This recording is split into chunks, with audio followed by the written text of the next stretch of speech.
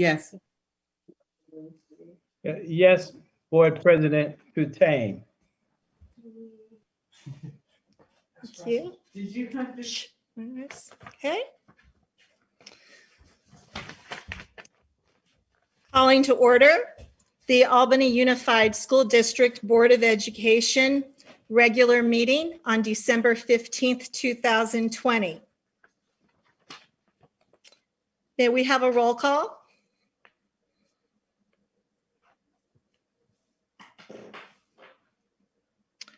I'm sorry, Ms. Gonzalez, I can't hear you. Board member.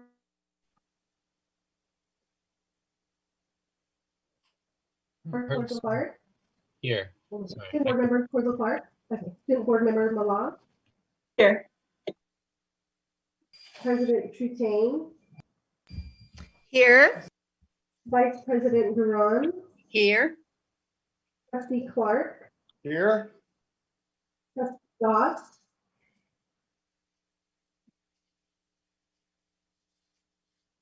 Looks like we're still waiting for Trustee Doss. Trustee Hinckley Here. and Superintendent Wells. Here. Thank you, Ms. Gonzalez. Our item number 2 on the agenda is the Pledge of Allegiance. Feel free to join in. Ready, begin. I pledge allegiance to the flag of the United States of America and to the republic for which it stands, one nation, under God, indivisible, with liberty and justice for all. Thank you. That brings us to our item number 3. Student board members, will you please read the AUSD mission and vision statement and our meeting norms? Yes. The mission of Albany Unified School District is to provide excellent public education that empowers all to achieve their fullest potential as productive citizens. AUSD is committed to creating comprehensive learning opportunities in a safe, supportive, and collaborative environment, addressing the individual needs of each student. Our meeting norms are to maintain a focus on what is best for our students, to ensure a safe environment for all views to be expressed, treating each other, staff, and the public respectfully, to endeavor to find common solutions to issues through collaboration without sacrificing one's belief in what is best for students, and to make a commitment to effective deliberation, each one listening with an open mind while others are allowed to express their points of view.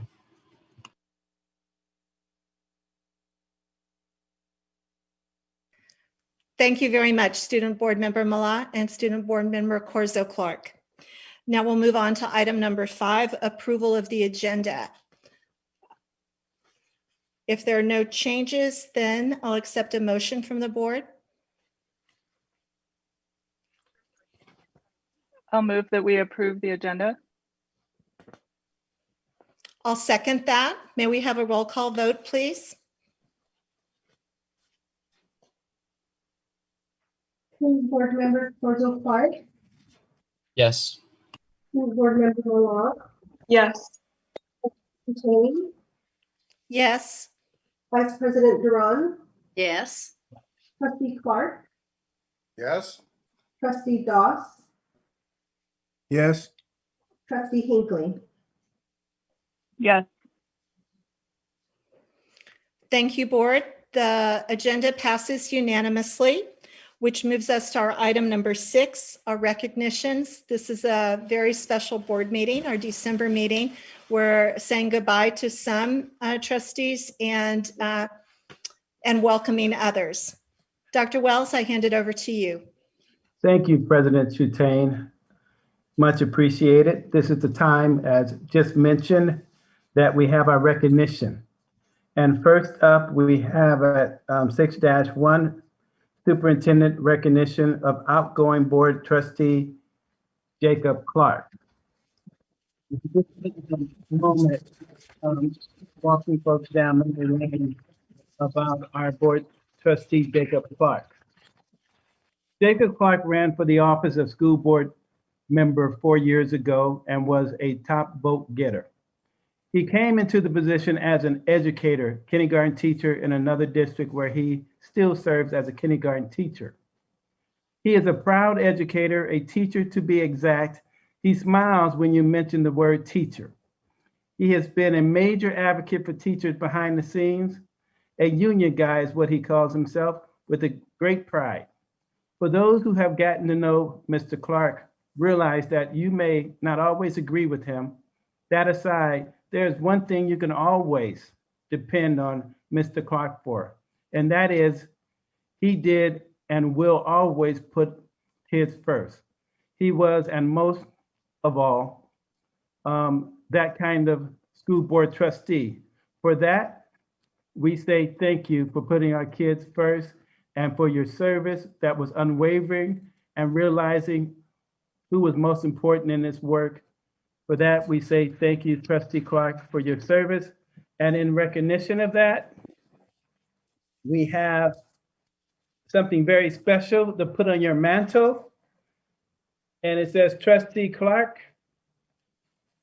Trustee Jacob Clark, Board Trustee from 2016-2020, in honor and recognition of your dedication and commitment to the students and staff of Albany Unified School District on this day, December 15, 2020.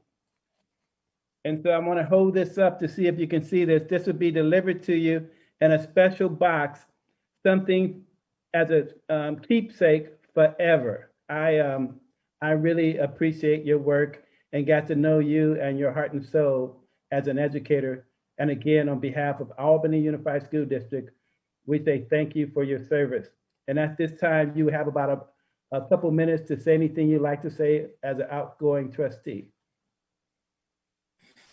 Yeah, I want to start off and thank you so much, Dr. Wells. Much appreciated. It was a pleasure working with you. I look forward to continuing talking to you. You know, you're a really cool person. If I can offer any support off of the board, I'd be more than happy to do that. I want to go around and thank the student board members for being strong advocates, you know, for our students as well. Vice President Duran, thank you so much. Pleasure working with you. Board Trustee Hinckley as well. And Trustee Doss as well. It was a pleasure working with all of you. A special shout out to Kim. Me and Kim ran together. And I remember way back when we did our first training for the School Board Association. We got to know each other a little bit better, and just really nice working with Kim over these last 4 years. She's done an excellent job as the board president the last couple years, you know, guiding us through these difficult times. And also wanted to give a big shout out to all of the staff, everybody at district office, to all of our teachers, our paraeducators, janitors, food service.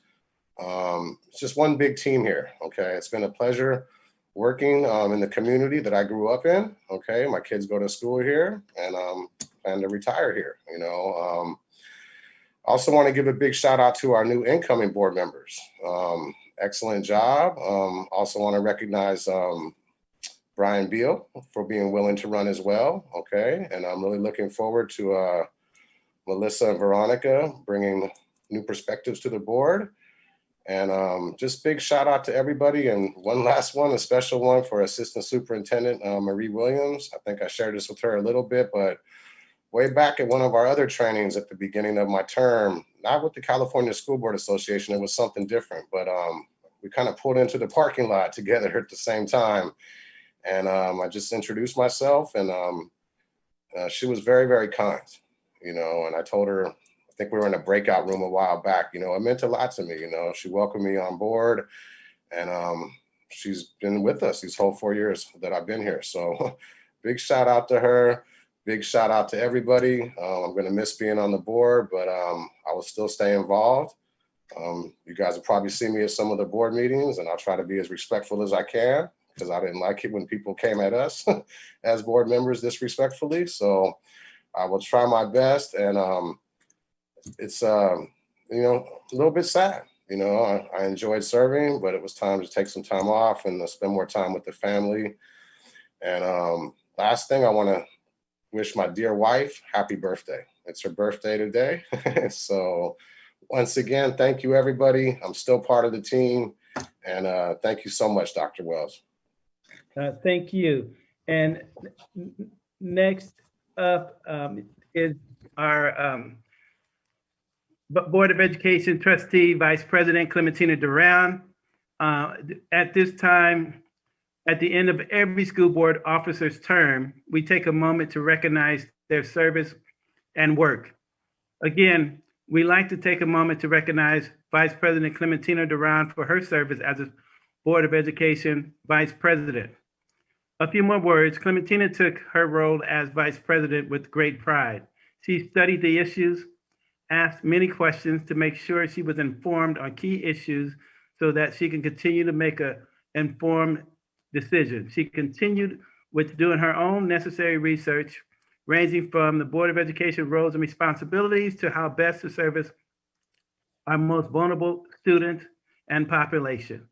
For that, we say thank you to our outgoing Vice President, Clementina Duran. And as a small token, or I should say a great big token of our collective appreciation to a very shy person who said, look, I don't want you to recognize me, don't do it. Well, Vice President Clementina, I don't listen much, do I? So here we have a award, say Clementina Duran, Board Vice President 2019-2020, with heartfelt and appreciation for your dedicated service to Albany Unified School District, December 15, 2020. And this is what the award looks like. It's awesome, just simply awesome. And this will be delivered to your home for you to put on some mantle for keepsakes. And at this time, we're going to give you, Clementina, we got to time you 2 minutes. Only 2 minutes? Minute 55, it's you on the clock. Well, I really don't want to take any time because you know what, Superintendent, I'm not going anywhere. So I will be here with you tonight and for at least a couple more years. So I just want to thank you and everybody for the thoughtfulness. Thank you. I think you just broke a record, Vice President Clementina Duran. I'm going to put this on my calendar. We have next up a name that the community is very familiar with. And I just want to try to take a moment to read through some comments to avoid being choked up. So bear with me. President Dr. Kim Tutane is also known as the lady that gets things done. We just do not have the time to provide an entire list of all her accomplishments, but her list, simply put, is simply amazing.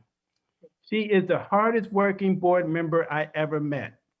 And I've been in the business for 32 years and I've worked with lots of school board trustees. She created a new standard, one that I don't think can be mirrored. She was a leader with getting the bond measures together and having them passed while she was a parent and later school board member. As a result, Albany is building 21st century schools. Ocean View Elementary is scheduled to open this fall as a 21st century 2-story building. Construction is ahead of schedule. Currently, she is working to make sure Marin Elementary new construction become an ideal 21st century school as well. And although she is leaving the board, she will remain active on these construction projects, committed to see them through to the end. That's the kind of person she is.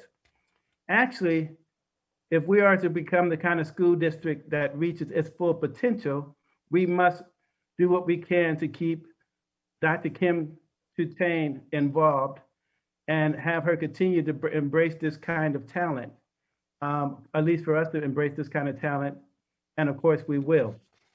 I mentioned her leadership in the bond and construction areas. It is also important to note that she was also a leader in the parcel tax election, making sure our kids in Albany have sufficient elective courses and support teachers to help students in need of extra help and the academically and along with academic and emotional services, such as mental health counseling for all kids. Her leadership was so appreciated and admired by her colleagues that they voted her a 2-time Board of Education President. Needless to say, this work is not easy, at times simply brutal. In such a position, you are blamed and for this or that, and in some cases called names. Names that can leave lifelong scars. And through all that, she stood. She stood for our kids. She stood for our staff and teachers. Most importantly, she stood for our kids and community collectively. To a Board of Education president that did not talk about excellence, but to our school board president that exhibited excellence, we applaud you.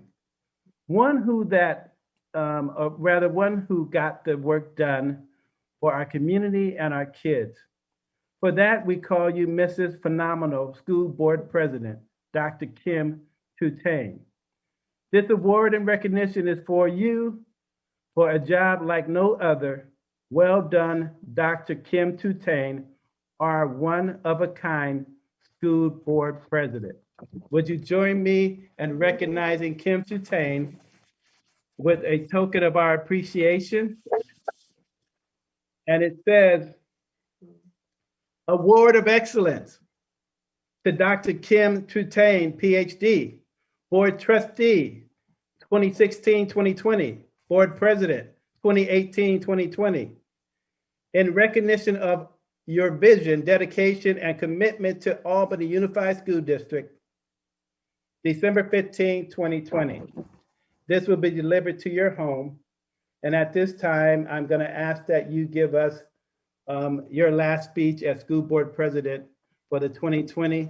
It is with mixed feelings that I turn the mic over to you, and take the mic.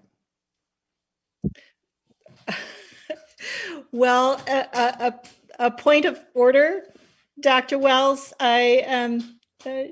Someone raised their hand.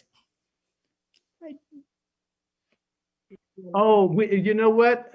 I have my buddy, your former superintendent of schools here with us, who would like to comment before you comment. And so we're going to have Val Williams come. And I'm not going to say a few words because you're no longer superintendent. You can do what you like, Val. Good evening. Can you guys all hear me? Can you hear me? Yes. Okay, thank you so much. Good afternoon, Board President Tutane, Vice President, and trustees and student board members. I want to thank Kim Tutane and Jacob Clark for their outstanding service as school board members for Albany Unified. One of the most impactful services to a committee or to our community is to serve as a school board member, because it directly impacts the learning and success of our most precious resource, our children. Jacob, you took on the role of school board member while holding down a full-time job as a teacher. It was a steep learning curve, but you took on the challenge with every ounce of energy and enthusiasm you had to give, and you became a fierce champion for students and staff to receive the services they needed to be successful. You were always open to anyone who wanted to share their concerns and ideas, and you shared those with the board and the community. Thank you for giving back to your community, both as an educator and as a school board member. Kim, you have given a huge portion of your adult life to AUSD.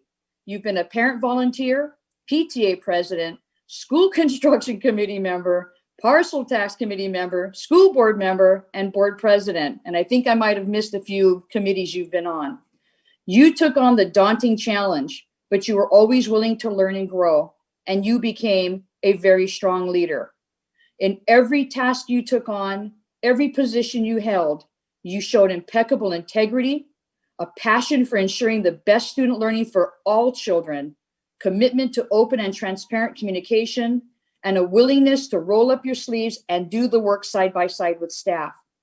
I will never be able to thank you enough for the countless times you met with me and listened to my ideas, co-collaborated with me on positive solutions to issues that arose, spent time in the community to gather input from those who did not have a voice, and working with me on the annual newsletter for the Albany community. Your creativity and attention to detail were so much appreciated.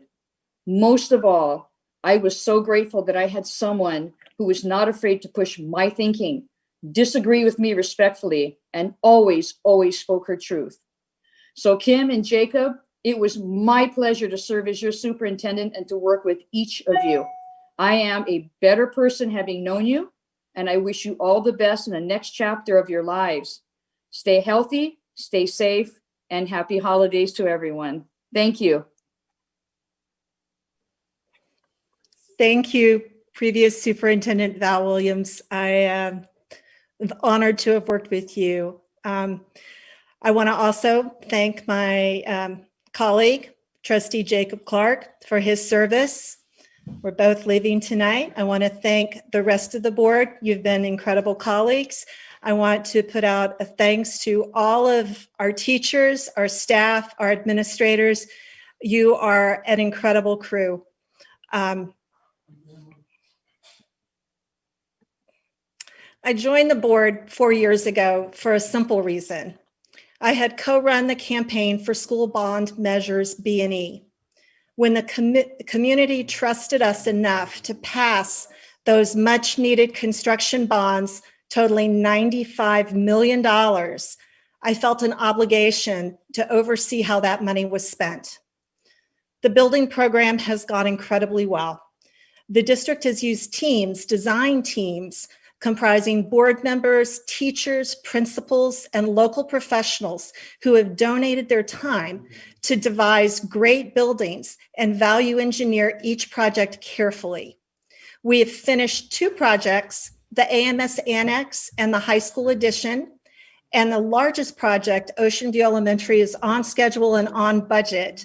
I'll repeat what Dr. Wells said. Ocean View students should start the next school year in their brand new buildings. Marin School is winding up its design phase. To me, these projects are incredibly important. I think they will vastly improve education in Albany.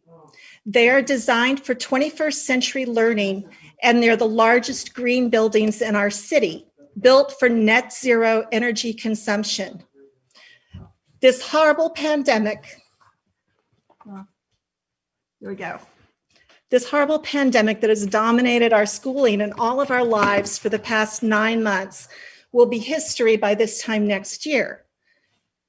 Yet these new schools will benefit the Albany community for the next 40 or 50 years.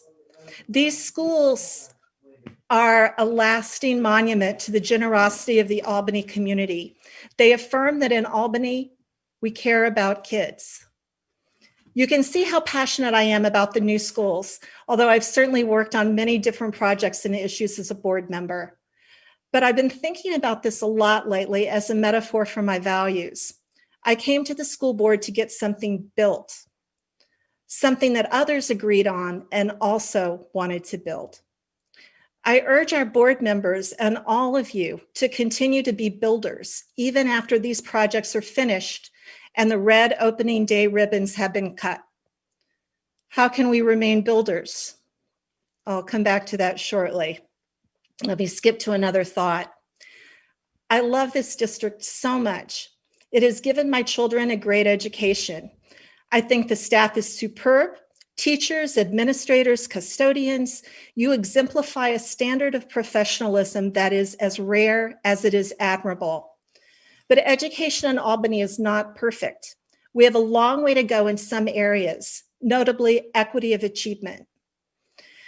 You may have noticed in your life that it is easy to criticize and far, far, far more difficult to create. I suggest that humans work best when we build from our strengths. Our greatest strength is ourselves, our individual talents, our differences, and our unique perspectives. The wide variety of groups in this district create powerful teams when we unite our efforts and pull in the same direction. So acknowledge our problems and imperfections, but focus your time on building solutions together. Continue to be builders. Gather a team, Lead with optimism created by our past successes. If we had the unity of power to achieve X, then we could achieve Y. Don't be ashamed of our strengths. Indeed, they are the fuel, the energy that will push us through future struggles. It has been an honor to serve you. Thanks to every single one of you. Stay safe and hopeful. Goodbye.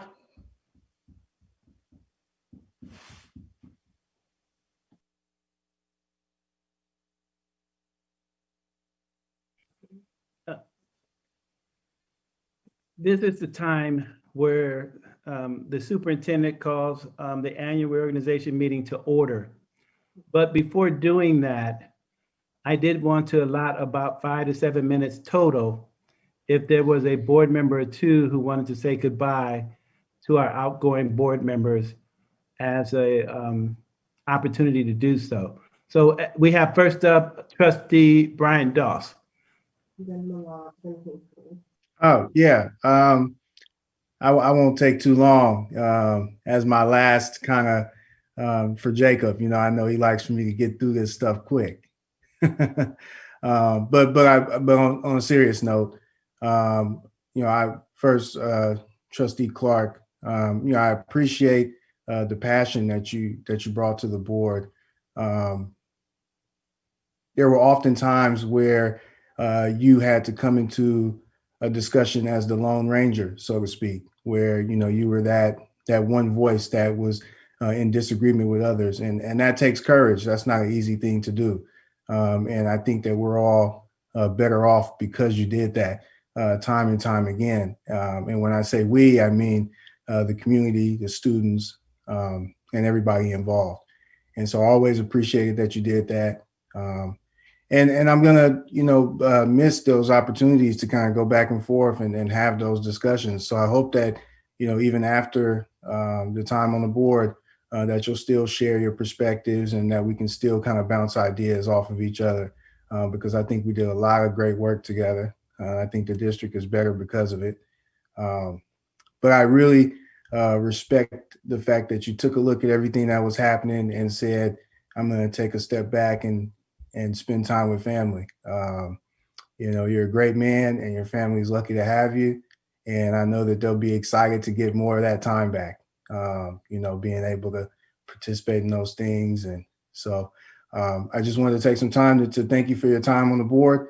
And also, I wish your wife a very happy birthday. And I hope that you guys get a chance to celebrate. I know it's COVID season, but hopefully you guys will find, a special way to be together and celebrate this special day. So I just wanted to thank you for that.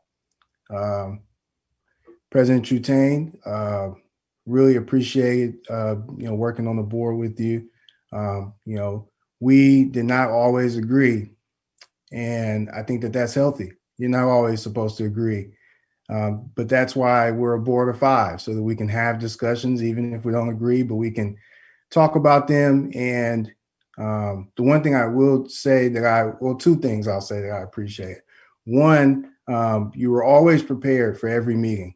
I can't remember a meeting where you hadn't read through all of the material front and back, where you were able to explain what was happening and answer questions that everybody had. And I know that takes a lot of time. And I know that we took a lot of time away from your family. I see they're there supporting you tonight. And I know they're happy to get you back. Because I know that you took a lot of time preparing for the meetings, and we appreciate that, and I appreciate it even when we disagreed and we had our back and forth. We were able to talk, and figure out where we went wrong, and I think that is not an easy thing, but we were able to do it, and I think that is a sign that as a society, people can come from different backgrounds and have different views on life, but they can come together and get a lot of work done if they go about it in the right way. And I think that we got a lot of great things done during our time on the board. And so with that, I say thank you, and I really appreciate your time, but like I said, I know your family's happy to get you back. So I wish you guys, safe, happy holidays, and look forward to talking with you in the new year. And next, we have Student Board Member Mala, followed by Trustee Hinckley. Yeah, I mean, I'll be really short because I think everyone wants to thank you both. But I remember coming on the board 3 years ago, or 2 years ago, I don't even remember. And just you, in the first board meeting, you both welcomed us with open arms and really supported us through this journey. And I really appreciate that. I never had a doubt that you were here to serve students. And we're always putting students first through every meeting and every committee and every issue, many issues that we've been through on these past few years. And I really appreciate and look up to you both. So thank you so much. Next, we have School Board Trustee Hinckley.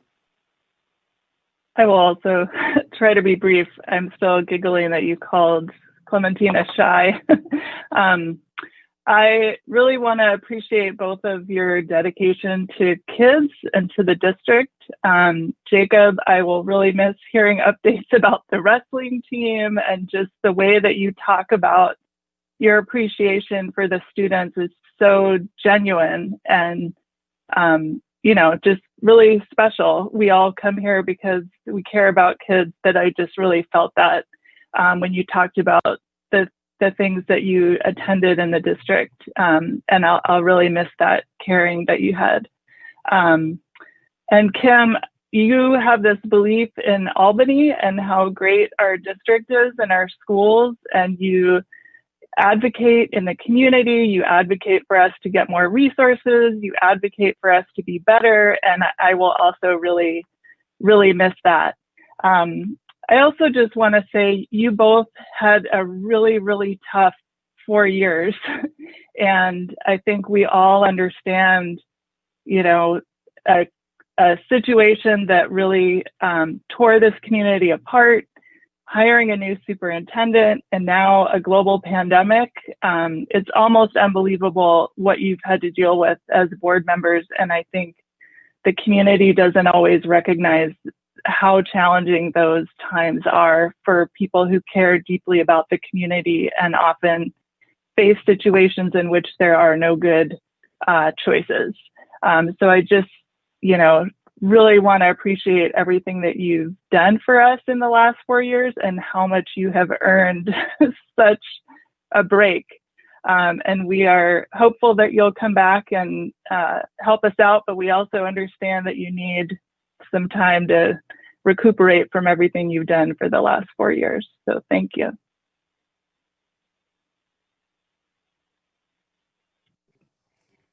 Before we move on with the agenda and get it into we have Clement.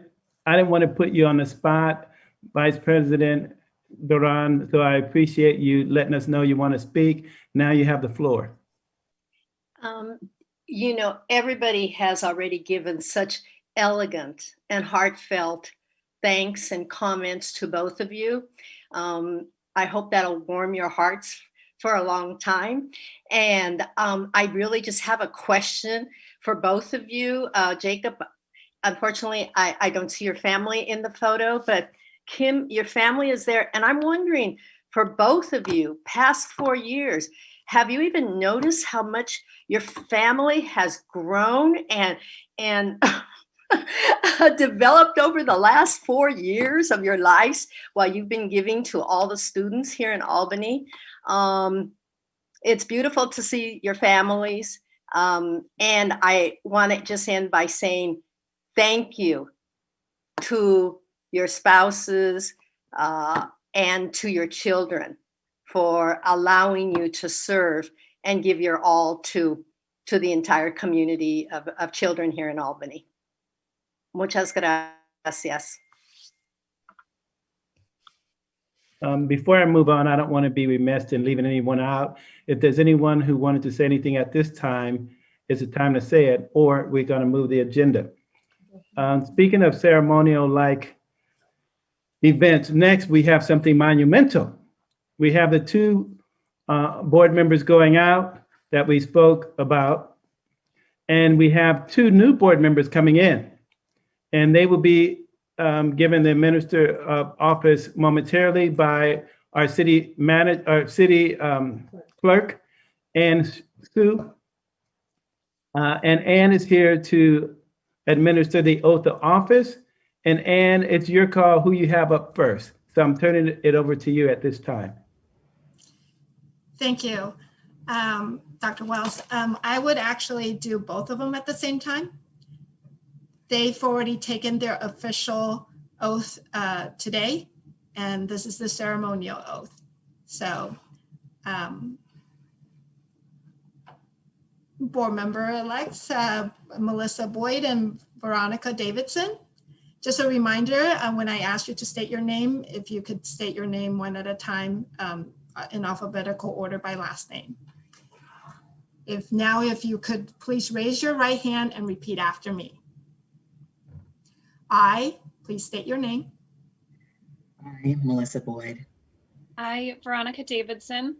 Do solemnly affirm. Do solemnly affirm. That I will support and defend. That I will support and defend. The Constitution of the United States. The Constitution of the United States. And the Constitution of the State of California. And the Constitution of the State of California. Against all enemies, foreign and domestic. Against all enemies, foreign and domestic. That I will bear true faith and allegiance. That I will bear true faith and allegiance. To the Constitution of the United States. To the Constitution of the United States. And the Constitution of the State of California. And the Constitution of the State of California. That I take this obligation freely. That I take this obligation freely.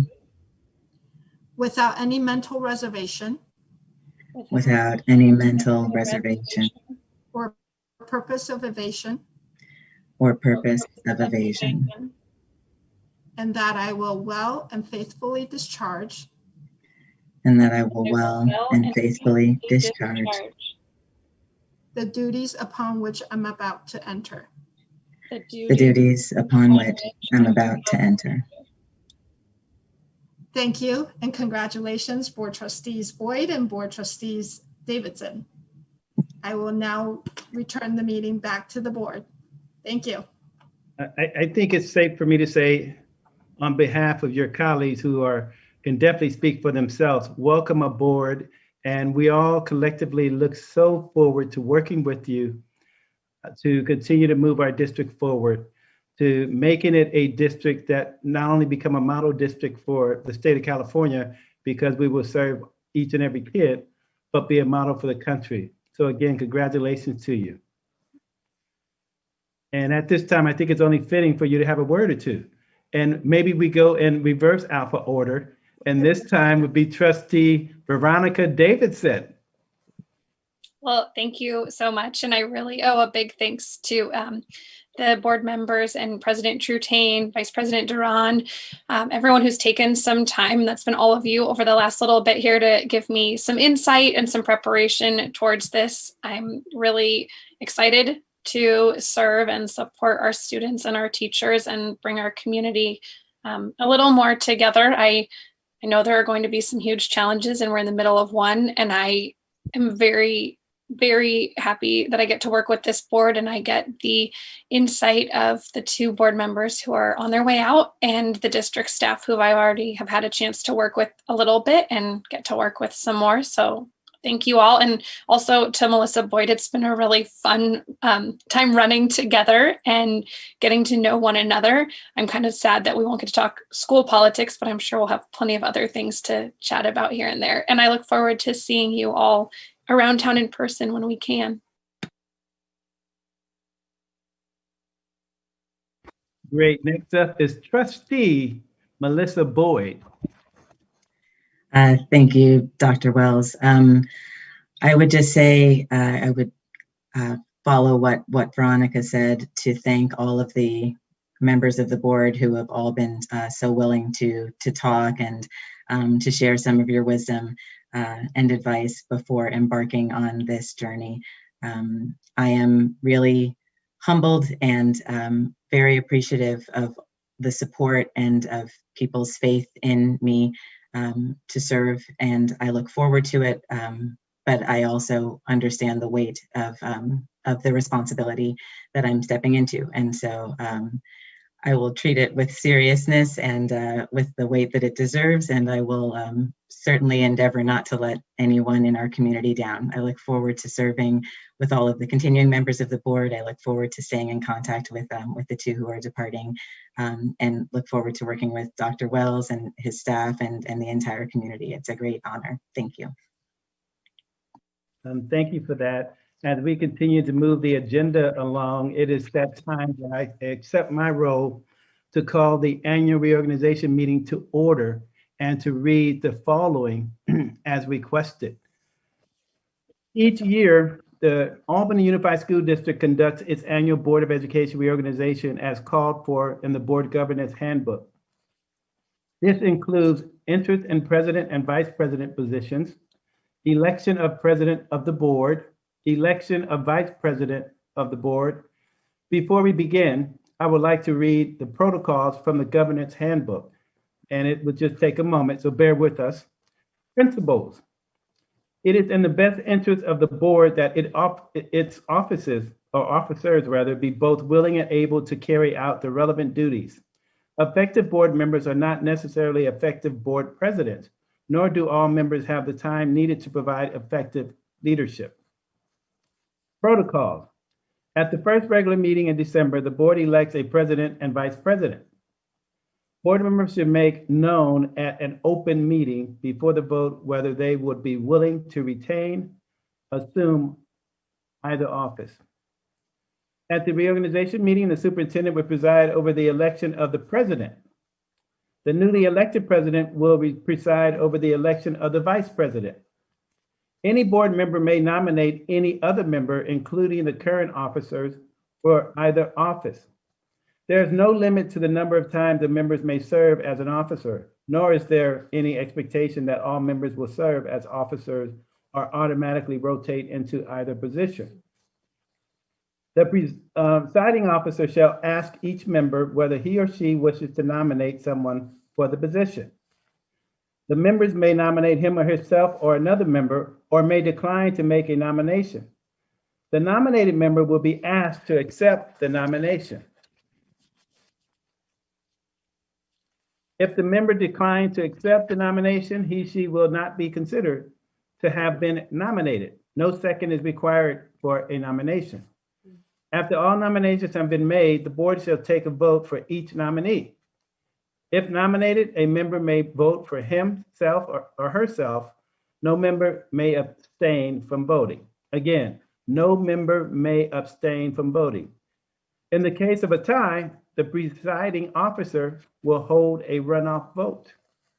In addition to the protocols that set forth in the board governance handbook, I would like to propose the following for the board to consider. If there are multiple nominations for president or vice president, then the order of voting for each nominee will be determined by random draw of names. Nominees' names will be placed in a cup, my cup of tea, and will be drawn by a neutral party, not a current or former board member, nor the superintendent. Once the board president is elected, the president will use the same process for election of the vice president. At this time, the superintendent will call for or ask for nominations for the position of president of the Board of Education, Albany Unified School District.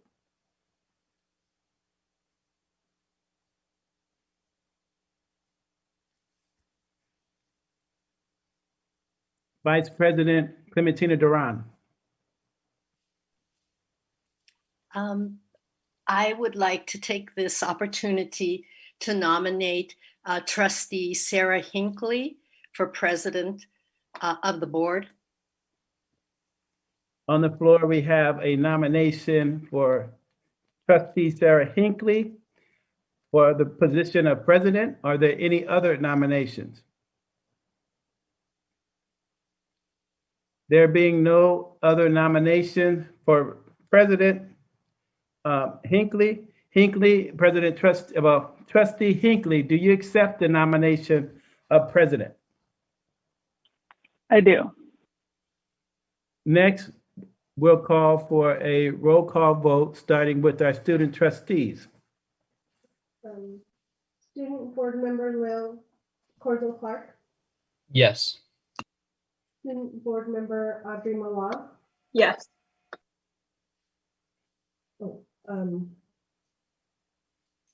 Trustee Duran, Yes. Trustee Doss, Yes. Trustee Davidson, Yes. Trustee Boyd, Yes. And trustee Sarah Hinckley. and Trustee Hinckley. Yes. The motion passes 7-0. At this time, I turn the gavel over to our new board president, trustee Hinckley. Now I got to know what I'm doing. All right. So I'm allowed to make nominations too, right? Absolutely, and we're here to support each other. Great. So I'm opening up the floor for nominations for vice president, but I would also like to make a nomination of trustee Doss for vice president. So I'll take other nominations.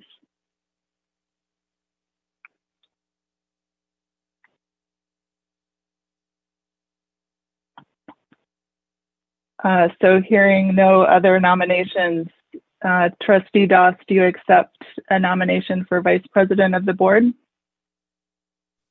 Yes. So now we need a roll call vote. We should explain maybe to our new board members that we have this rotating voting order that I still haven't gotten used to after 2 years. So it may be unclear to you when you're voting next, just as a heads up. And the random voting is just that, random.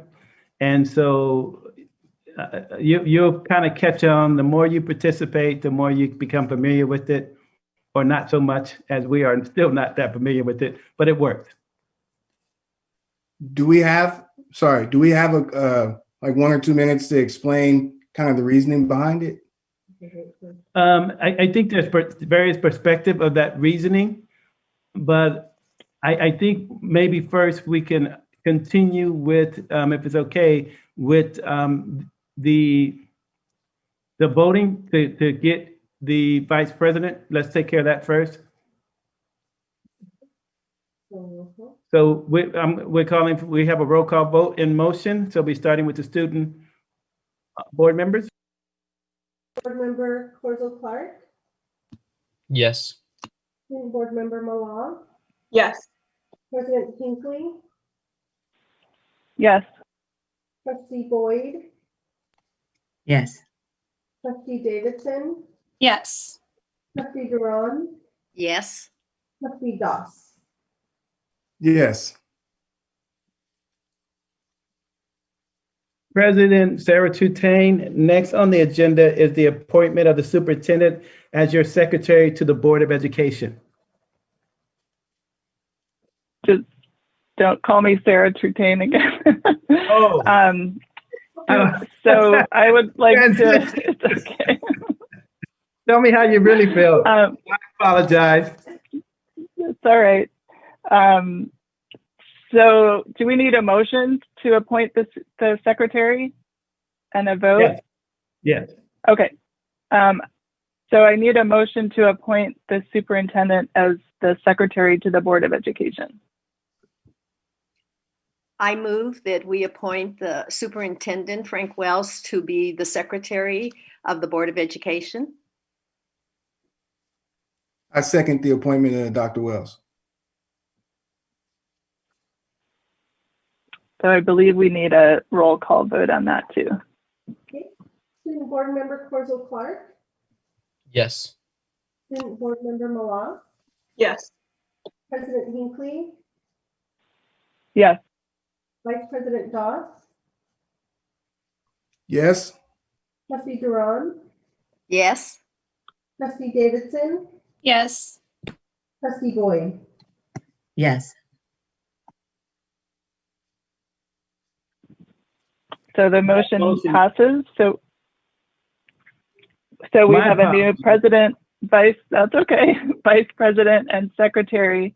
I do want to take a minute to explain what Vice President Doss suggested, which is the reasoning behind our rotating roll call votes, which I think was also your idea, if I remember right, which is that rather than allow this or force the same person to be the last word on an issue and the perhaps tie-breaking vote, we wanted to distribute that opportunity evenly, so that nobody is always the first or last vote on an issue.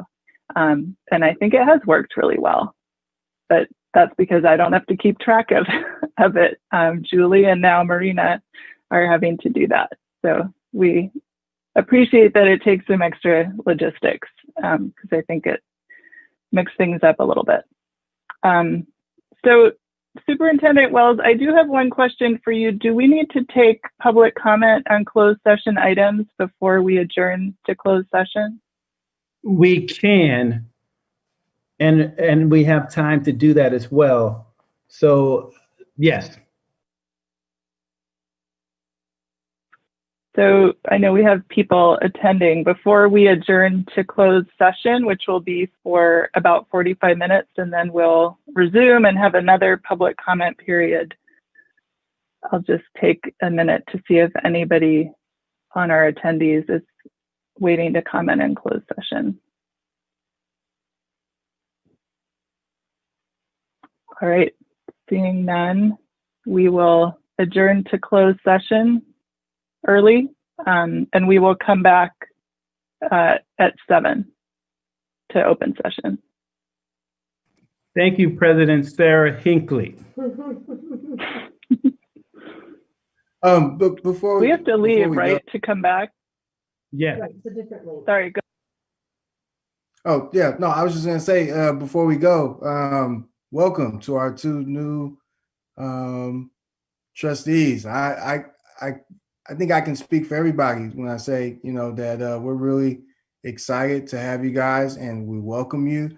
And if you have any questions, please ask. This is your opportunity. You guys are new, so it's fine. So now's your time. But I just wanted to welcome you guys, and we're excited to have you and excited to work with you. And now that myself and President Hinckley have our new titles, I couldn't update it on the Zoom. So I think the host has to change it. Duly noted and much appreciated, Vice President Brian Doss. Over the, when we come back, we try to have that correction along with some other formalities that we should do, PhDs, Esquire, ESQ as well. So thank you for that. Thanks. See you guys in a few. President Sarah Hinckley, I just want to clarify something. We're going to meet in closed session at 6:15, correct? Yes, 6:15. Yeah, so we have a few minutes. So we see everyone in closed session at 6:15. In other words, you have a small break. Mm-hmm. Great. And President Hinckley, you're going to join us. You're going to join us to closed session. Oh, sorry. I am adjourning. We are now adjourned to closed session.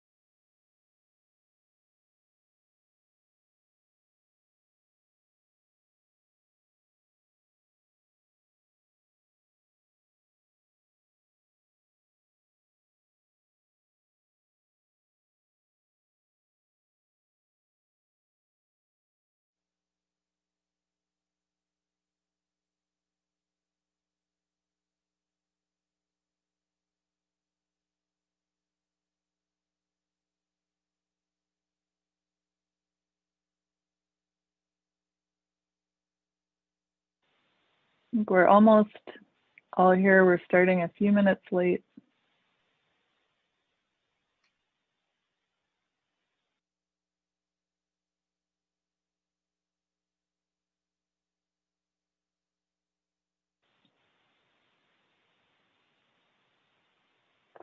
Not sure. Are we already live? I'm not sure who's Julie tonight. If it's Marina again. We We're are already live. live. Okay, got it. So I'm going to call to order. We're reconvening to open session. I'd like to call to order the Albany Board of Education meeting. We need a roll call again. President Hinckley, Here. Vice President Doss, Here. Trustee Boyd, Here. Trustee Davidson, Here. Trustee Duran, Here. Board Member Kozel Clark, Here. Board Member Malal, Here. Superintendent Wells. Here. Great. So there was no action taken in closed session. We'll move to approval of the consent calendar. Are there any questions about the consent calendar or items that anyone wants to pull? Are we able to pull up the consent calendar?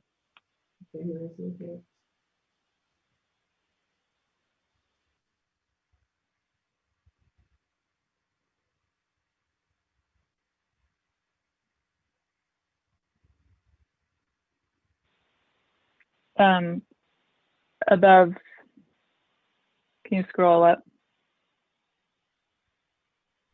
Pardon me, scroll up. Yeah, up to the consent calendar. It's 3. Yes, right here. Yeah, yes, perfect.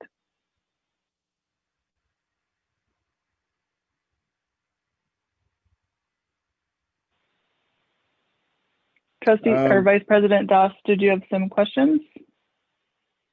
Yeah, so we had a discussion at our last meeting, and I wanted to pull the item related to that discussion for further deliberation and to allow our new appointed trustees to weigh in on that before consenting to that item. Dr. Which Wells, are you item was that? Vice President Brian Doss, I think you're referring to the resolution, which is an action item, and that's further down on the agenda. Right, okay. And so, okay, so then I need to, I was hoping to pull that item for further discussion. Well, Yeah, because it's an action item, we'll be discussing it when we get to it, which is, I'm not sure when, but a little bit later. But it doesn't do, will we still have to, will we have to vote on it once or? So the board always has the option to table an action item if we choose not to take action on it. Okay. Is that, I'm not sure I'm answering your question, but hopefully. No. You answered it perfectly. Okay. That's exactly what I wanted to know. I move. Or reject it. Yes, go ahead. I move that we Duran. approve the consent calendar for this evening. I second. Great. We get a roll call vote. Yes. Vice President Doss. Wait, I'm sorry. Going back up. Let's start with the student board members. Student board member Kozel Clark, Yes. student board member Malal, Yes. Vice President Doss, Yes. Trustee Duran, Yes. Trustee Davidson, Yes. Trustee Boyd, Yes. President Hinckley. Yes. So now we move on to item 4, superintendent and board members reports. Thank you, President Hinckley. Bear with me as I make this transition with the new officers, and I've struggled in the previous open session, but thank you for the patience. Tonight, I only have one, I call it two, okay, superintendent updates. One is that I wanted to send again a warm welcome to our new school board trustee, Melissa Boyd and Veronica Davidson. Again, welcoming. It's exciting to have new members as we think about a possible new direction. And so you have district office folks just excited. So welcome, welcome, welcome. You are part of the team, and we are looking forward to your leadership. My second item is the announcement of and reminder of our community forum this Thursday from 6 to 8 p.m. on reopening schools and safety protocols. And that's going to be led by our Executive Director, Alexia Ritchie, and our Assistant Superintendent, Marie Williams, along with one of our epidemiologists who have joined us to work with us and guide us and do some educating around coronavirus. So I want the community to be reminded that it's this Thursday from 6 to 8 p.m. and we will send out reminders. So that will conclude the superintendent report. Great, thank you. I don't have much to report, although I've seen some cool band concerts recently. There's actually one right now for those who are not watching us. I did want to just say a couple of exciting things that have happened. So the Ocean View campus is progressing beautifully, and there have been some good conversations in the community and with staff and the district office and the team that's building the site to sort of finalize the plans for how kids can get on and off campus safely, whether they're on a bike or walking or driving. So it's very exciting to see all of these different experts in our community come together to make that school a really great part of our kids' lives. And I also just wanted to report that we had a budget advisory committee last week or 2 weeks ago, I think. And if people remember, we sort of redesigned how that committee is operating and to facilitate doing some analysis of some of our budget challenges. And that's been going really well. So I'm looking forward to us having some better budget news in January from the governor, and then continuing to do some really great work on figuring out how to align our budget with our district's goals. So that's my report. Vice President Doss.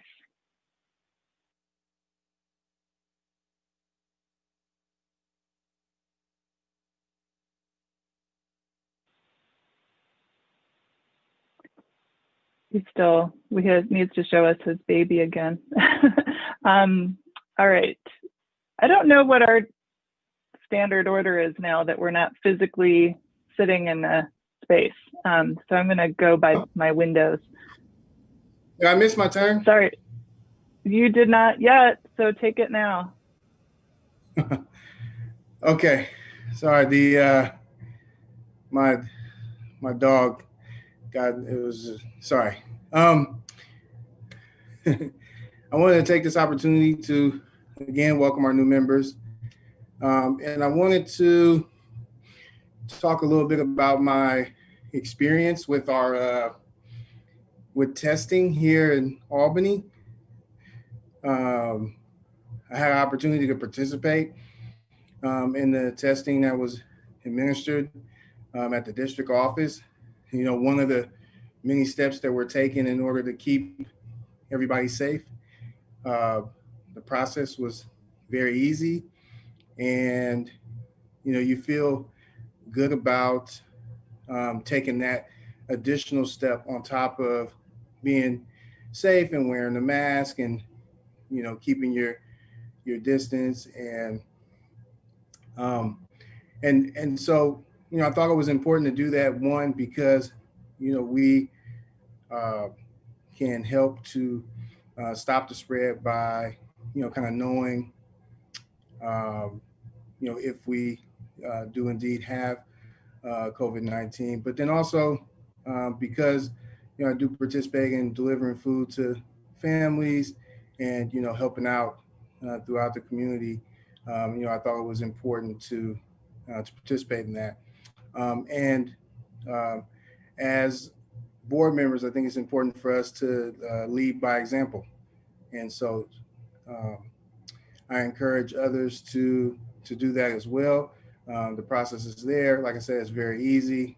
It's not stressful, and, you know, it's available to, you know, every teachers and staff here in Albany. So I encourage everybody to do that. The last thing I'll say in my report is that I know the holidays are coming up, and I'm excited as well. I think it's going to be, you know, a nice time to, you know, reflect on things that we're thankful for as we transition into the new year. 2020 has been really tough, so I'm definitely looking forward to 2021, and hopefully there'll be a nice shift. As we think about all that, I think it's important for us to remember that all the guidelines that they put in place so that we can remain safe, and that I know family is important and that we're going to want to all get together. But in order to be able to continue on the road to eventually getting all of our kiddos back in school, we're going to have to make some sacrifices, but then also in general, just making sacrifices to keep everybody safe. And so keeping that in mind as we journey into this holiday season. And I just want to wish everybody a safe holiday, but, you know, please keep in mind that you can do your part to help stop COVID. Thank you. Great. Thank you for those important reminders. Trustee Duran. Thank you. Just a couple of items. The first is during this time of remote learning, I was lucky and invited once more to go to Marin. Ex-President Trutain and I, or former President Trutain and I, attended a second grade with scholars and teacher Amanda Silas. It was a publishing party. The kids read in the breakout rooms, they're writing, they were enthusiastic and engaged. And I'll just add that there was a number of parents there. They also were enthusiastic and engaged and helped the kids. So it was really nice to see that. The second thing is a land acknowledgement. Tlazo Kamati, gracias, and gratitude, in recognition that Albany sits on the territory of the Huichin, the ancestral and unceded land of the Chochenyo Ohlone. This land continues to be of great importance to the Ohlone people. We recognize that all of us in Albany continue to benefit from this land that we live and work on. Consistent with Albany values of community and diversity, we have a responsibility to acknowledge and work on our relationships with the Native peoples. Thank you. Thank you for that. Trustee Boyd. Hi, everyone. Welcome to the board. Thank you. I'll just say at this, my first board meeting, that it's an honor to be able to serve our district and to hopefully contribute to our already wonderful schools, to making them even stronger and work even better for all of the members of the district. It's especially in times like these that are challenging in all the ways that they are, it's not something that I am entering into lightly. And I just want to say that I will work hard to honor the faith that members of the district have put in me. And also, I want to add, because I forgot in the first session to acknowledge my new board trustee, Veronica Davidson, that it has been wonderful to get to know her throughout this election process and to already learn from her and her various ideas. And I look forward to serving with all members of the board, but I wanted to give her a special shout out since I forgot before. Great, thank you. Trustee Davidson. As I said earlier, we're just jumping right in tonight. Thank you. I appreciate that, Melissa. That was really kind. I'm, again, just enthusiastic to be here. I'm really happy to hear some more of the background information of the plans for moving forward. I am very fortunate that I do get to sit in on some of the remote learning as well and get to sort of hear a couple different teachers in our district at different school sites. And I have to say, it's engaging and it's fun. And I do the PE with my kids as often as I can. And we get up and get moving outside in our yard and everyone can drive by and see us. So while it may be distance learning, we're still having a good time in a lot of, and I do see the challenges that come along with it for other families. And I look forward to helping hopefully make this a little bit easier for everybody and serving with all of you. Great, thank you. Student board members.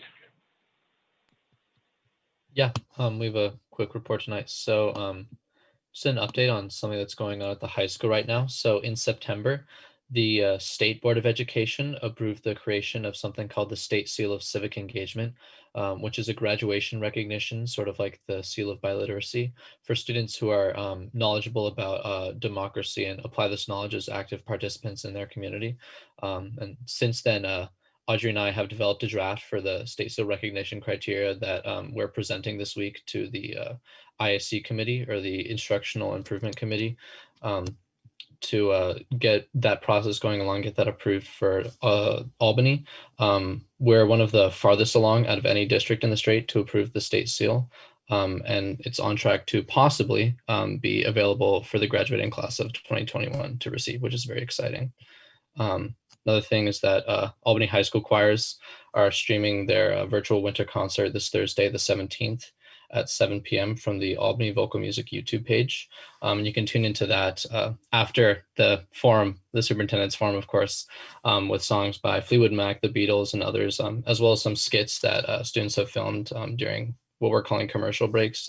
We put a lot of work into it. So yeah, show up.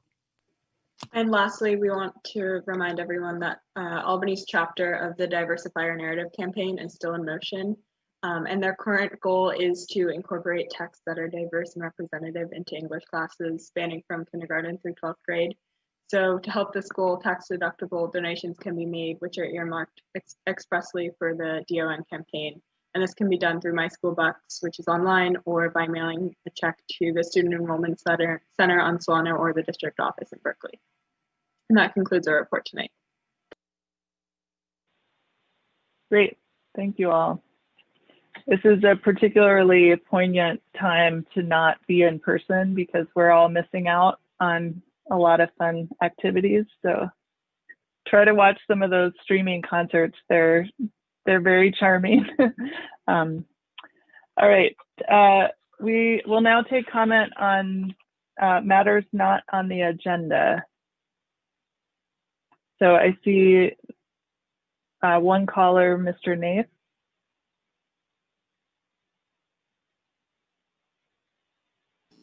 Hi, this is Stephen Nath, ATA co-president. Can you hear me? Yes, we can hear you. Okay, wonderful, thank you. So I have a quick presence message I'd like to read to you. Dear members of the board, superintendent, and Albany community. First, to former President Kim Chu-Tain and trustee Jacob Clark, we thank you so much for your service on our school board. Our students, staff, and community have faced no shortage of challenges, and we want to recognize the time, energy, and effort you've put into this valuable work. President Hinckley and Vice President Doss, congratulations on your new board appointments. And to our newly appointed trustees, Melissa Boyd and Veronica Davidson, Albany Teachers Association welcomes you and looks forward to working with you to meet the challenges and opportunities facing the district. Thank you for stepping up to serve. Next, we want to express our continued gratitude to the community for their support with remote learning. These are difficult and trying times for all of us, And while there is a light at the end of this tunnel, we know we might not get there as fast as we would like. The important thing to remember is that we will get there together. Also, we appreciate the hard work the district has been doing. A number of our teachers have been part of the many committees and meetings that are trying to identify and address the myriad of issues necessary to bring students back safely. As more COVID cases arise in our community, a thoughtful science-based plan of action needs to be followed. The reopening presentation will bring us further along that plan. There are still, however, many details that need to be figured out, many of which will ultimately need to be bargained. And ATA is committed to working with the district through these committees and through negotiations to have a safe return for our students and staff. As we celebrate holidays and a new year full of hope, we are optimistic and continue to work hard what is best for our teachers, students, and our amazing community. Sincerely, Stephen Naif and Chris Knight, ATA co-presidents. Thank you. Great, thank you so much. Are there any other people interested in commenting on matters that are not on the agenda? Seeing none, we will move to item 7-1, our first review and action item, the presentation of elementary school reopening plans. Thank you, President Hinckley, for that. Tonight, we're going to continue rolling out our school reopening plan. And I'm just going to ask, before I turn the baton or hand off the baton to our Assistant Superintendent, Marie Williams, that if we can table all questions until we present the entire plan, I think it would help the process flow best. At this time, I'm going to pass the baton to our Assistant Superintendent, Marie Williams. Thank you, Superintendent Wells. Good evening, Board President Hinckley, board members and community. This evening, I am going to be sharing information about our school reopening plans in two parts. And so the first part of the presentation, pardon me, this evening is going to be a review of the results from our school reopening survey. One of our community members, Shannon Huffaker, is going to join me this evening in making this presentation. Good evening, Shannon, as well as Board President Hinckley is going to take a little role. And so we're going to spend just a few minutes reviewing some of the results from the survey, sort of to build some context and provide more information as we continue to talk about our plans around reopening. This presentation will be posted at the end of the evening to this evening's agenda because there's lots of really great information, but we're going to try to go through it sort of fairly quickly so that we can move on to the reopening plan. So I will go ahead and get started here. So our survey had a few different purposes. First and foremost, we were really interested in sort of preliminarily determining the percentage of AUSD families that were considering a return to school and or that would prefer to remain in remote instruction. For the families that wanted to return and or wanted to remain in remote, we were really then also very interested in sort of finding out their reasons why. And then we sort of hypothesized. We met as a committee, Dr. Wells, Board President Hinckley, ATA co-presidents were there. Shannon Huffaker, our parent from Marin, was a major force in that committee. I hope I'm not forgetting anybody. Members of the superintendent's cabinet were in attendance. We sort of hypothesized that there might be some number of families who either sort of definitely wanted to remain in a remote or would want to definitely sort of return to school. And then we were sort of trying to find out or understand what was the percentage maybe in the middle that were unsure and what information might we provide to them or what information might they need in order to make a decision about whether or not to return. So that was sort of the purpose behind the survey. We were able to distribute the survey in English, Korean, Mandarin, and Spanish. We asked all of the families questions about their school assignment, grade, race, and ethnicity. We asked all of the families to identify for us their IEP 504 and or free and reduced lunch and or English learner and or parent essential worker status. And we asked all of the families to tell us a little bit about sort of risk factors for COVID-19 that exist in their family.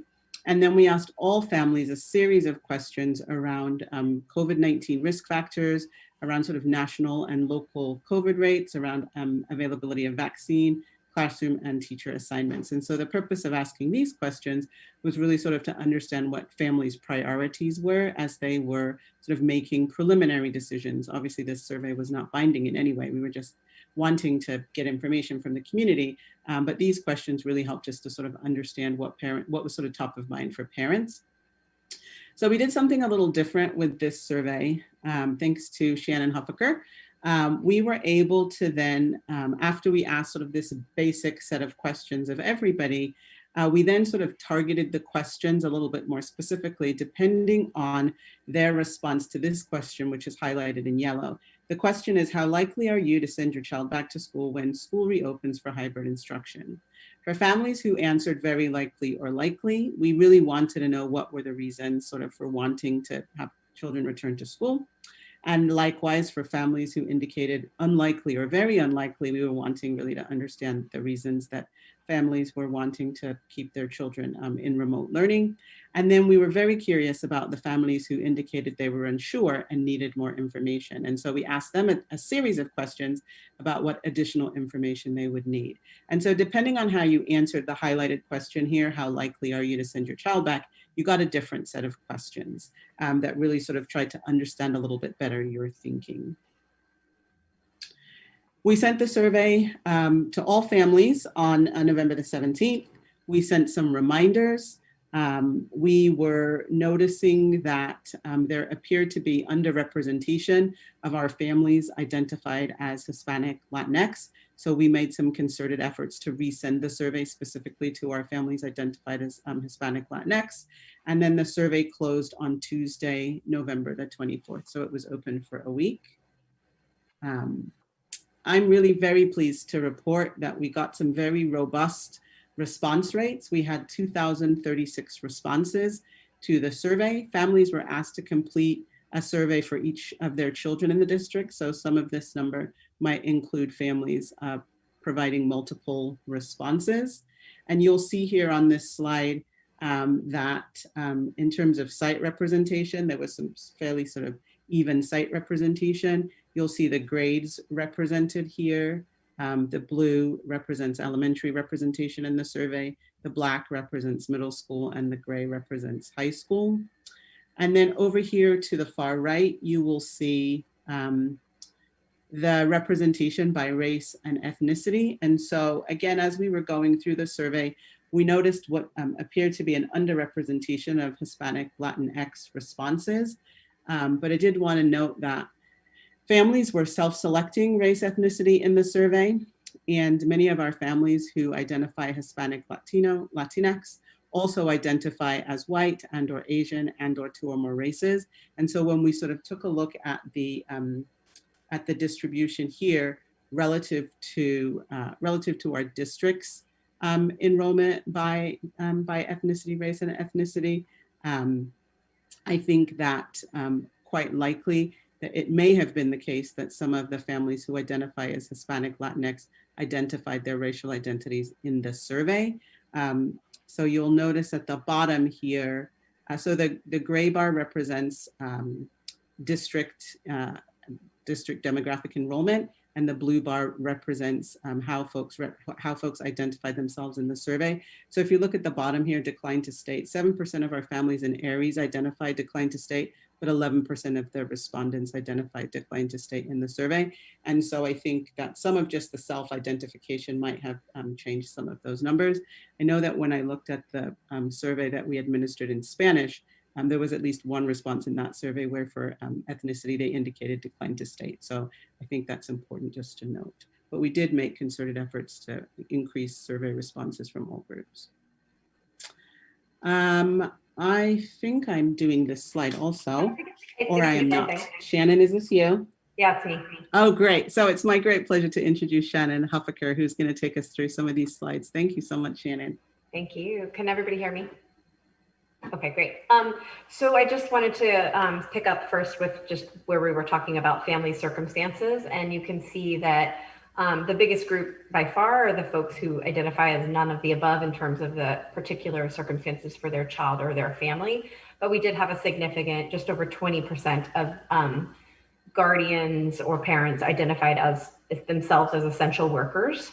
On the other side, you can see that we did ask questions about COVID-19 risks. So we asked people if they lived in a household where at least one person who had a high risk for complications if they contract COVID-19, or if they regularly saw family members outside of their household, or the child themselves was outside of the household. And you can see that the smallest was folks whose child was at high risk if they contracted COVID-19. And of course, the largest group says none of the above, but we did have a significant percentage, 27%, who live in a household with someone who would be at high risk if they contracted COVID-19. Okay, and then this is the question that everyone got, but every single parent got this, and it's important to note that we did not allow people to skip questions. So although there were skip patterns lower down in the survey, everyone answered all of the questions that were given to them, including this question. So in this slide, you can see that we asked people what were their most important considerations for returning to school. And I think it's probably helpful to note that of the top 5, so you can see the ratings range from the most important at the top down to the least important factor down at the bottom. And you can see that of the top 5 most important factors, as the families identified them, only one is really an item that the district is in control of in some way, and that's the number of synchronous instruction hours. All of the remaining top 4 have to do with either COVID-19 numbers or vaccine availability. I also thought it would be interesting to point out that at the bottom of the list, we can see that people are not really prioritizing what other families are choosing or what their children's friends are choosing. And then also at the bottom is the issue about in-person care, whether that's before or after school. And that makes sense for that to be a lower priority, because that would, only half of the families that answered the questions were talking about elementary age children, and even of those families, not all of them would necessarily need childcare. So, yeah, next slide is good. All right, now here we get to the part where the survey split. So I think this is the data that everybody is probably most interested in, and that's the question of, are students likely to return? And you can see here on the blue side of the screen, those are the folks who either said they were very likely or likely to return to in-person school when it was available. And that total came to 48% of the respondents. Likewise, on the other side, I guess it's the turquoise side that's the likely or very likely, and it's the bluish purplish side that's the unlikely or very unlikely to return to school. So starting with the turquoise side, again, this was 48% of the survey respondents. And their most important reason was feeling that their child was struggling either socially or emotionally. And that was what 65% of people agreed. Interestingly, the next 5 answers, even though they are ranked, they all had quite a similar percentages, either just over or just under 50% of people agreed with these concerns that people had, or strongly agreed. Those included concerns about their child's academic progress or appropriateness of remote learning for their child, as well as feeling that their children needed support that the parents were unable to provide. And then also in that top 5 group, I would say they also, there were folks who felt like they did not have a high risk situation happening in their family. On the blue side, so these are the unlikely to return for in-person school folks. You can see that that total number of people who felt they were unlikely to send their child back to school was 37% of the respondents. And for this group, almost all of them, 98% of them agreed or strongly agreed with the fact that they had risk factors in their household. To me, this indicates that this number is probably somewhat stable while COVID-19 is spreading really quickly around our community. Obviously, this isn't a binding survey, but if 98% of people are making a decision about risk factors, and we assume that risk factors aren't likely to change over the next few months, I think you can feel fairly certain about that 37% being somewhat stable.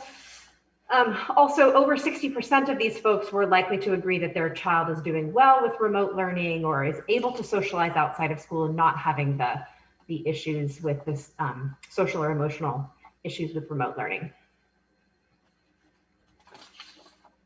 And then on this slide, you can see we did ask a further question of the folks who identified themselves as unlikely to return to school, and that's on the blue purple side again. We asked them to say what were the key factors for them. In other words, what might make it easier for them to return to school? And you can see that almost 75% of those folks said that it would be a vaccine that would make it available, that would make them more likely to return for in-person school. And also lower rates of community spread are important for that group. And then the middle group here, the 15% of people who identified as unsure, so just truly not decided about whether or not they would likely to send the person in school. For those folks, we asked them to identify, again, what information they needed to prioritize it. And that's the gray answers over on the side, the gray side. These parents were asked, what information do they need to make a decision, and rank those. And you can see that the first top 3 priorities for those parents were all related to safety protocols and policies. But if you look a little deeper into the data, you can see that really actually the top 5, all but the last one, were very close together. So that basically indicates that there was a wide range of ranking and that the averages kind of came out quite similar. So again, to me, how I interpret that is that the district is going to need to give a lot of information about all of these topics in order to help the undecided people decide what they're going to do. And I think my last slide here is this, and this looks like a confusing slide, but we just wanted to include it to let folks know that there were actually no real notable differences in terms of the percentages of people who were likely to go back between elementary, middle, and high school. So in other words, if you look at the top, this is again the sort of turquoise color. We kept that across all of the slides. So the turquoise folks are the folks who just said they were likely to return.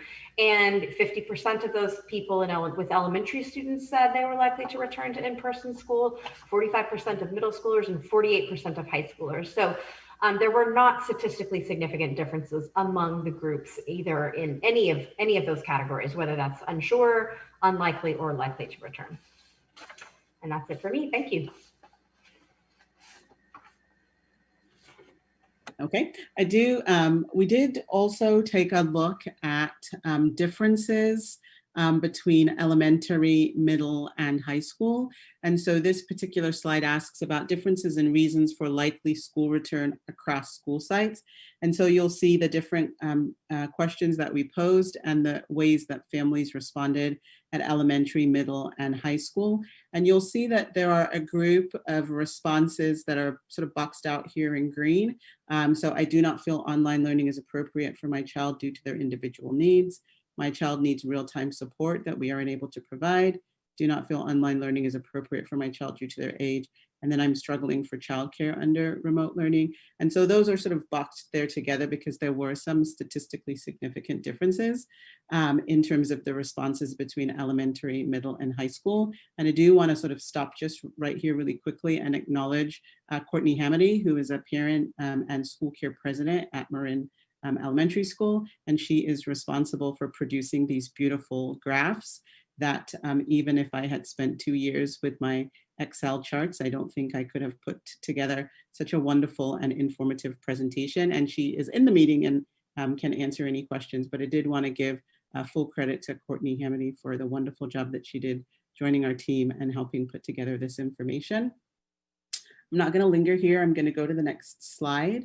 So this slide likewise then asks about reasons for unlikely school return across site levels. And so you'll see that, there are a range of responses in which there is sort of not a significant difference between elementary, middle, and high, but that there are a couple of areas where there are some differences, either approaching statistical different significance or are in fact. So the question about remote learning working well for my child. So this is for families who are unlikely to return. You'll see 64% of elementary parents, 61% of middle school parents, and 65% of high school parents indicating that remote learning is working for their students. And then the other question here is around, my child has a 504 or IEP that is better implemented in a remote learning model. You'll see 4% of parents who responded to the survey at elementary and middle, and then 13% of parents at the high school. So we were sort of really interested, this sort of goes back to that first question about the childcare, and we sort of noted that it was sort of far down as a priority, and then that sort of got us thinking about sort of breaking out these responses by elementary, middle, and high school in order to sort of understand if there were differences based on students' grade bands. I'm gonna move on to the next slide here in the interest of time. So this was a question that we asked about sort of prioritizing for families who were unlikely. So key factors for unlikely families. So you'll see across elementary, middle, and high, sort of the different response rates for the different stems that we posed around returning when there is a vaccine, returning when there is a lower rate of community spread. You'll see returning when school reopens for 5 days, and then returning after flu season has ended. So again, I sort of just want to note that sort of these factors, are not factors that can be addressed by AUSD. These are factors that sort of really exist outside of our control for our families who are indicating that they are unlikely to return.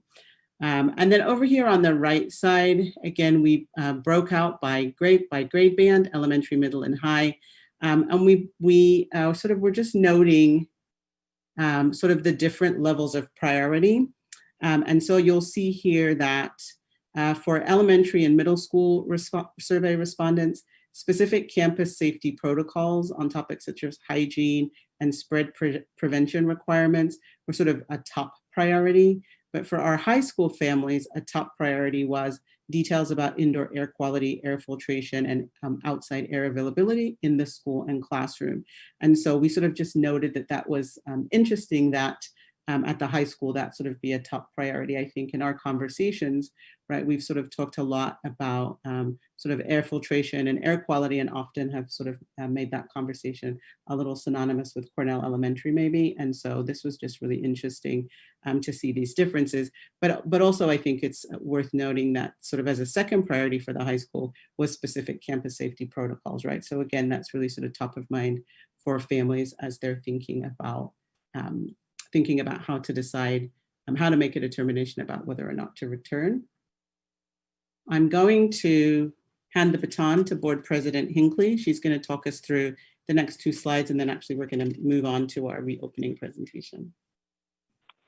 Great, thank you. So we also wanted to find out whether the likely or very likely to return groups were consistent, or choice was consistent across different elements of our population. So this first slide looks at race and ethnicity.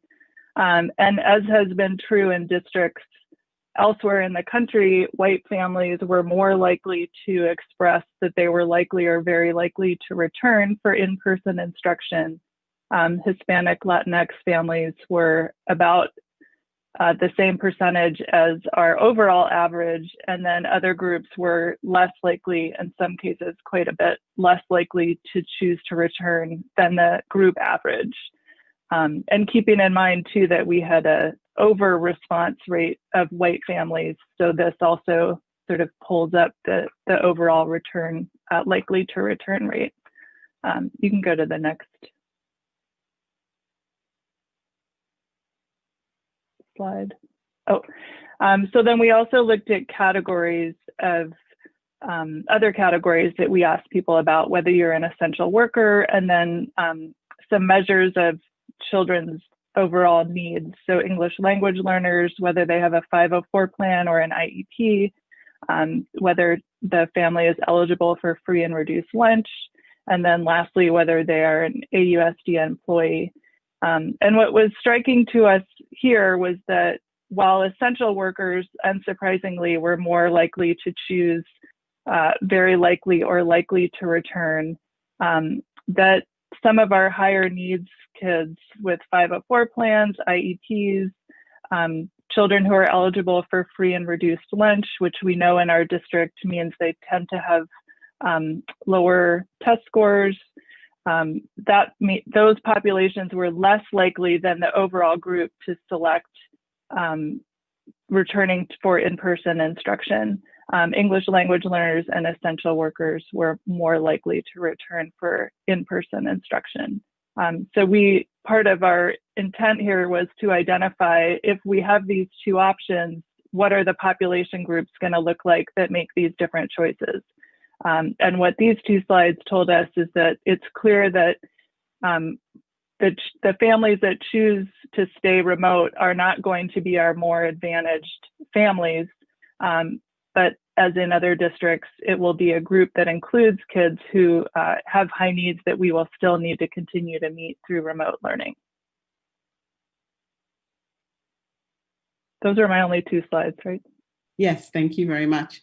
So I'm going to stop there, just in the interest of time. I think maybe there are sort of a lot of questions that sort of the survey prompts for us, but we wanted just to provide sort of that backdrop as we continue our conversation about reopening schools. So Dr. Wells, may I go on to the next part, or do you want to stop here for any questions? I would prefer to continue and then at the end do all the questions, but I will defer to the, President Hinckley. That's fine, we can do that. So save all your questions. So thank you very much. I am going to invite our elementary principals to join us at this time. And I am going to thank you, Ms. Huffaker, and ask you not to go too far away for the question and answer portion. I really do appreciate your hard work on supporting getting this survey going. And we will see you back here in just a few minutes. Okay, so the second, okay, here we go. So on the 8th of December, which was just last week, we provided information to the governing board and community regarding elementary school reopening plans. So what is here for you today is sort of a repeat of some of those slides. So I'm actually not gonna cover all of the slides. I'm gonna sort of whip through to get to the slides that are responsive to some specific questions that were asked by board members at our last meeting. The original presentation was linked to the agenda. This updated presentation will be linked to the board agenda at the conclusion of tonight's meeting.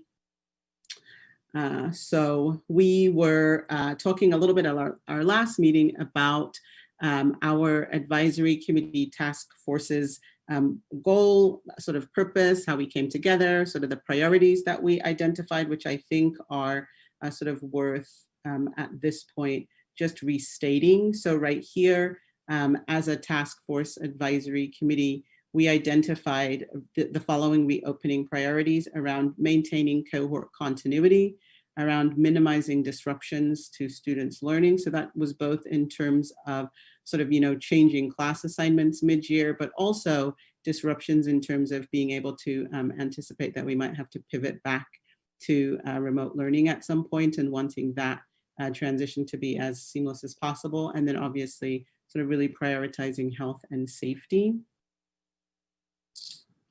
So these were the folks that were a part of our committee and our timeline. And so last week we shared the TKK schedule. We're actually not going to say any more about that today.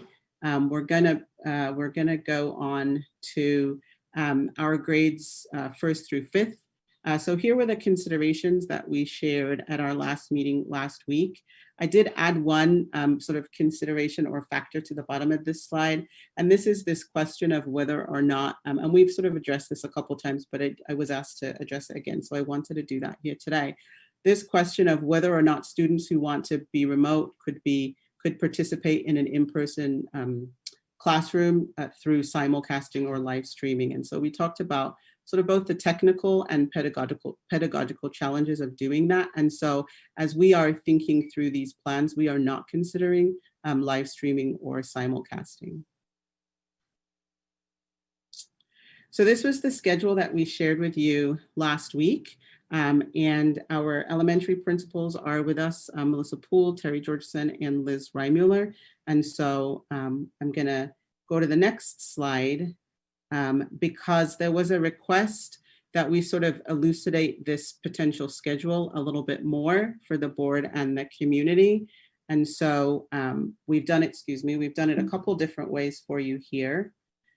So in this first, and there was a second question from Board President Hinckley that asked that we sort of break out these different cohorts sort of a bit more clearly.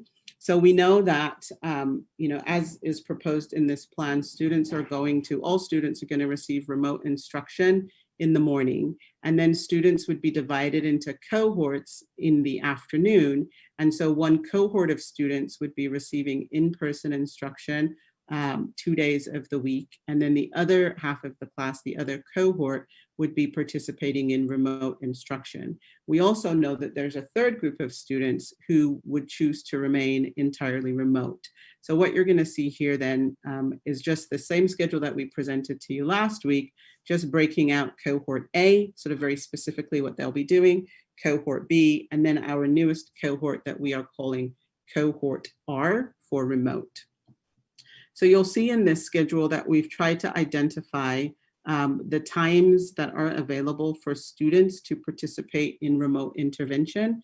As we said last week, because of the numbers of students that our interventionists see, be that special ed, be that our ELD specialists or our reading specialists, that intervention would continue to be provided remotely. But here is a sample of sort of the day or the week for a student in cohort A. So they would participate in whole class remote instruction in the morning. And then in the afternoon on Monday and Tuesday, they would be on campus receiving in-person instruction with their classroom teacher. For the students who are not in cohort A, so the other half of the class would be participating in remote instruction.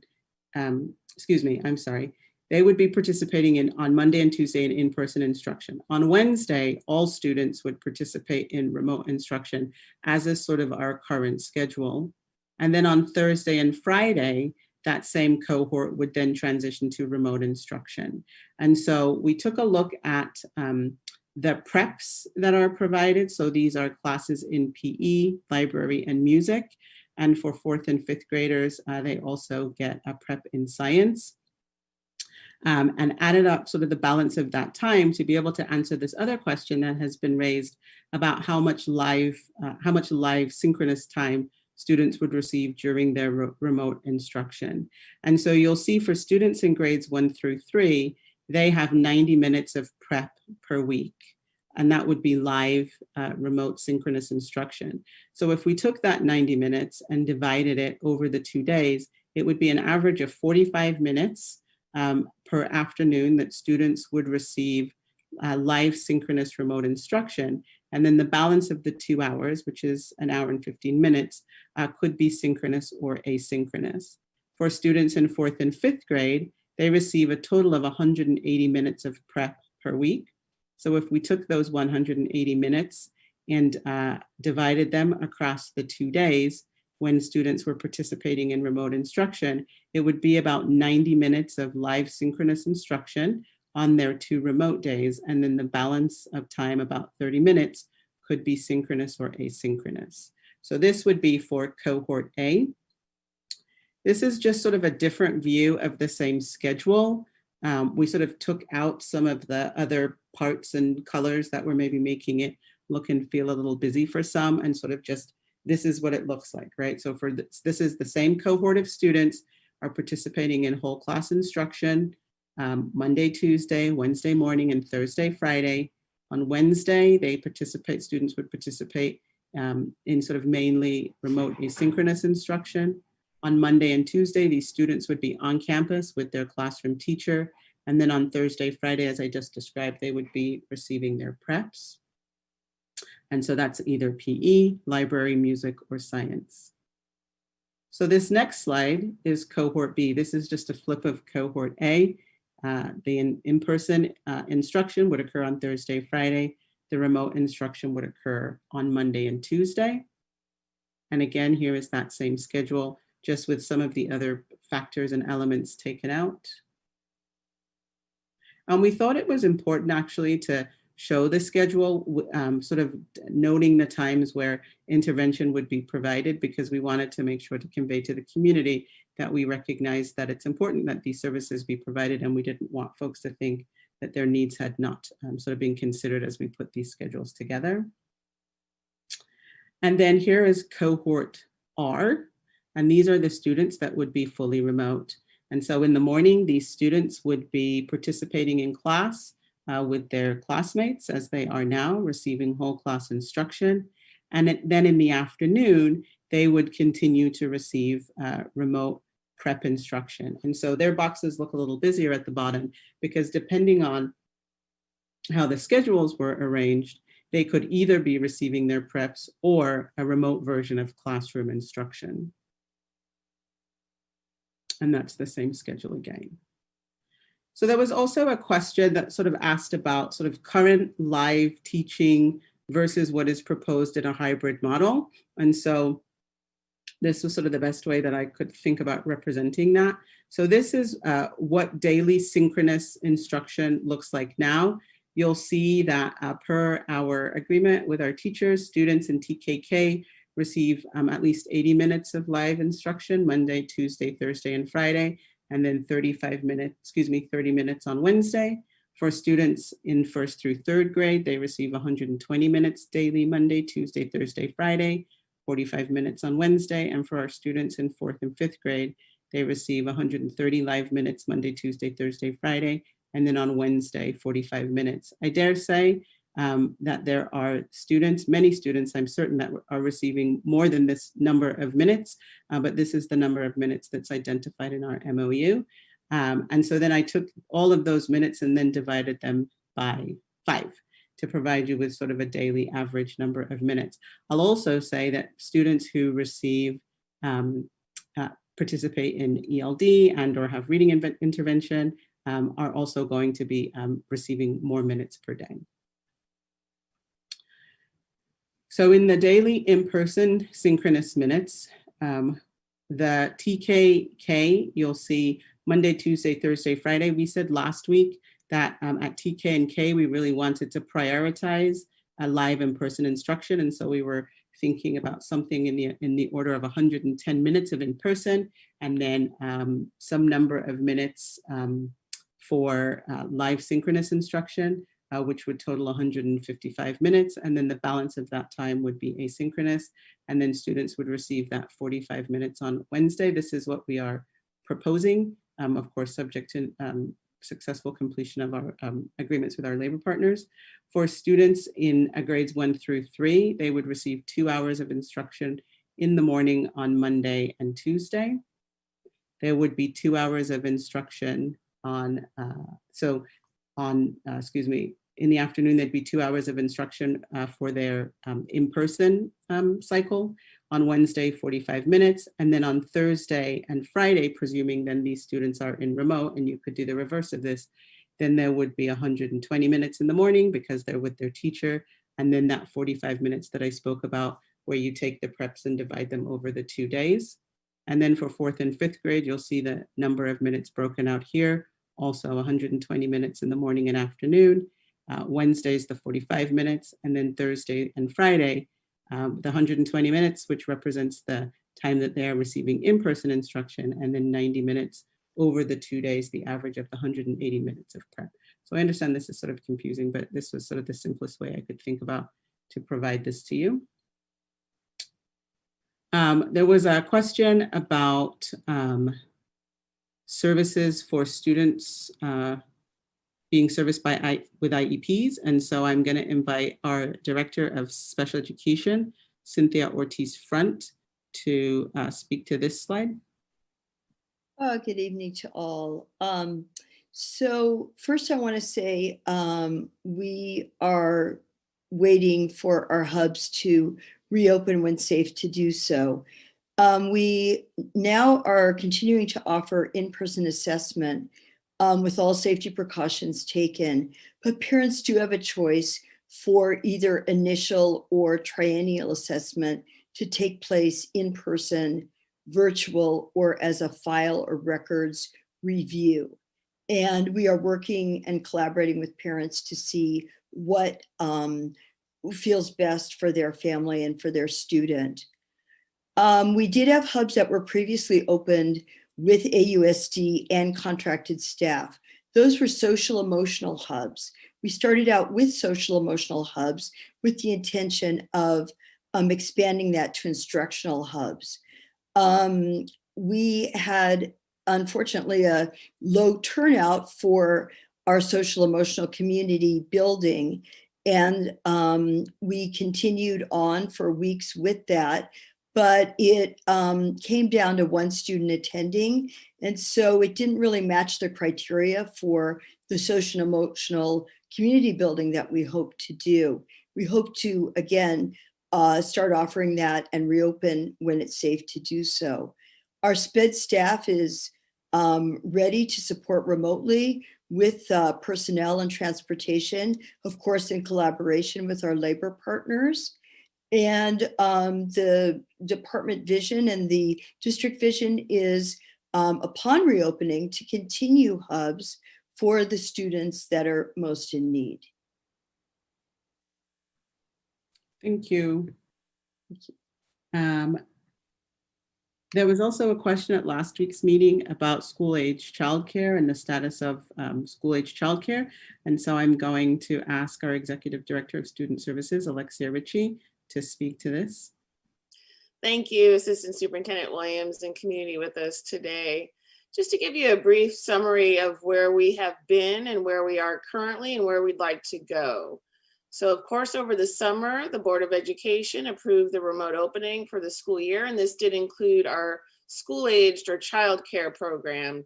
As you know, our school-age program serves students in Albany from transitional kindergarten up through 5th grade. So currently we are offering childcare remotely. We did begin our remote instruction on August 25th. We currently have 2 teachers who are working. Again, this is a 100% remote program with students and families that qualify for subsidies. We included that group of families as a priority.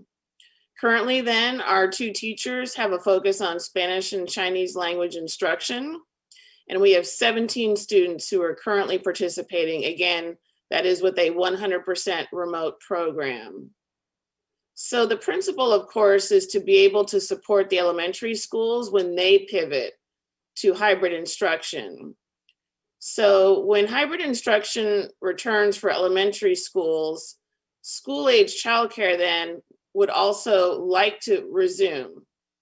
The priority enrollment considerations, they have not been decided, but they may include then continuing on with families who qualify for subsidy status, and or we might be looking at grade levels.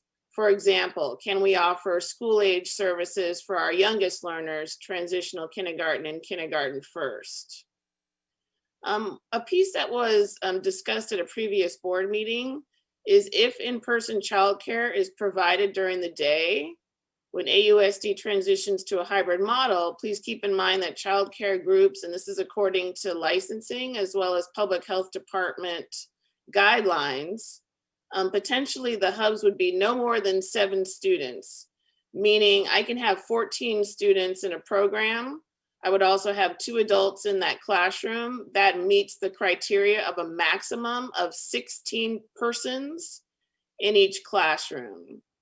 So with that hub and cohort model, we'd be working with no more than 7 students on a Monday and Tuesday schedule, no more than 7 students then on a Thursday and Friday schedule, and consistent with the hybrid model that Assistant Superintendent Williams just outlined, we would have a goal of providing childcare support for all 14 students on Wednesday. Thank you. Thank you. There was a question also about health and safety considerations specific to ventilation and air filtration.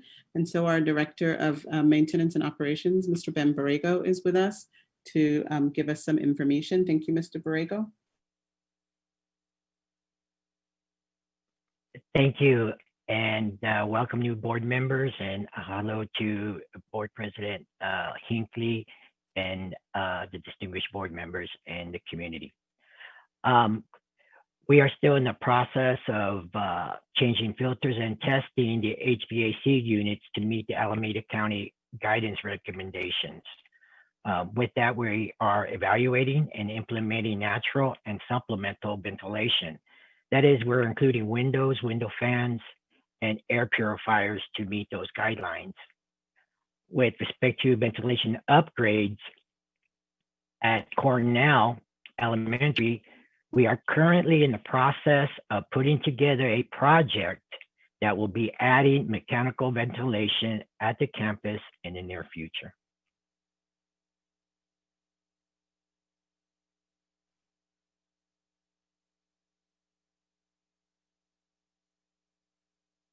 Mr. Borrego, are you still on to talk about wastewater monitoring, sir? Yes.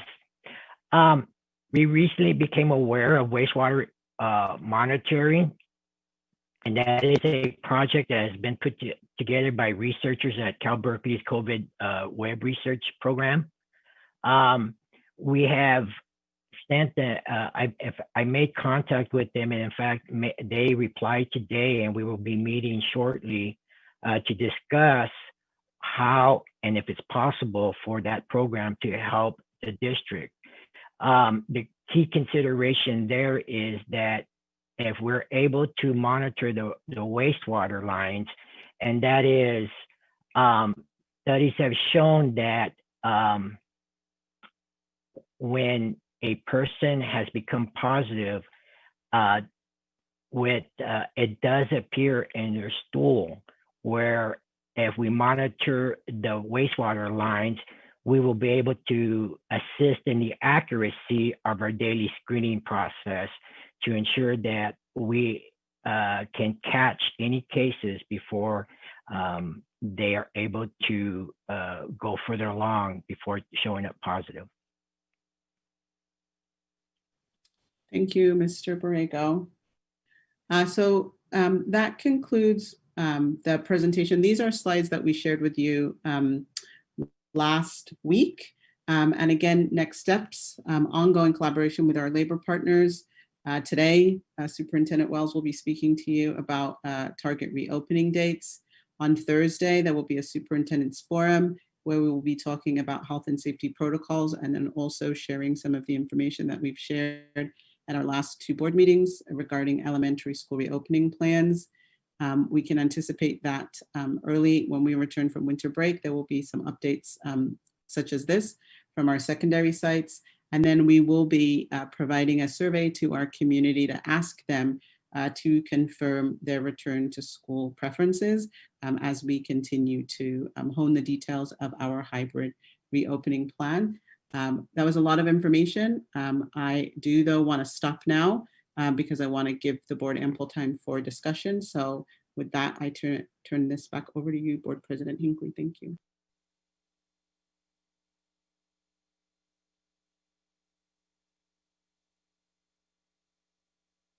We can't hear you, President Hinckley.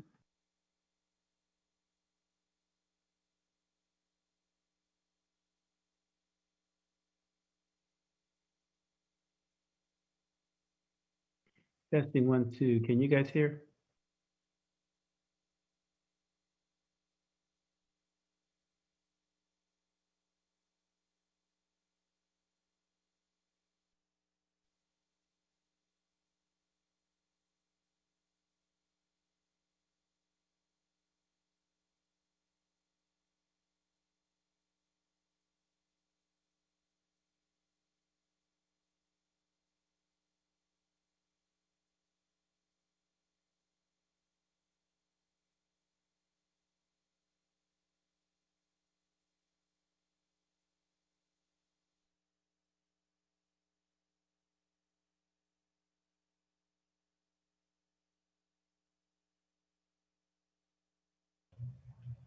President Hinckley, I think did you call in? I think I just permitted you to talk, maybe if you called in. Yeah. Oh, okay. Can you hear me now? Yes. All right. Yeah. Just keep talking. So we're here to vote on this item. I think it would be helpful if you could restate sort of what are the pieces that you need us to vote on, because the timeline is the next agenda item before we move to questions.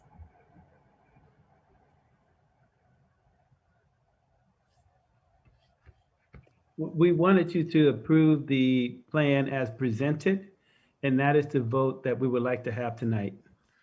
So the TKK plan and the 1 through 5 plan and the elements of the number of days, hours, and overall structure. That's correct. Great, okay. So I'll open it up to board questions. And this can include the survey as well, which we didn't allow questions for before.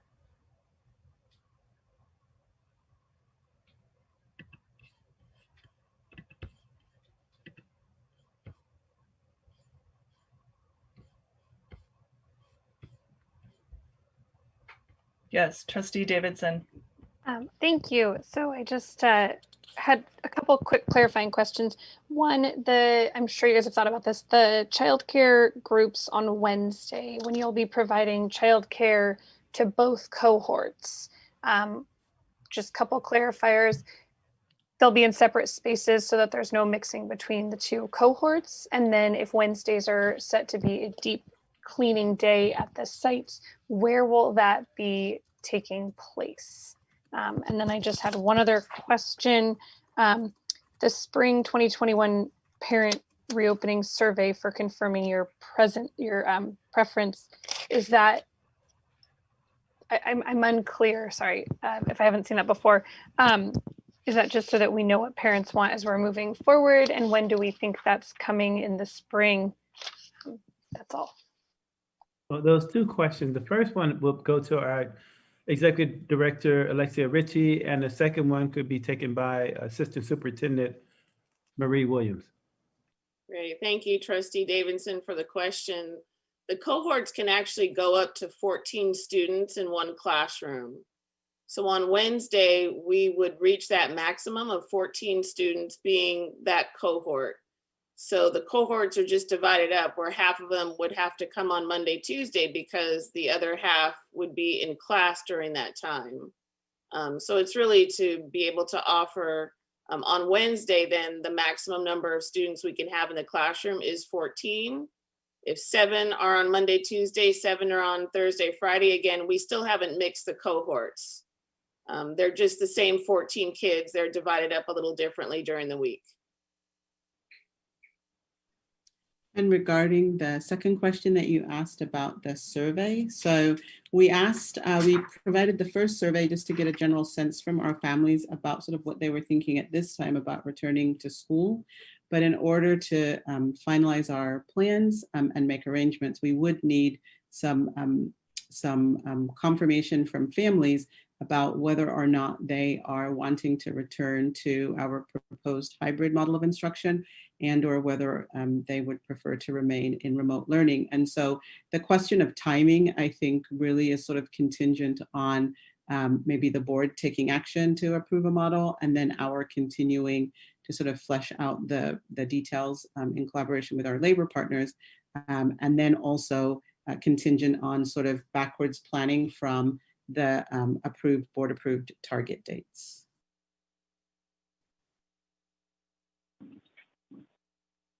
Great, thank you. Thank you. Trustee Duran. Just a couple of quick questions. One is about the hubs. I've never gotten it straight. At the moment, the only hubs that have ever opened have been the social emotional hubs. Is that correct? No academic hubs have opened? Is that correct? And when you said AUSD staff and then non-AUSD staff have worked in the hubs, when you refer to AUSD staff, is that specifically paras as opposed to teachers? That's the first question. Can I address that first? Is that okay? So you are correct. Social emotional hubs were opened first, and the staff supporting the social emotional hubs was an AUSD para in combination with a contractor. That para volunteered to staff the social emotional hub. We unfortunately had a lack of capacity to offer the instructional hubs. And as we were pulling that together, we went into the purple. Also, the little thing that wasn't mentioned there that I will add in is the infrastructure of the site that we were looking at, hoping to provide the instructional hubs at. Just a related question to that is, so there have been no academic hubs planned yet for not only special education students, but other students as well? Oh, they've been planned. They're planned. Yeah, they're planned, and we're wanting to work the hubs around the synchronous learning so that the support, if we cannot get other than AUSD paras to support, then we could have those staff members supporting the synchronous learning that's going on. So the planning is around linking the hubs to the synchronous learning that's going on, so students who are not able to access that learning would have support to do that. Okay, thank you. And my other question is about the childcare. Is the assumption made that only students have returned to school, their families are the only ones interested in childcare? But the childcare, what we call a school age program, that question would be for our executive director, Richie. We haven't surveyed the school age families yet in terms of which families have, let's say, demonstrated an interest in returning. But again, you know, at the advisement of the board and our superintendent, of course, we need to set some priorities. And so it might be that we prioritize those students who are returning to campus because we are going to commit to have some sort of support system for them. But again, I don't think that's been decided, nor have we been able to survey our school age families yet on that, Trustee Duran. Starting with the priority that the board voted on in August is what we would commit to. Thank you. Can you Other give board? a 2-minute overview of what the board discussed in August, since we do have 2 new members?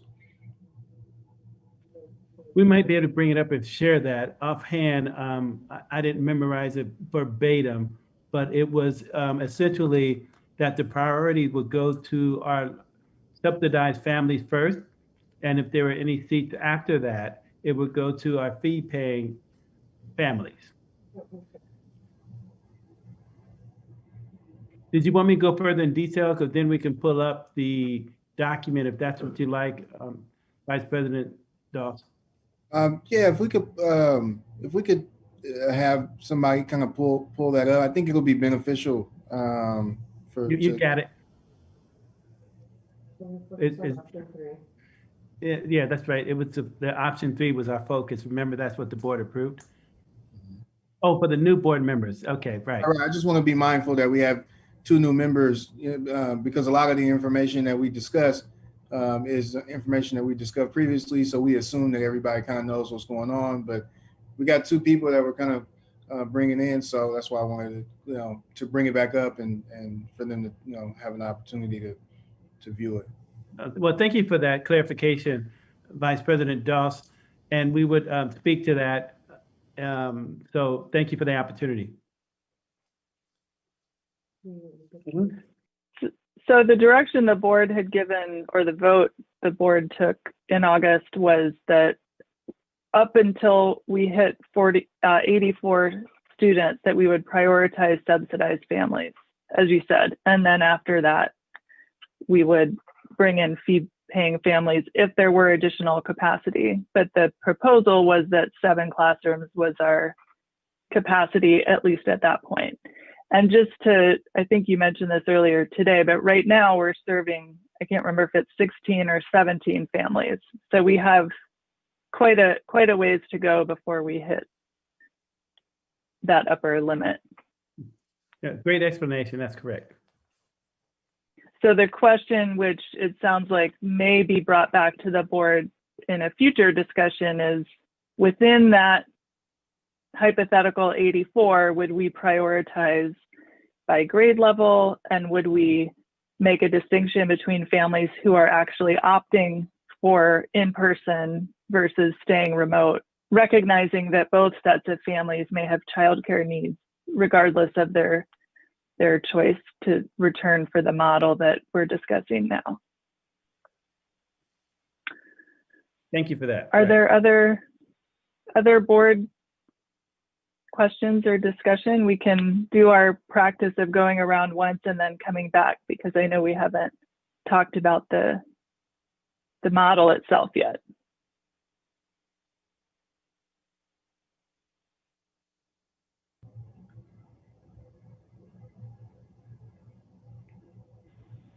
So I can raise a question that I think a few of us brought up earlier, which is, given what we've seen in the survey results, that we have a strong percentage of families that even before we hit the November surge or the December surge were saying they were unlikely or very unlikely to return. Is it possible that this model could be adjusted to increase the number of days offered for those students that do select to return in that afternoon? All of this obviously pending negotiation, but could you talk a little bit about your thinking in terms of our ability to adapt once we do have real numbers of families that are making one choice or the other, and whether that gives us some additional options for those families that do really need that in-person option? Yes, so this question, I think, originated last week with Trustee Vice President Doss, asking specifically about, for example, if enough families opted in a class to remain remote, and then the cohort size was small enough for families wanting to return, could those families sort of have the balance of in-person time, and then the other remote families remain remote? And I think the answer, and this was sort of posed as a board question also, the answer is yes, technically that's possible to do. I think, as we were planning with the advisory committee, sort of one of the priorities was around sort of maintaining the continuity of the cohort. And so then sort of what that would look like in terms of operationalizing that would be all of the students, let's say, would be with their same teacher, because we desire to have some level of continuity for as many students as possible. And then in the afternoon, then there might be a possibility that students could be sort of reshuffled in order to facilitate those students who wanted to be on campus more days to be on campus, and then for the students who wanted to remain in a remote instructional mode could remain remote. So sort of the consideration, I think, from our standpoint would be that then there would be some shuffling of students between teachers in order to potentially accommodate that. And I think maybe just the other consideration is sort of how the balance breaks out sort of within the grade level, right? So sort of, if you've got like 4 classrooms in a grade level, one would, in order to sort of minimize the disruption, in order for it to sort of be all upside for the families that want to be on campus, and then sort of not too much of a negative impact for families who want to remain remote and want to remain with their teacher, we would sort of be looking for some good balanced number of students across each of the courses in a grade level in order to sort of facilitate that. Is that useful as an answer? Yeah, that's helpful. And I'll just say one more thing. This isn't really a question, it's more what I'm grappling with. And then I see Trustee Duran has her hand up again. I think what I'm grappling with is that there's a whole system here. And today we're just voting on, the instructional piece of that system. So the schedule itself and when and how kids are going to be interacting with their teachers. But there are these other elements like the hubs that Trustee Duran raised, and also the childcare.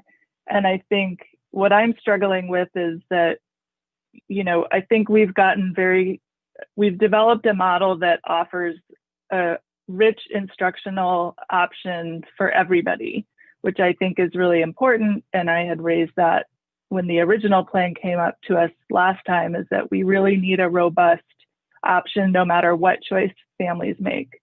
But what I'm struggling with now is that we still have some families for whom childcare is a real struggle.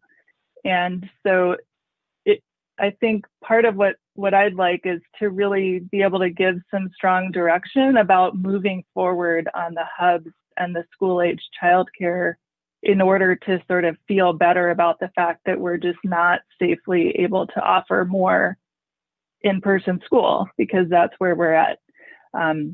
So, for me, I feel like this model has taken a lot of work to come up with, but I don't want us to think about it in isolation from the other elements, which haven't really been, the board hasn't really had a chance to grapple with, how can we move forward on providing the targeted support through hubs, and how would that fit in? And then how can we figure out how to get the childcare piece moving forward? So that's sort of my statement of where I'm at right now. So Trustee Duran and then Vice President Doss. I recall at the last meeting, I had sort of requested or asked the staff to consider thinking outside the box. And it seems that today it's basically the exact same model. And we have gotten certainly letters to the board members from our parents that are asking for one more time for in-person instruction, and two, a better schedule. And there were certainly, I know, and I certainly acknowledge this last time, the time that the task force has given to and their input. But I sort of feel that the board gets stuck where we only have this one option. And I would hope that we would have some different options, that it's not just set in stone, it's this way or what, and I know that the teachers were highly concerned about students remaining with them, even as they go to in-person instruction, because of how they've worked with them and gotten to know the students and have this community. But I was very surprised, to see parents that said, ultimately, that's not our number one goal. If we have to, we would start over with other teachers, because our first priority is getting our kids back to school. And hand in hand with that is a better schedule. And so I'm concerned that tonight staff is asking us to either vote yes, just straight up on what's been presented, or if we are going to be given any options.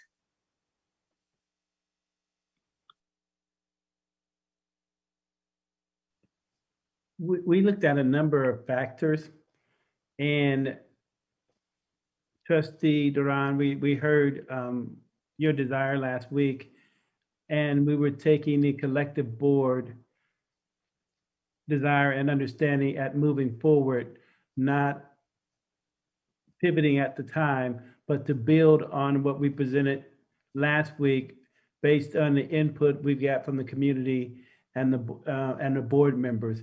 And so our interpretation of the direction was to continue the course with the adjustments that was recommended, and that's what we have today before the board. I think what I'm hearing is for us to consider additional options. And I'm not sure how much of an option that is, going back to the drawing board and maybe starting over, or just creating a few different options for the board to take a vote. So the staff and myself would need to be clear on the direction that the board is given. If it's pivoting and want us to do it something additionally, we need to be clear on that piece. But our understanding now was to present the adjustments that were amended over the week with all those people who put in many, many hours, and present that to the board. So that's what we're presenting for the board for a vote up or down, or to table and repivot again. So that's what we need to be clear on. And then I heard President Hinckley say she also wanted us to move forward with the hubs and the school age programs and get that going as soon as possible. So I want to take one. Trustee Doss has another question, and then I'd like to take some public comment and then bring it back to see if we have a motion on this item. Trustee Doss? Yes, I want to ask a quick point of clarification, President Hinckley. I have a few questions, but should I just ask a couple and then we'll go to public comment, and then I can kind of circle back?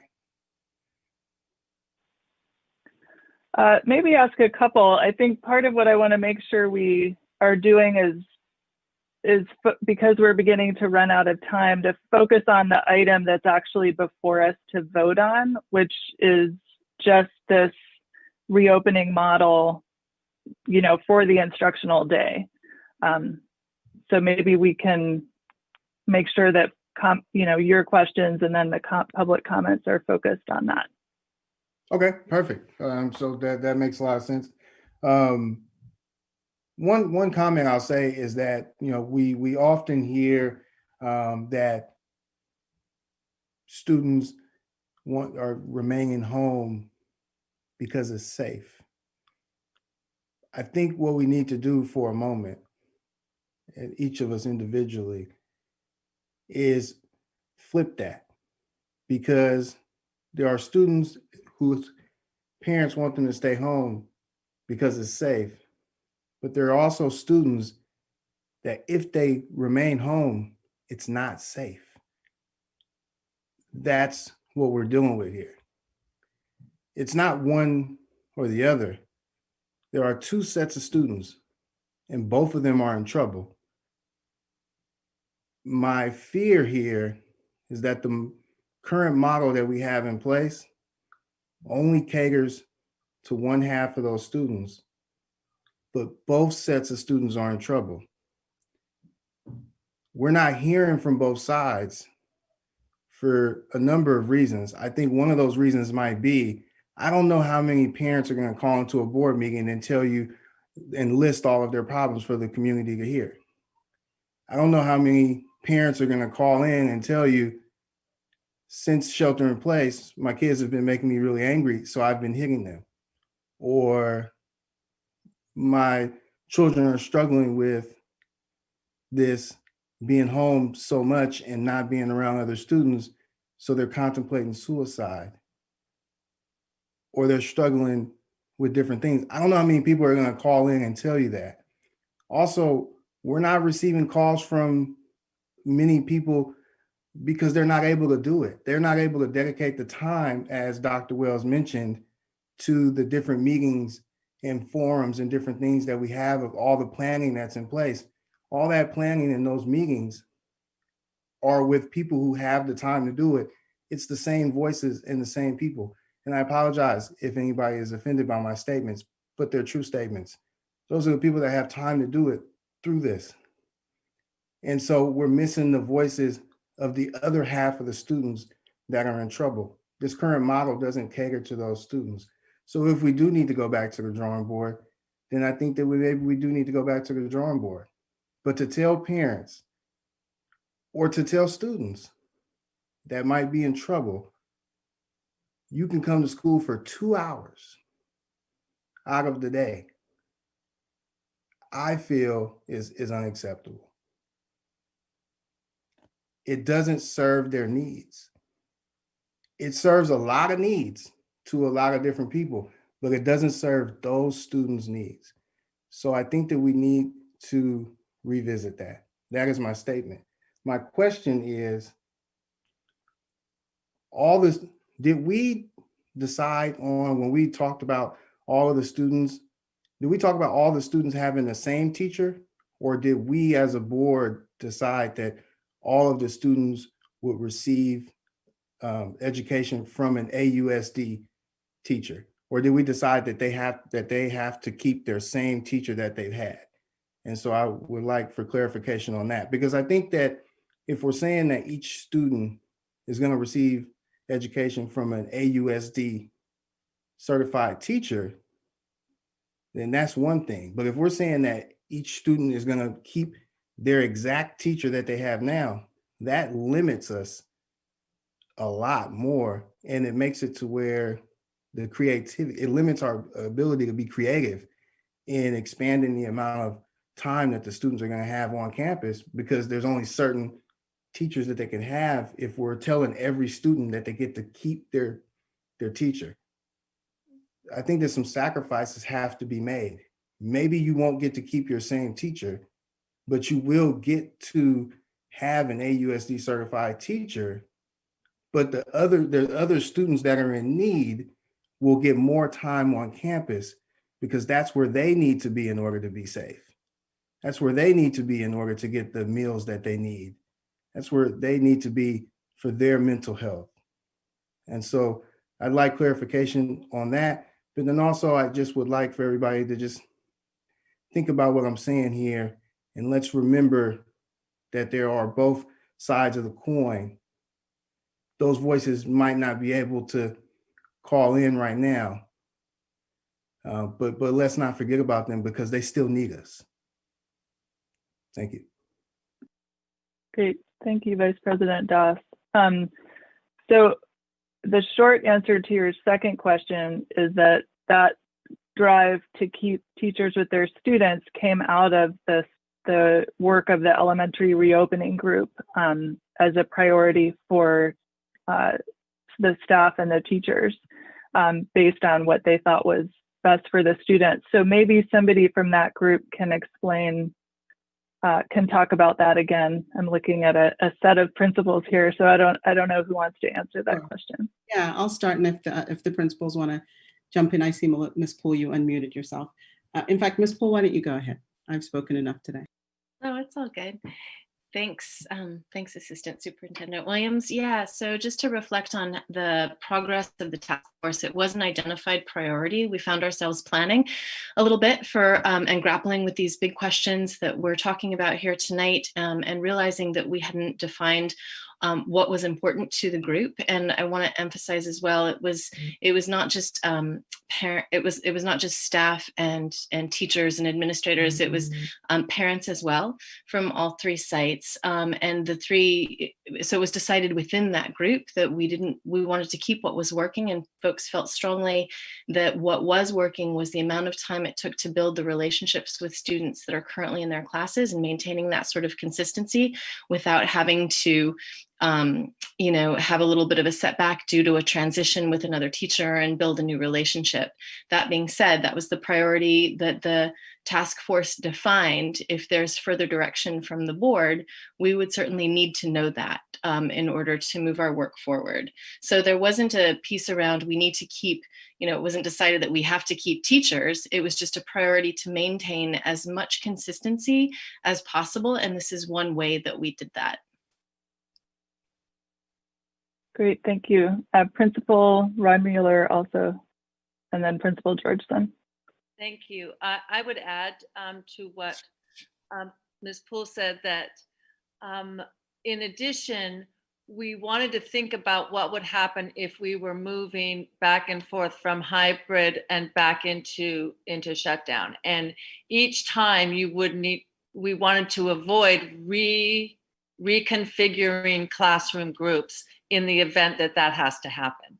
And that would be a tremendous task, but also highly disruptive. And so we're trying to maintain the consistency, not only for the students who are going hybrid, but the students that are staying in all remote. Because if we can have those students staying with their class in the morning as well, they're also going to be benefiting from the consistency and the least amount of disruption, which was the way we phrased it in the task force, was to minimize disruption and maintain relationship.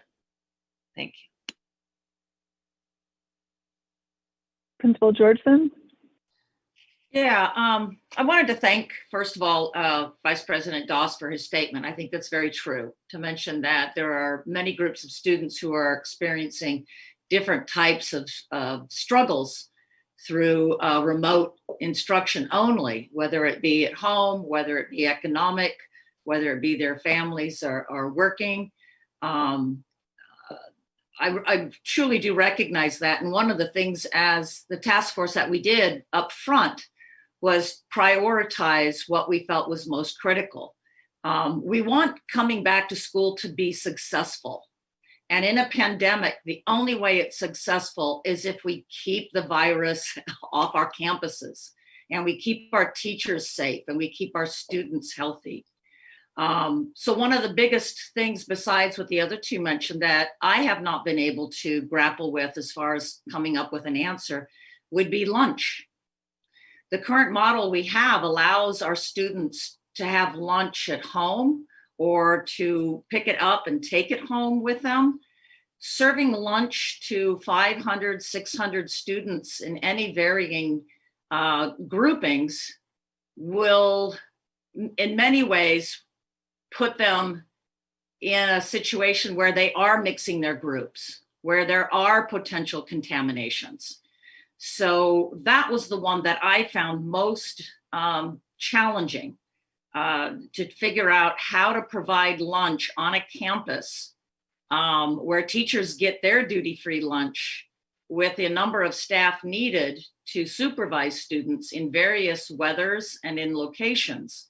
So those are the questions that I would love to see us being able to answer before I would encourage looking at bringing students.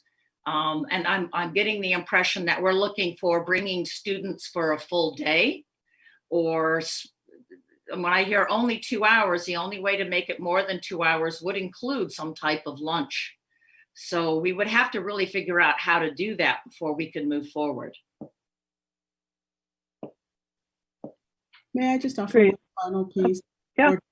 Sorry, and I believe Ms. Reimüller talked about this last week, but I think it bears repeating that in sort of the original iteration of our hybrid, where students were going to be on campus Monday, Tuesday, in remote learning on Wednesday, and then in remote on Thursday, Friday, there also was some great concern about sort of, how students would maintain connection with a teacher Wednesday, Thursday, Friday, right? So, you saw on some previous slides the breakdown of the prep that students get in grades 1 through 3. And so you saw that it's an average of 45 minutes a day. And then for 4th and 5th graders, it's an average of 90 minutes a day.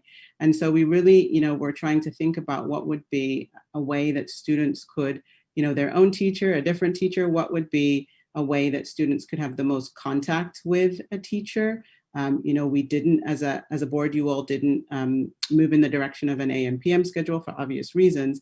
And so, that means that students, sort of for the better part of the week are maybe participating in sort of mainly asynchronous activities. And so we really wanted to mitigate sort of students being sort of adrift on Wednesday, Thursday, Friday. I think that's another reason why this schedule as proposed sort of rose to the top for consideration. So I just wanted to remind us of that also.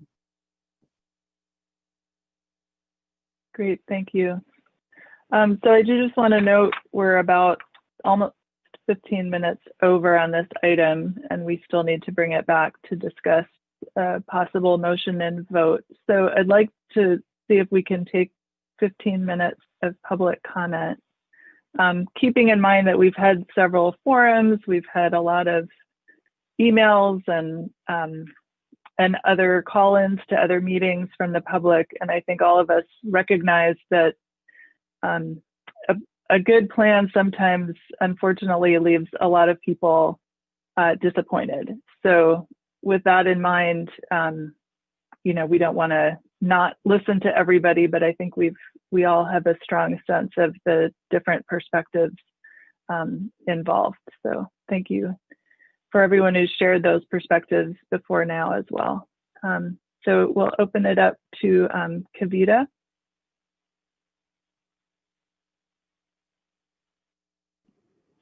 Hi, I hope you can hear me. Yes, we can. Okay, great. Yeah, hi everyone. I'm Kavita Trivedi. I'm the physician epidemiologist that is consulting with the district. I just wanted to address a couple of comments that were made by various people on the board and some of the principals.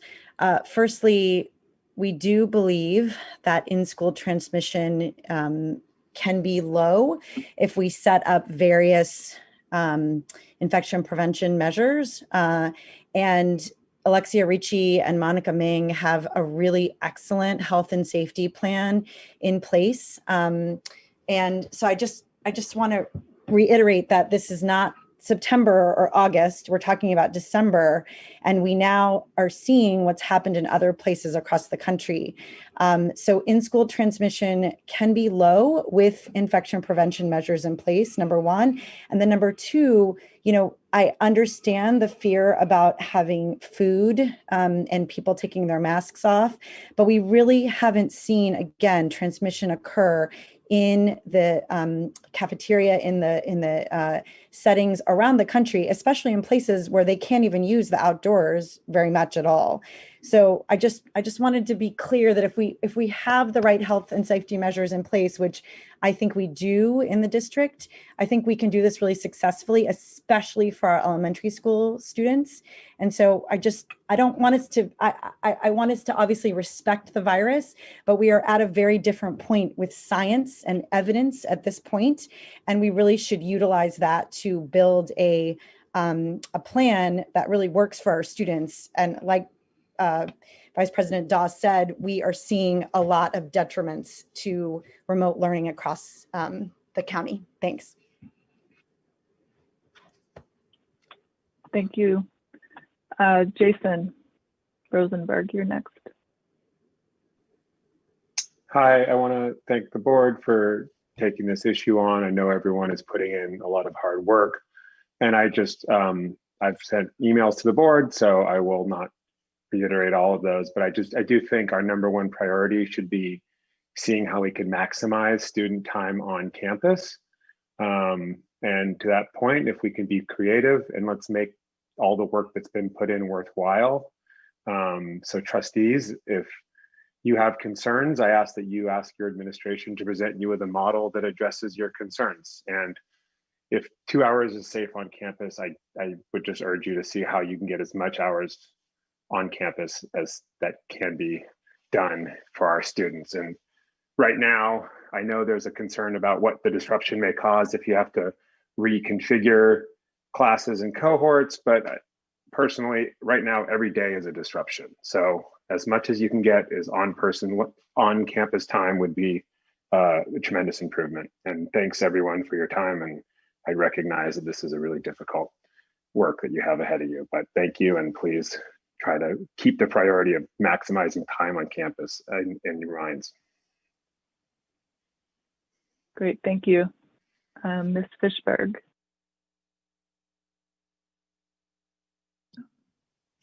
Hi, thank you so much for all the work that you've clearly put into this presentation and that survey that went out. I just wanted to kind of back up and ask a question. So the survey indicated that about 50% of students or families were likely or very likely to return to campus.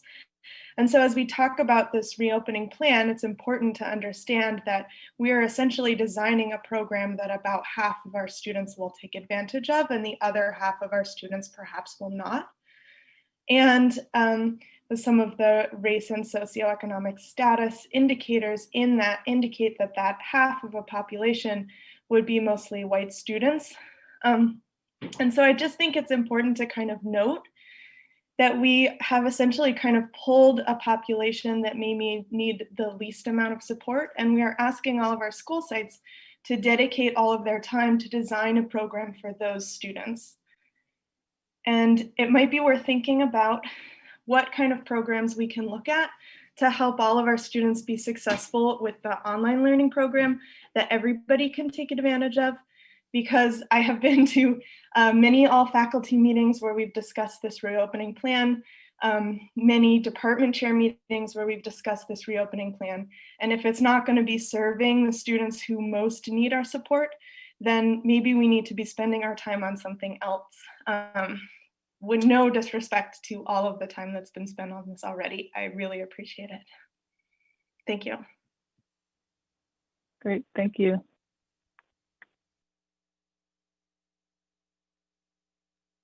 So I don't see additional public comment. I want to bring this back to the board so that, oh, there's one more. So we'll take this last one, and then we do need to bring it back for a vote or some other motion. Mr. Irvis. Hi, thanks so much. And I have chimed in before, so I'll keep this brief, but again, just want to applaud all the good work that has gone into the plan so far.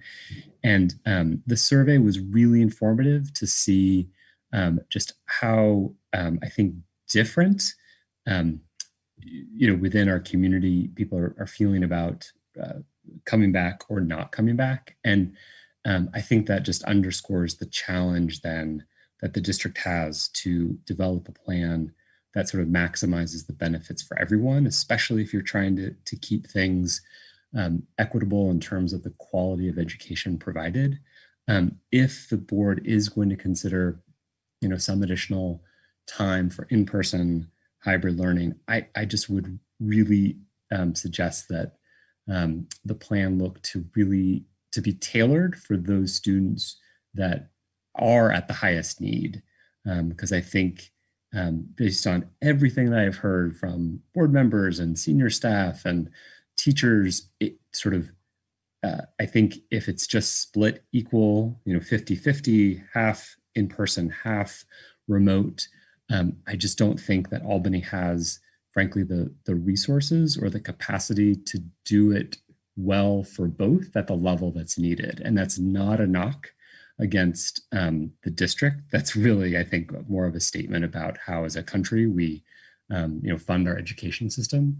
And so I would urge you to have a really very targeted approach for any additional in-person time for those that need it the most. Thanks. Great, thank you.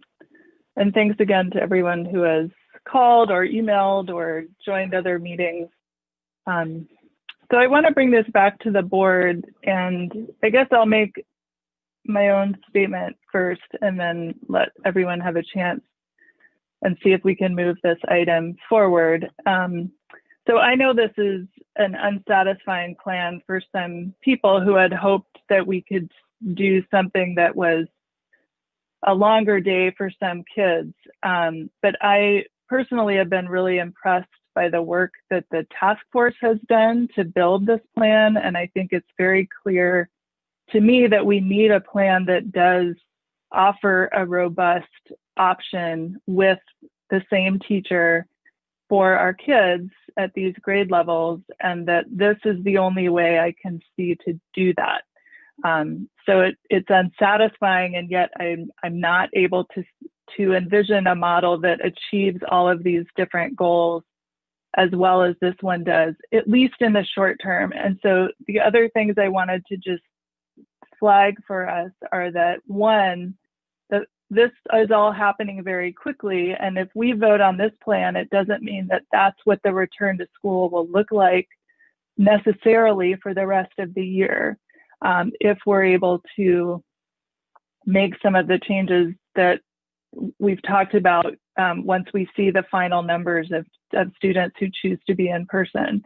And I also just want to echo the last commenter about, we know that there are kids who need targeted help. And I think I would like to see us put our energies into focusing on those specific kids, identifying them and providing them the supports that they need.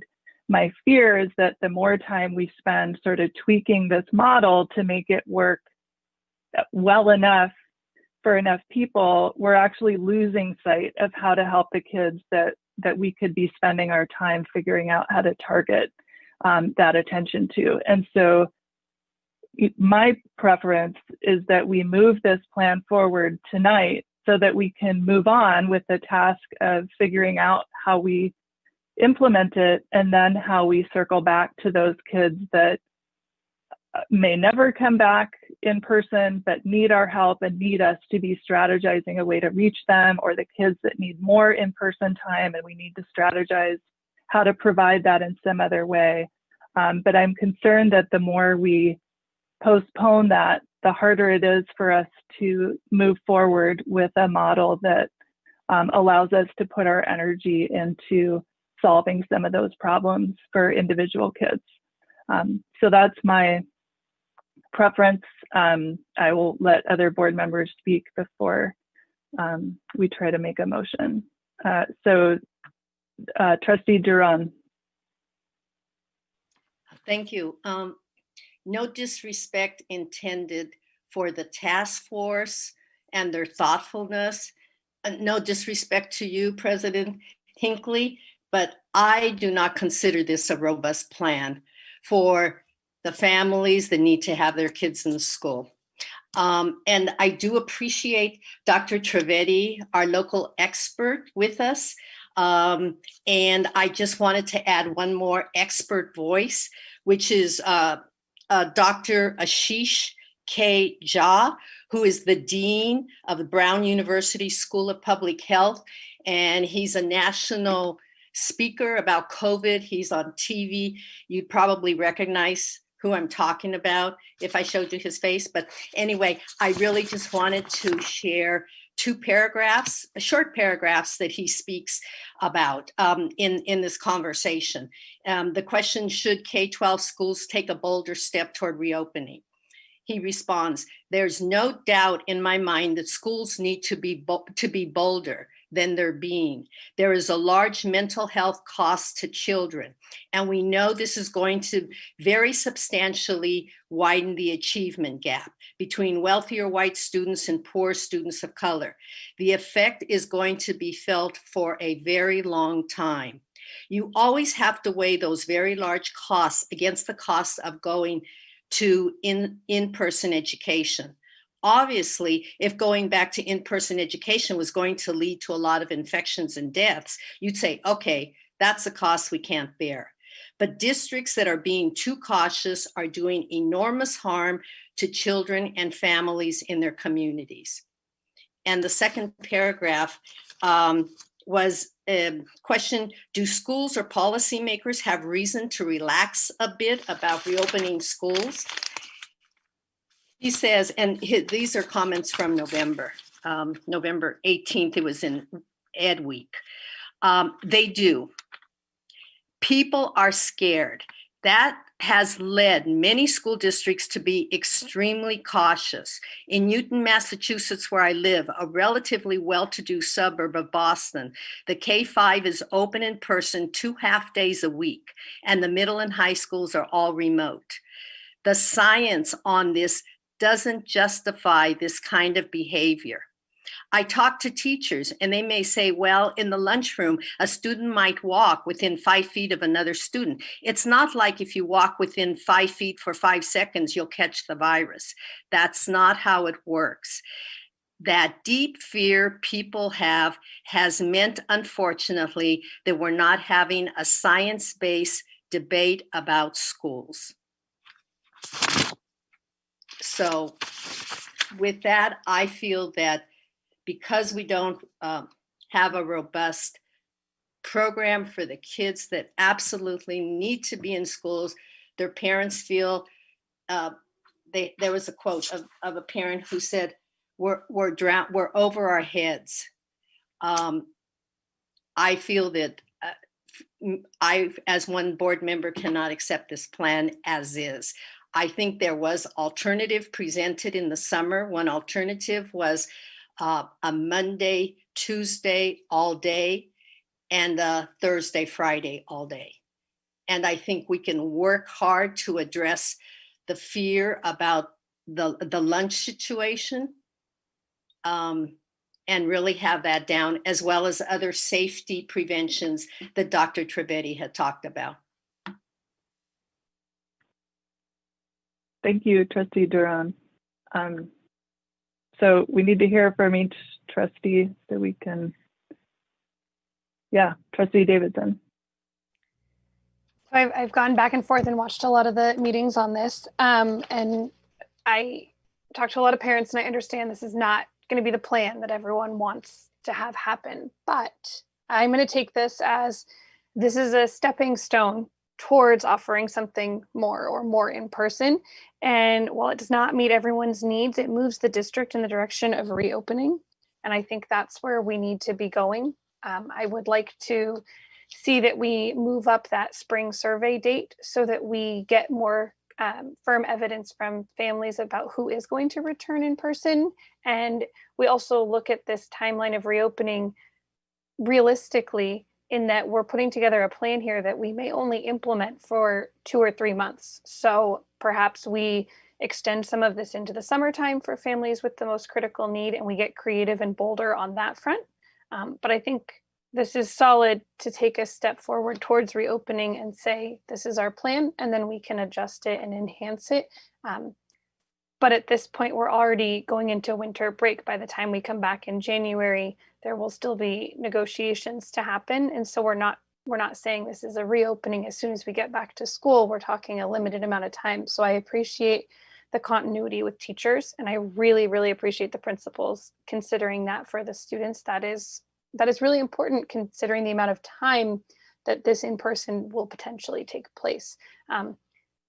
That's really all I have to say. I mean, I wish that we could offer in person for half of our student population. And I guess that would be the only other plan I would want to see, is if 50% of parents really say they don't want to go back. Then we have to also say, if we're that 50% that don't want to go back, we're okay not keeping our same remote teacher. There's going to have to be that sacrifice, because we can't please everyone here with both of these models happening. Thankful to see something that is, again, our stepping stone and starts us off on moving towards reopening. I would like to see more, and I would like to see us really think about how long we're going to be able to get this going and make this happen, knowing that we don't know when this COVID surge will end. So thank you. Thank you, Trustee Davidson.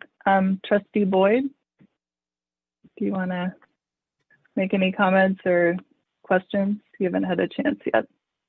Sure.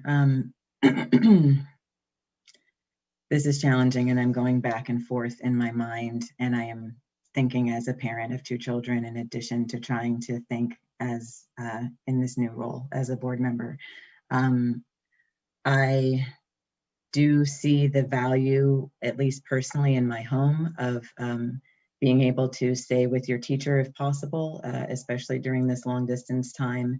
When we've had conferences, for instance, and it's actually gratifying and reassuring to feel like this teacher knows my child this year. It feels like it's been harder to accomplish that, and the fact that teachers have been able to accomplish that does mean a great deal to me.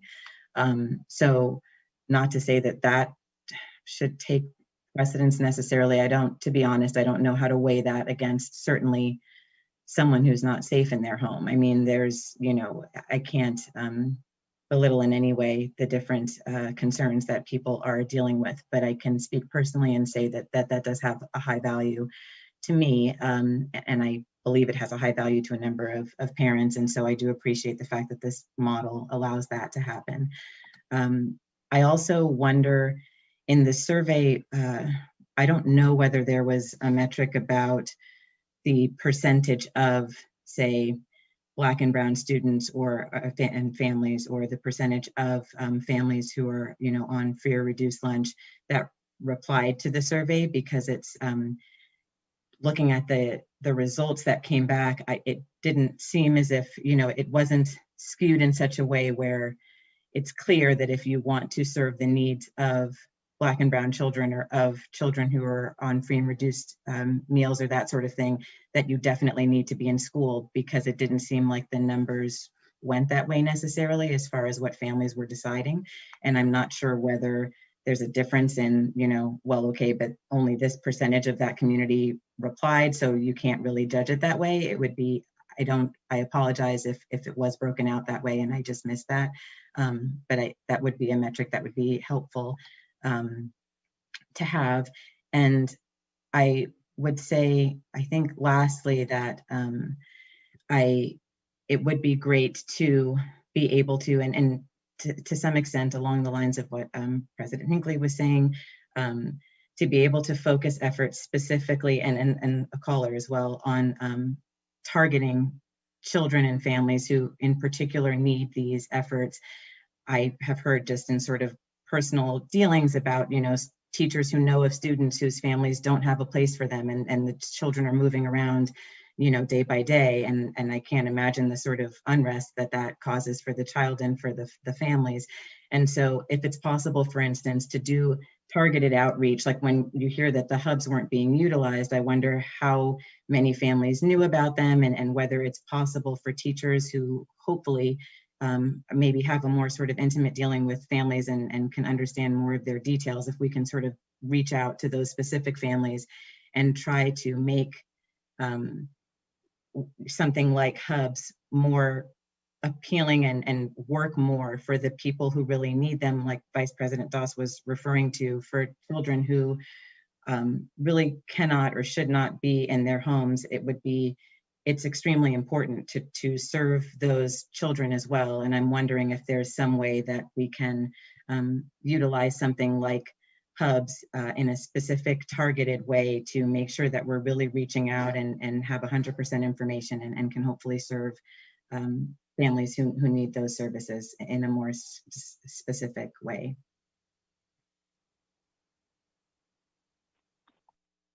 Thank you. So Vice President Doss, you did say your comments earlier. I don't know if you want to add to them before you move. I wanted to add just one thing, because I see an opportunity to really kind of shine a light on something really important here. So I just want to take the opportunity to do it. I want to make sure I say this correctly so that the point hits home. When there's a system in place that treats people differently, people often want to fix the problem by targeting the specific people that are being done wrong, because it's not the majority. But that essentially is systematic racism. We don't want to change the overall system, because that would be too difficult. And that's the majority. The majority of students are just fine. But there are some students that aren't fine. So instead of changing the overall problem, let's just find and target those specific students. But it doesn't work that way, because the students, let's say, for example, there's a student that's being harmed by their parent at home. That parent's not going to contact you and say, hey, I've been beating my kid. Can they join the hub now? However, if we make the overall change, then that student will have an opportunity to come to school and they won't be in the home. But you have to make the change overall. You can't target those students because how do you identify it? It's impossible to do. There are some students that will be able to participate in the hubs, but you're not going to be able to identify or fix the overall problem. The overall problem is that this plan serves a certain demographic and it doesn't serve another demographic. That's the issue. It's not necessarily that there are, like, you can try and target those specific students. I'd be curious to know how you're gonna find them and how you're not gonna miss over some that you wouldn't miss over if the plan was more robust in terms of the in-person learning piece that will allow for those students to just come to school, which is where they need to be. So that's kind of the point I'm trying to make. It can't, so, and we do this all the time, because when the roles were reversed, when we're talking about the kids keeping their same students and to use Albany certified teachers and not use like the outsource program. I know everybody remembers this, and for the new board members, I apologize, you might not remember it. But during the board meeting, it was presented that we were going to use an outside place to teach some of the students. And everybody was like, whoa, what? We're not using AUSD teachers. No, our kids need AUSD teachers. And parents were emailing and calling into the board meeting, and it was just an uproar. Like, there's no way, we didn't move here for this. We're not paying these high prices for this. And it was before the end of the meeting, the change was made that we're not going to use outside people and that's only going to be AUSD students. But now that it's flipped. The only difference is this plan is hurting the students, but the parents the parents of those students, they can't call into the meeting and cause that same uproar. So now it's only me and Trustee Duran that are able to do it. And I don't think that it's being heard the same way because it's not the 50 parents waiting to talk in line and sending the emails. But it should be felt the same. We can't just target that. We have to make the overall change. And if we approached more issues like that, then things would be better. We have to fix the overall issue so that all students are served. It can't just be targeted because that's not good enough. And I know, and it's like the time wise, like we want to do this so that we can kind of move forward. There's like time, but we can't rush this. We have to take the time to really figure this out. And so that's kind of what I'm trying. I hope that my point came across the right way, and I hope that people will take it the way that it's intended, which is to make sure that we're looking at this in the appropriate way to serve those students long term. Thank you. Great. Thank you, Vice President Doss. So I do just want to say, in response to Trustee Boyd's question for clarification, and also maybe some of Vice President Doss's comments, that the percentage of African and Black families who responded to the survey matched their percentage in the district. So we're pretty confident that lines up. As far as our Hispanic and Latinx families, as Assistant Superintendent Williams said, we think there was a lower response rate than there is in the general population of the district. And then we do know that white families were overrepresented. And we also know that the families that we're often concerned about are Black and brown kids, are free and reduced lunch kids, are kids with IEP and 504 plans, that they are less likely to send their kids back. So even a robust, even a long in-person day will still leave more than half of those kids at home.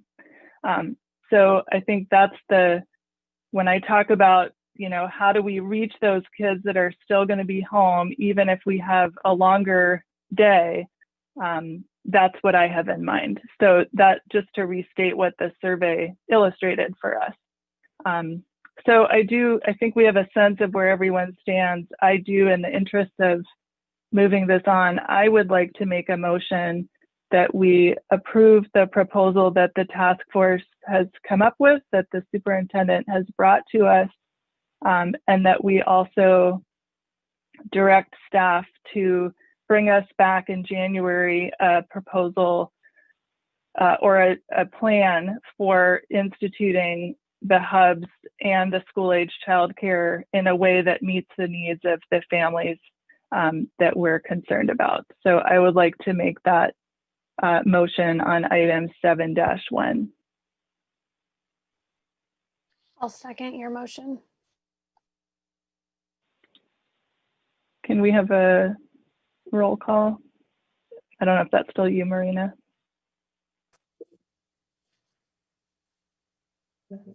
Trustee Duran, Student Board Member Clark. Yes. Student Board Member Malal. Yes. Trustee Duran. No. Trustee Davidson. Yes. Trustee Boyd. Yes. President Hinckley. Yes. Vice President Doss. No. So the motion passes 3-2, and that means that we will get a plan back to us in January with more information about the hubs and the school-age child care. And I will also just say, I don't actually think we're all very far apart on this. I think that we're all trying to move forward to the same goal in February or March, and we'll hear more about those dates right now as we move to item 7-2, the new target dates for reopening schools. Thank you, President Hinckley. We are going to take a peek at our current target dates and realize that we cannot meet those dates. We're currently in our California tier purple, which is the most restrictive tier because our infection rates and ICUs have reached record highs, and it seems as if it's a new record every day. And so we have been told by the scientists and the experts that we need to brace ourselves for December, January, February, and maybe some March. So the dates that are coming up momentarily on the screen are dates that we are proposing after consultation with our principals, staff, and teachers. As you can see, our current date, we were scheduled to come back January 4th. As we know, that's not possible or realistic. So we're going to jump to the new dates as presented. And it might be good if we can, I was hoping we can make it bigger, but maybe not without doing the whole screen, but nonetheless, we're proposing the following: to have our new target dates. And if you notice, February 15th to the 19th is our midwinter break. February 22nd, 2020, we want to have TK Kinder come back as a group. All elementary principals thought that that was best in terms of the logistics that they had to deal with. And as well for March 1st for first grades and second graders to come back. And then March 8th, we have our upper grades in elementary, grades 3, 4, and 5 to come back as target dates. And then sometime in January, we want to have Albany Middle School dates presented after they present their plans, and the high school as well. But it's important to note, and I want to take a moment to slow down here so that we're all on the same page, that the new proposed target dates are contingent upon a few items. One, district's readiness as determined by the county health readiness rubric that we post and update every week on our website. That is a requirement and critical. And 2, the state and county okay to open in-person schools. As you know, right now the state does not allow us to open schools because of our current tier, purple, which again is the most restricted tier for all the right reasons. And then 3, and finally, labor partner negotiated agreements. So we have to have those 3 in play before we can open schools in person. And we're working on all 3, I think, quite assertively. And these are target dates, and they're fluid and can change based on the current climate. And the board can come back and revisit that if need be. And I wanted to make that clear because that was an issue raised earlier, a very good issue, a fair issue. And so that's what we are proposing tonight as our new target dates. Great, thank you. Questions or comments from the board? Yes, Trustee Duran and then Trustee Davidson. Question. It seems that midwinter break, you've decided that the first date would be after the midwinter break. You know, the kids are going to be out already 8 months of school. And I'm sure some parents don't care about the midwinter break because they're not going anywhere. And so I'd like to ask, why was that decision made February 15th as opposed to February 1st? Well, a number of schools in the Bay Area, take San Francisco, for instance, are looking at March and April. We heard the board saying we want to get our students back sooner than later. We're listening to the experts, our own county health officials about the current climate and where we are. And so it's a projection based on what kind of conditions we might be in. Things can change, but this is what we're presenting for now. And it doesn't lock us into this. If situation change, we can pivot and adjust. These are target dates, not mandated dates. Based on that comment, Superintendent, since it's we can pivot, why don't we propose an earlier date like February 1st and then pivot backwards if necessary? To pivot forward is not going to happen. And so given all the time that we've been out of school, why not have a more robust, positive date of February 1 and then pivot back if necessary? I appreciate that question. What we try to do is really value what I think I come to really appreciate in the district, and that is being inclusive and collaborative. So as we begin to get input from our staff, our principals, our staff and teachers, and look at the current climate and come up with projection, we use that process, opposed to me independently coming up with random dates. I thought the current practice that we're using would be beneficial for the entire district and the community. And so that's how we landed on that date. Not me as an independent person saying, hey, here's what I want, but getting input from key stakeholders around this process.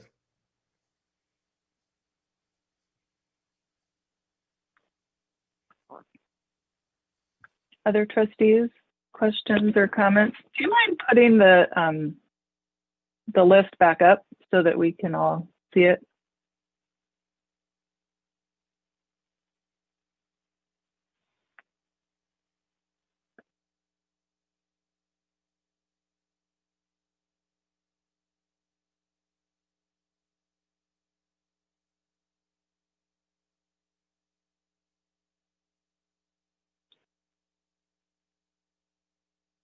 So I can ask a question. I'm trying to do the math of the various ways that we're going to be able to pull back from the shelter in place we're in now, and then we have to be in purple a certain amount of time and then red a certain amount of time.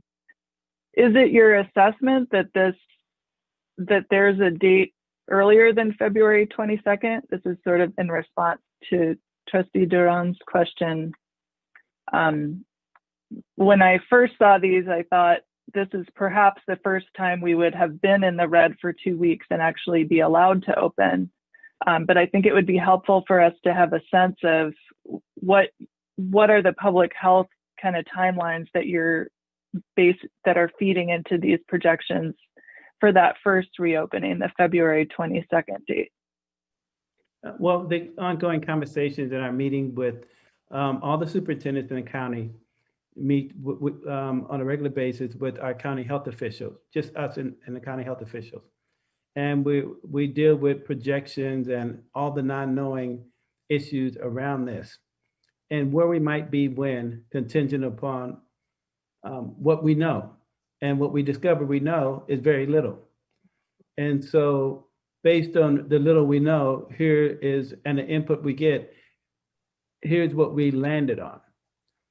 And so this is where we landed on. As I mentioned, other school districts have landed on sometime in March and April. And we're trying to weigh and promote what we think we're hearing from our board members, some of them who want to come back as soon as possible. And so this is where we landed on based on being inclusive, collaborative, and transparent. And this is what I propose. And it doesn't lock us in. I think Trustee Duran mentioned that we can come back early, right? If the conditions are favorable and saying we can, or we can come back later and come back with a new proposed date again, and then maybe again. And so this is where we are right now. And I think the frustration part with the pandemic is that we all are frustrated or get frustrated, many people. And the pandemic has created so many crises, and we have varying perspectives. And some want it this way, some want it that way. And you're going to have people who will be happy with this because it works for the family, and others who will not because it doesn't work for them. But at some point, we have to make a decision and keep moving forward. And I added that to the question, or the response to the question you raised: how do we come up with these dates? And I'm going to just say it was not easy, but it was based on input and a collaborative process that we're using. And here's our proposal for tonight. Great, thank you. Vice President Doss?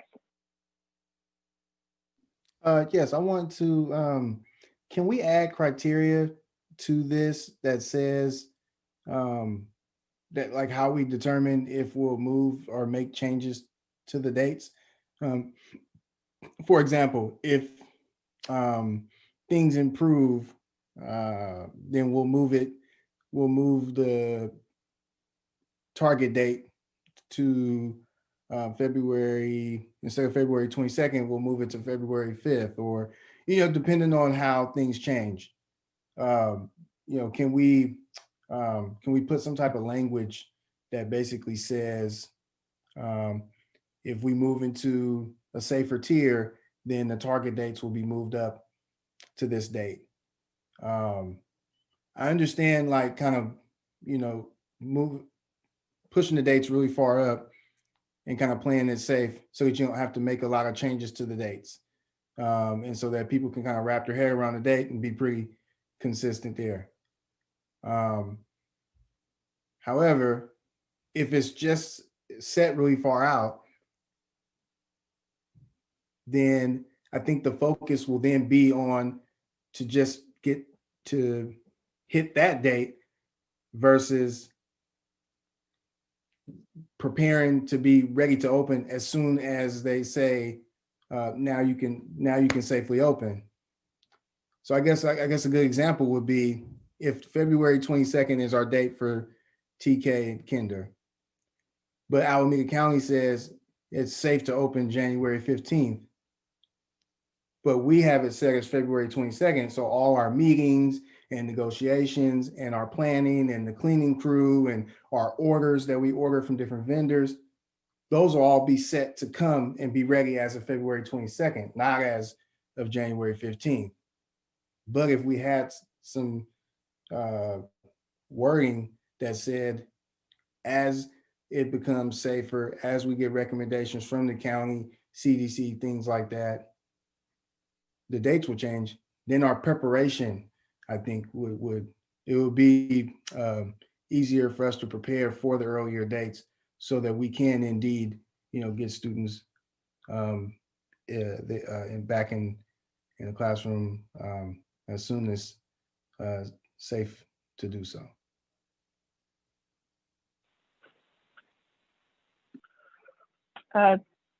Trustee Corzo Clark.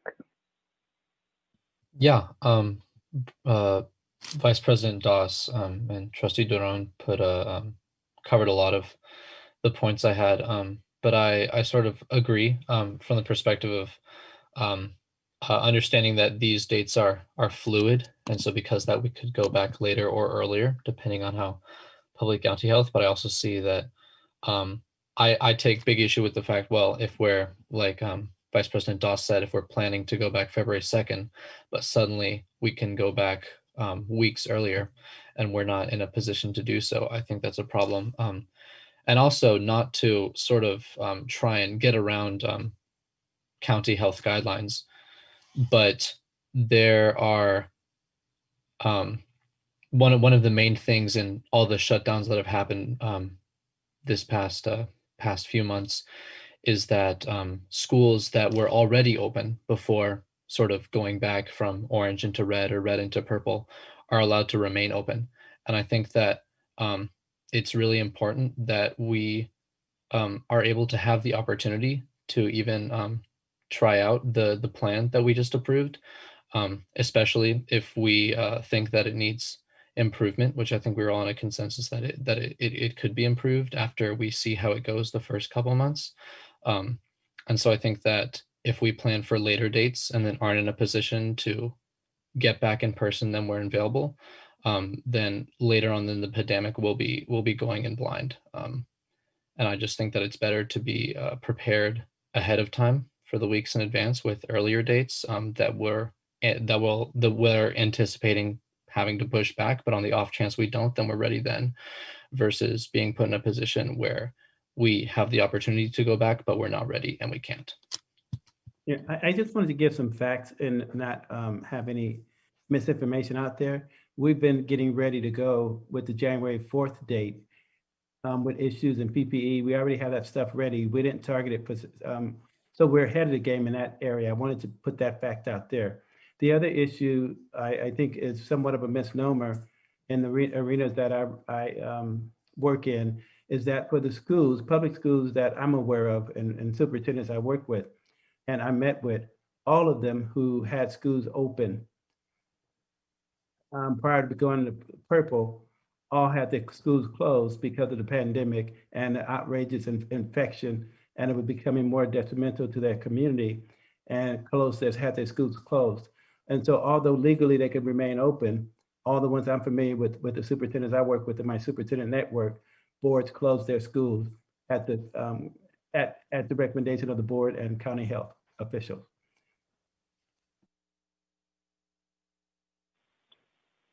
Thank you. So I think you've answered the issue of, could we be ready to open earlier if conditions allow? Are there any other comments from the board before I see if there is public comment? And then we can come back and try to move forward on the item. I can't see everyone in person, so you can also use the digital hand raising.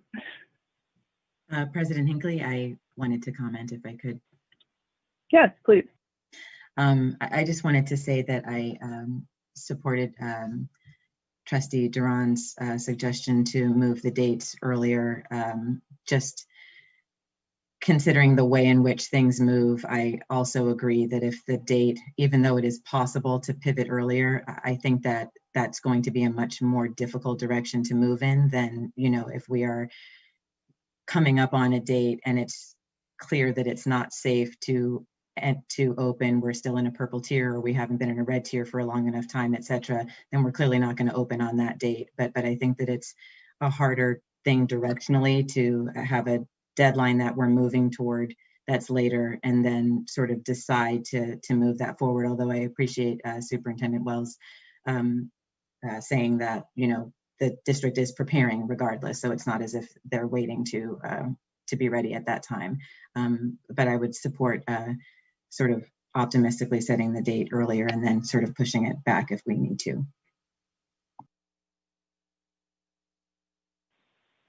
Thank you. Any other board comments? I have a question. So, if we were to not approve this tonight, or if the dates were to be revised, our next meeting is in mid-January, I approve. How would that work with the timeline of going back if January is the next time we can approve this? Well, procedurally, we could do what the board did last time, which is change the dates in the meeting tonight.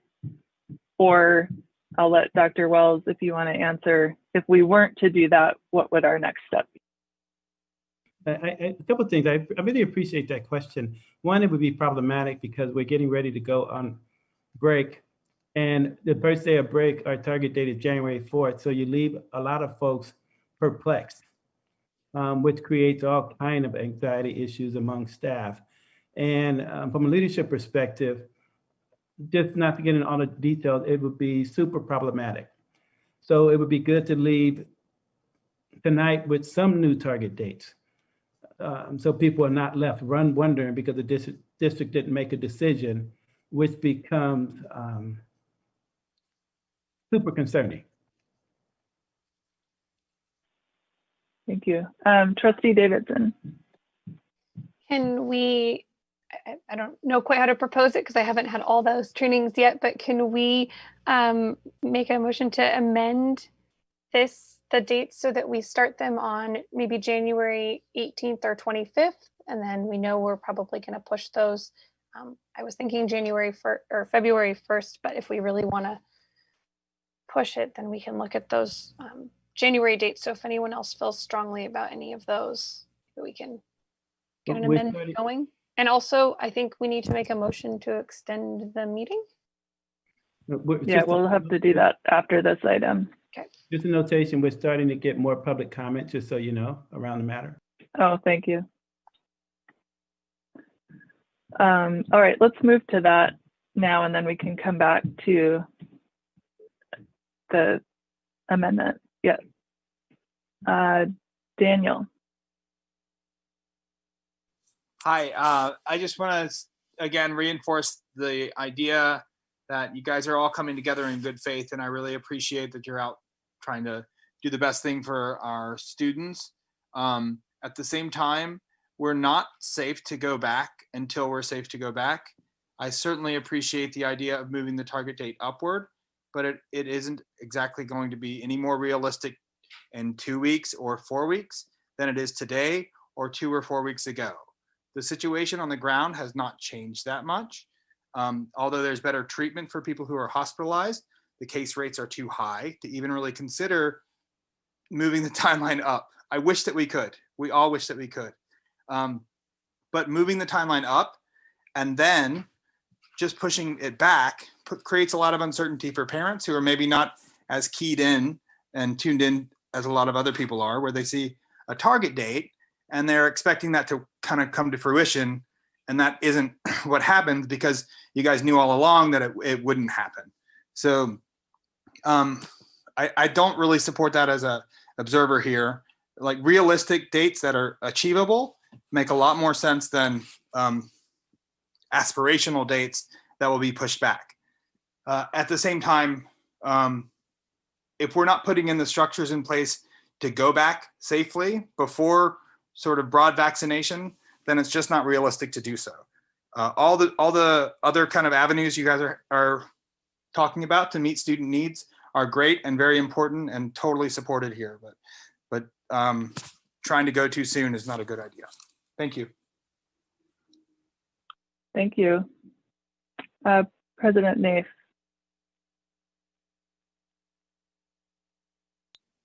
Yes, hi, good evening again.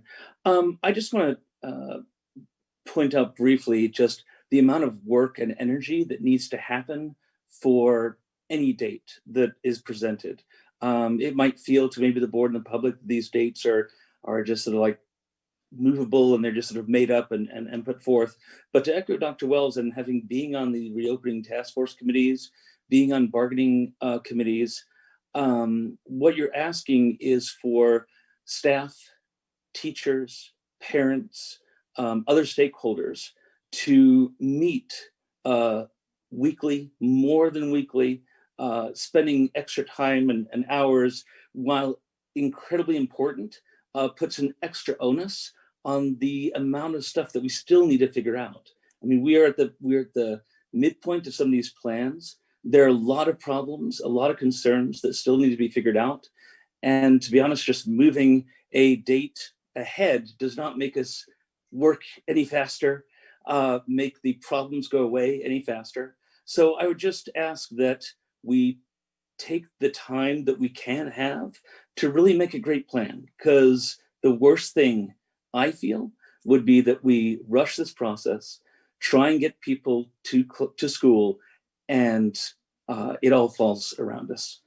This is not a time to make quick decisions. This is a time for life and death and taking our time. Thank you. Thank you. I'm not going to pronounce this correctly. Matisse Devan. That's correct, Matthijs Devan. Thank you so much for giving me the opportunity to speak. I just wanted to echo some of the concerns that Trustee Doss and Trustee Duran have mentioned earlier. I think there's a lot of agreement in the public health community that it's safe to reopen schools and that we're being too cautious. And honestly, the first part of the meeting was about the proposal of going back to school for 2 hours for 2 days per week. And now we're in a position where we're trying to essentially push back the start date to March 1st for our first and second graders, which essentially means that they have been out of school for a year. And then we'll have another like 2 or 3 months before we go into the summer break. And so we're going to offer our kids 2 or 3 months of 4 hours per week of education. And I think that's just underserving our community tremendously. So I think there's really an urgency here that we need to recognize. And so I really want to agree with some of the earlier comments about moving the target date earlier. And then if we need to pivot for health reasons or because there are hiccups in terms of negotiations, we could. But I really want to urge you all to think about the fact that our kids have been out of school for over a year if our start date is around March 1st. Thank you. Thank you. Jeremiah? Hi, good evening. Thank you very much. Jeremiah here.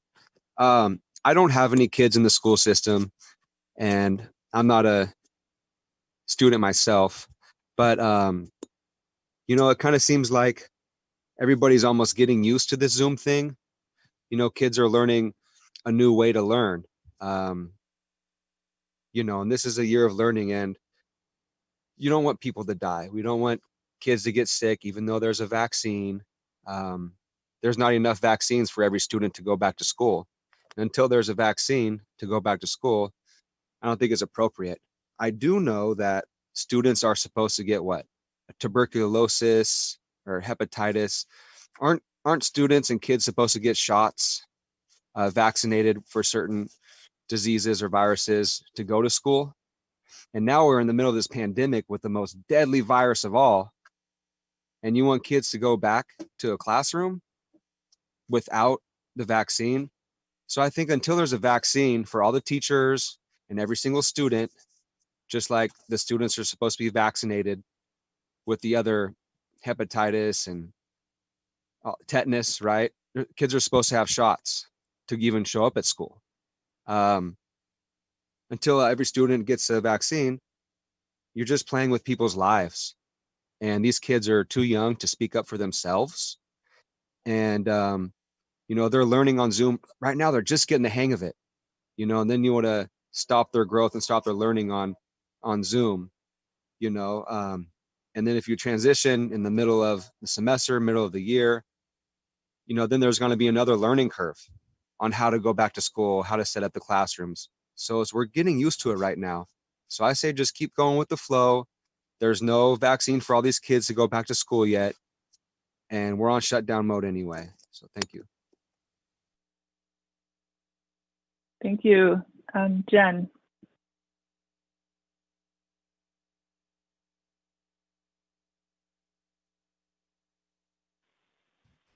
We lost Jen.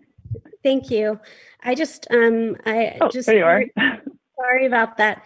Hearing some people say that learning isn't happening right now, I just have to remind everybody that there's some amazing learning happening. And are there problems? Are there kids that need support in remote learning? Of course there are, but to say that kids have been out of school for 9 months is just not accurate. So I just had to chime in and stand up for all the hard work that everyone's doing right now.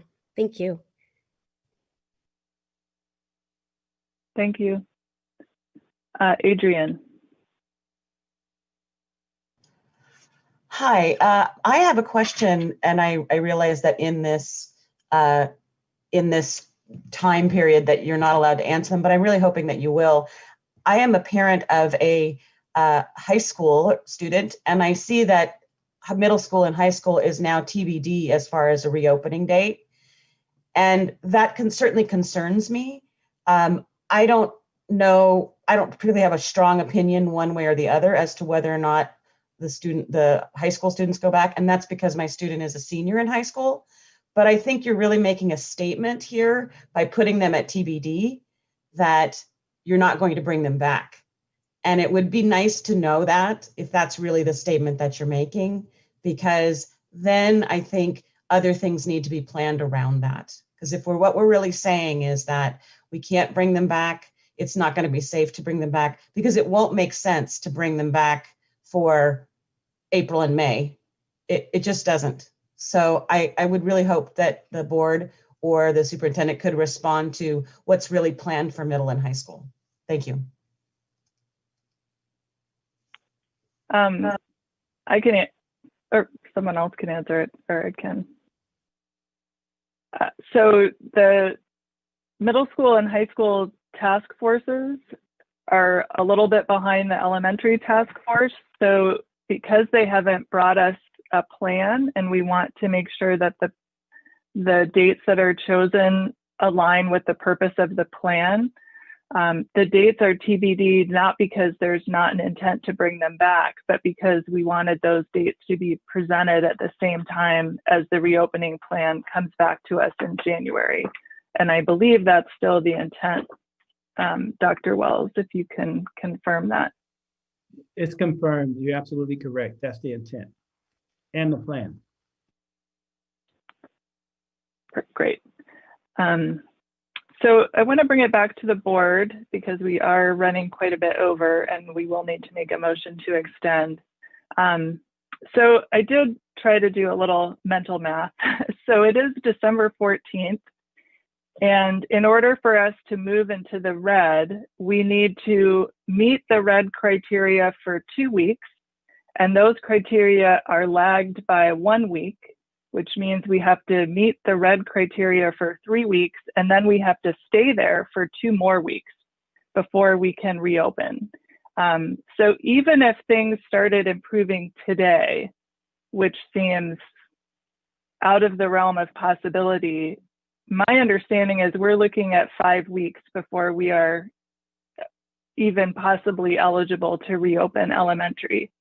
And my concern about, I share everyone's concern about, you know, we set target dates because we think of them as aspirational goals and we want to make sure we're really working toward that. But I do think there's a risk that if we set dates repeatedly that we don't meet, we undermine our credibility. And as someone said, parents don't necessarily understand that these are just aspirational, and might become frustrated that we're sort of blowing by these dates if they're not watching the board meetings. And I'm also concerned that teachers have to plan for the hybrid model. So whatever date we set means they're doing that planning. And the more times we sort of say, oh, wait, it's actually, you know, we're still in the purple, so it's going to be more weeks. So that's my personal concern about picking some different dates, is if we set ourselves up for dates that we can't physically meet because of the time it's going to take us to get back in the red. So I don't know how we want to weigh these two things of wanting to ensure that we really are doing that preparation, but also to not set dates that we can't possibly meet. So I'll just, that as we think about how to move forward. So I don't know what order you guys put your hands in. You're in an order on my Zoom. So Trustee Duran. I just wanted to ask if we could have Dr. Trivedi weigh in on this issue and see what her opinion is.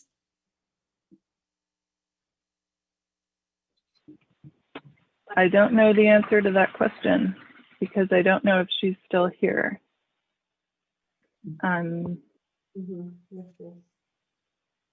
Trustee Davidson, do you want to? Oh, there she is. This is magic, Zoom magic. Go ahead. I'm not all spiffied up. Thanks, Trustee Duran, for asking that question. I think this is not an area of my expertise necessarily.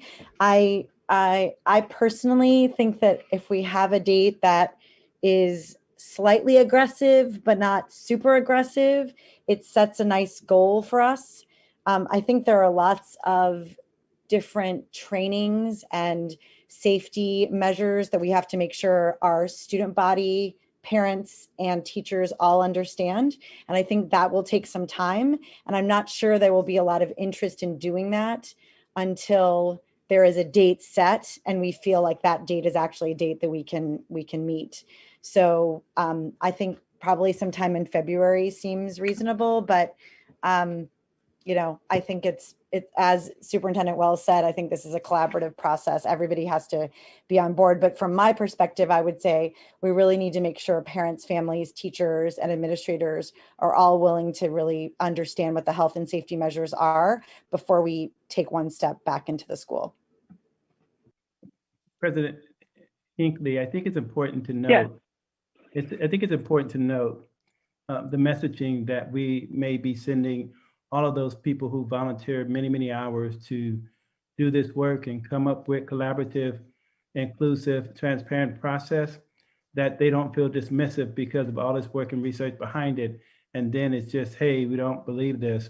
Here's what we have, absent of a rationale that's based on science and our health department. That would be my biggest concern, and I would be remiss if I didn't put that on the table for consideration. Trustee Davidson. So I just want to touch back on what I said before about the dates, and that was me processing how the process works. So I just want to make that clear. One thing I'm going to put my teacher hat on for a second here. If we pivot to hybrid instruction, that is a whole new way of teaching for our teachers. They're going to need some time to prepare for that, and they can't be preparing for that while they're actively delivering instruction. So giving us the target date after the winter break, while they're not contractually obligated to work during that time, I pretty much guarantee you that's what they're going to be doing, is preparing to go back to hybrid instruction. So by keeping that target date, if it works, we would be giving them the opportunity to get those classrooms ready that they haven't been teaching in for months, to prepare themselves for a whole new way of teaching. So if we look at it from that perspective, you know, they need to they're going to start using this time right now to do that when they can be in the campus and accessing the campus. But pushing it up too far won't allow them time to do that. So that doesn't make sense. And as a parent who does watch the board meetings and occasionally misses something, setting the target dates and then having them just pass. And on the last one, we didn't get an update until a few days later, really did undermine the credibility of the district and the board in the parents' eyes. So I would think that we would want to align ourselves with what President Hinckley just said and pick something that we're going to try our hardest to meet.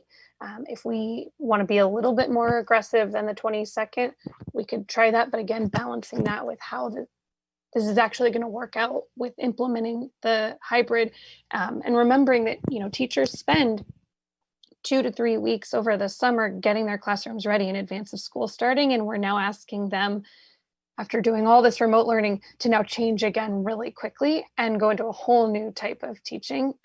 So I just want us to be cognizant of how this is all actually going to play out in reality and the sort of ripple effects that we are causing with these decisions.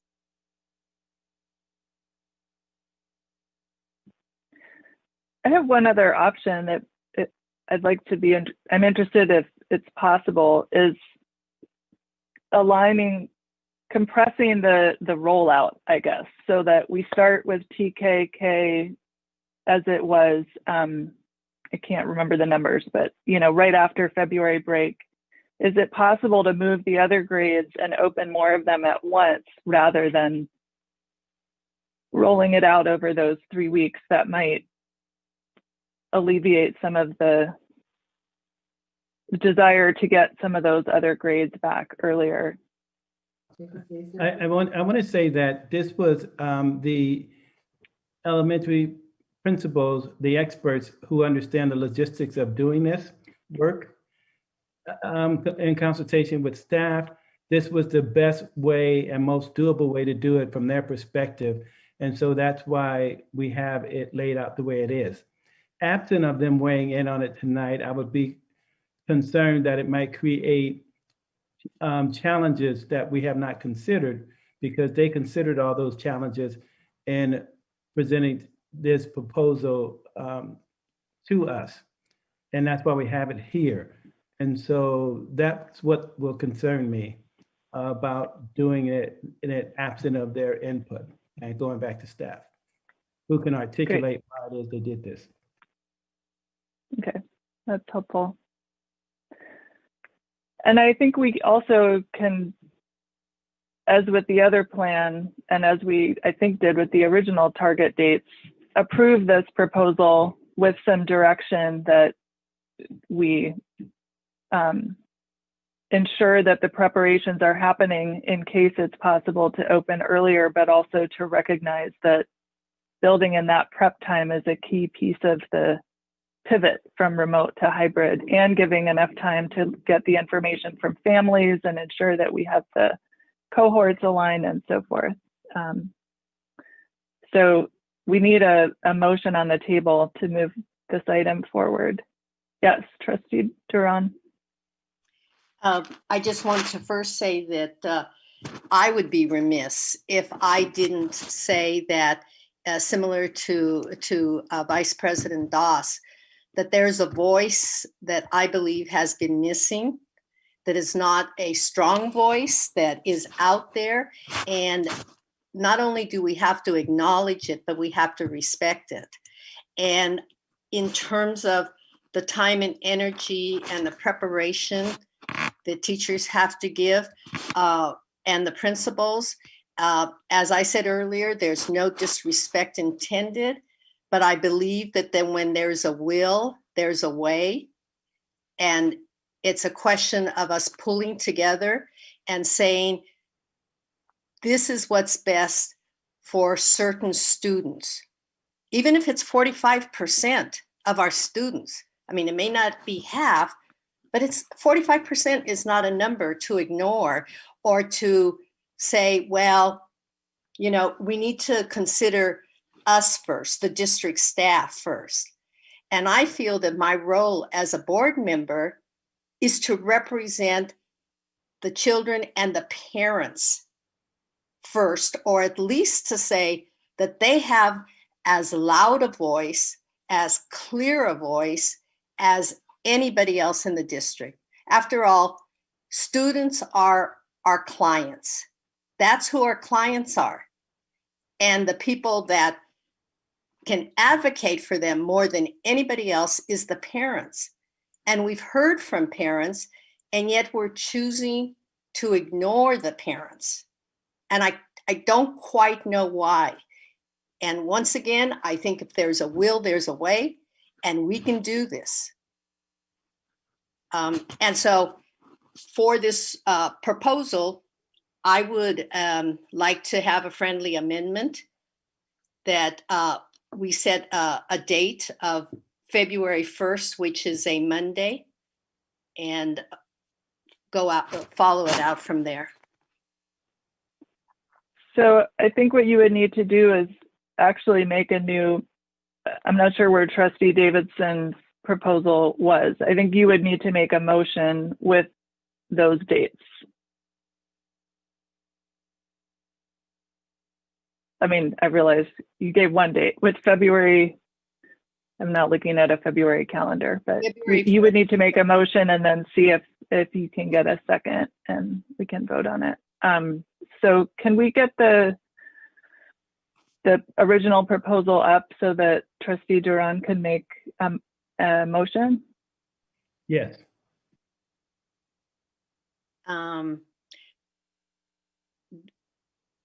Okay, I move that we have a new proposed target date of February 1st, which is a Monday, for TK Kinder to begin, followed a week later, and I don't have a calendar.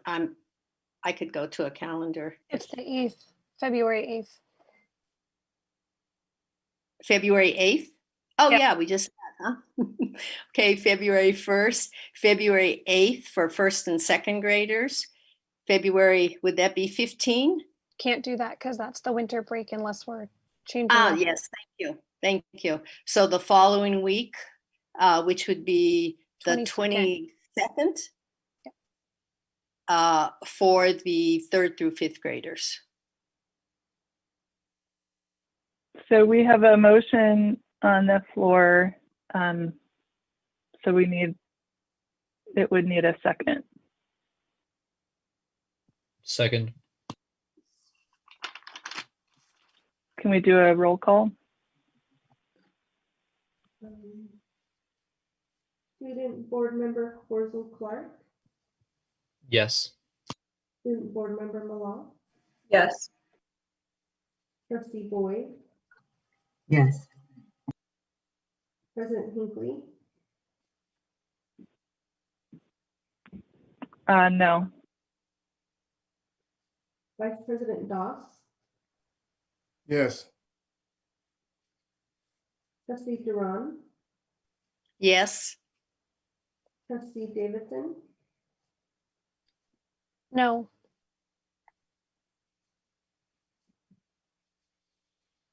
Oops, sorry, that's my job. So the motion passes 3-2 for, so this is where we got mixed up last time. We need to make sure those dates are added to the agenda because this presentation isn't in the original packet. But I'm gonna state it again, just for the record. To have target dates for reopening of elementary with TKK on February 1st. What's next? First and second grade on February 8th, and 3rd through 5th grade on February 22nd. And we kept the middle school and the high school as TBD. Great, thank you. So now we move on to item 7-3, which is resolution 20. Oh, no, first we need a motion to extend the meeting. I also have my hand up, but first I'll make the motion. I make a motion. Oh, sorry. It's fine. I make a motion to extend the meeting 1 hour. So that would be until, we were scheduled to end at 10, so until 11 p.m. I will second. Can we have a roll call? Student Board Member Corzo Clark, Yes. Student Board Member Malab, Yes. President Hinckley, Yes. Vice President Doss, Yes. Trustee Duran, Yes. Trustee Davidson, Yes. and Trustee Boyd. Yes. All right, Vice President Doss. Is it possible to pull up the agenda and go all the way to the first page? Right to the top.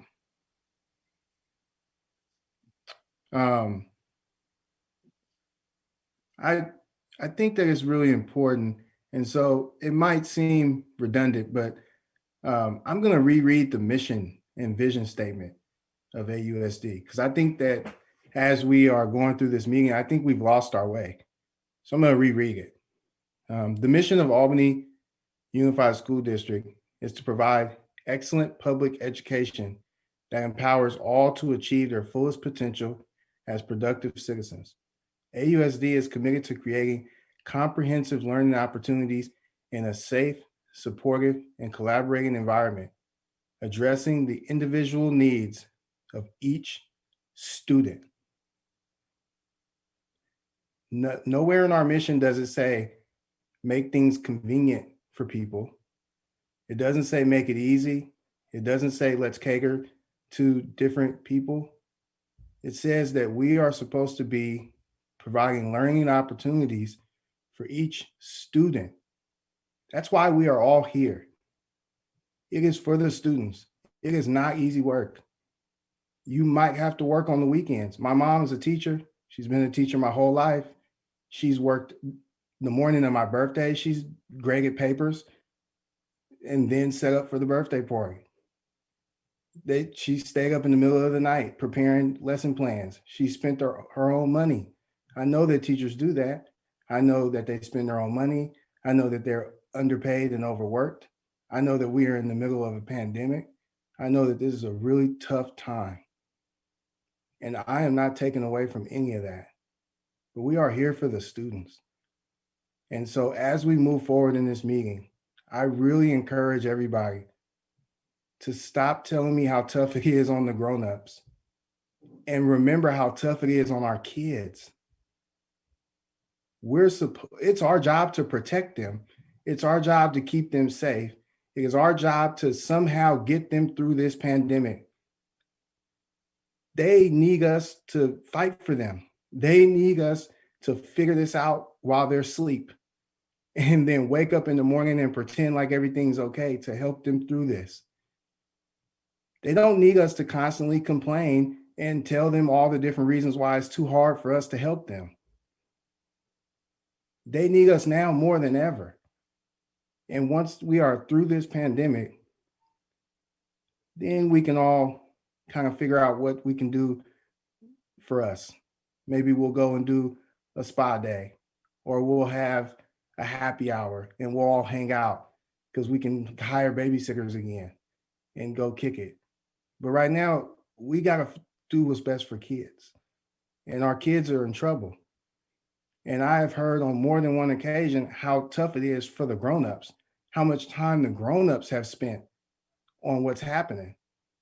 But what I'm looking at right now is the kids are in trouble and we got to figure it out. We got student board members on here and they have school tomorrow, but they are on here trying to figure this out with us. We owe it to them to work 3 times as hard as they're working to make sure that we do everything that we can for all the students, not the students that come from houses of privilege, not the students whose parents can log on, not some students, but for all students. We got to buckle down and we got to do this the right way. Every time we say something that might be a little difficult, I see everybody's faces change and it's frustrating for me. We're all human and I know that it's a tough thing. but we got to remember why we're here, which is why I reread that mission statement. And I know that it's getting late and I don't want to make the meeting last too much longer than it needs to.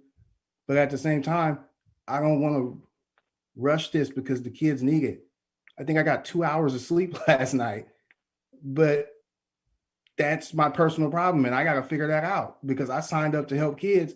So I'm here and I'm going to do it no matter how much time it takes, because that's what I signed up for. And that's what we all signed up for. So please stop with the all the adults and how tough it is on the grown-ups, because the kids need us. And we got to figure this out, guys. Like, let's get this done. Thank you. So, sorry, speaking of students needing to wake up, I think, or go to school in the morning, I think we really need to try to move through the rest of the agenda. We have mostly short items, but we do need to talk about the budget. So we have now moved to item 7-3, resolution 20-21-10 in support of expedited COVID-19 vaccinations for educators. Not sure who's presenting this item. This is an item that the board requested last week after they heard from one of our school board, one of our community members, I think it was Yale Bloom, requesting that the board takes this up. And so the board obliged and instructed staff to do this. So we prepared a backup for the board to have a discussion about this item.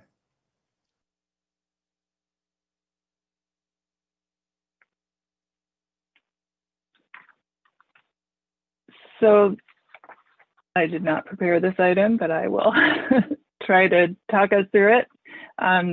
So this was presented. It's a resolution, I believe, patterned on a resolution passed unanimously by the Berkeley Unified School Board last week or a couple of weeks ago, and also patterned after statements by the national and state teachers unions in support of ensuring that educators are considered along with other essential workers in the distribution priority list for the vaccine in California. So this is an attempt to make sure that educators are being considered by the panel that is determining priorities within California. I don't think I'm going to read the whole thing. Can we maybe scroll to the bottom about beyond the whereases?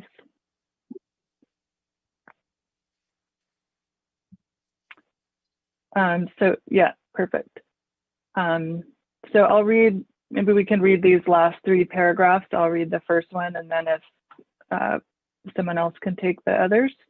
So let it therefore be resolved that the Albany Unified School Board calls on the state legislature, the governor, the California Department of Public Health, and the public health officers of Alameda County and the city of Albany to include all certificated and classified school personnel as a top priority following healthcare workers and long-term care residents for access to a COVID-19 vaccine as soon as it becomes available.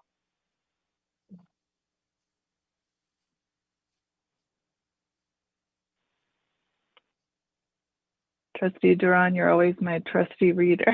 Will you read the next paragraph? Okay.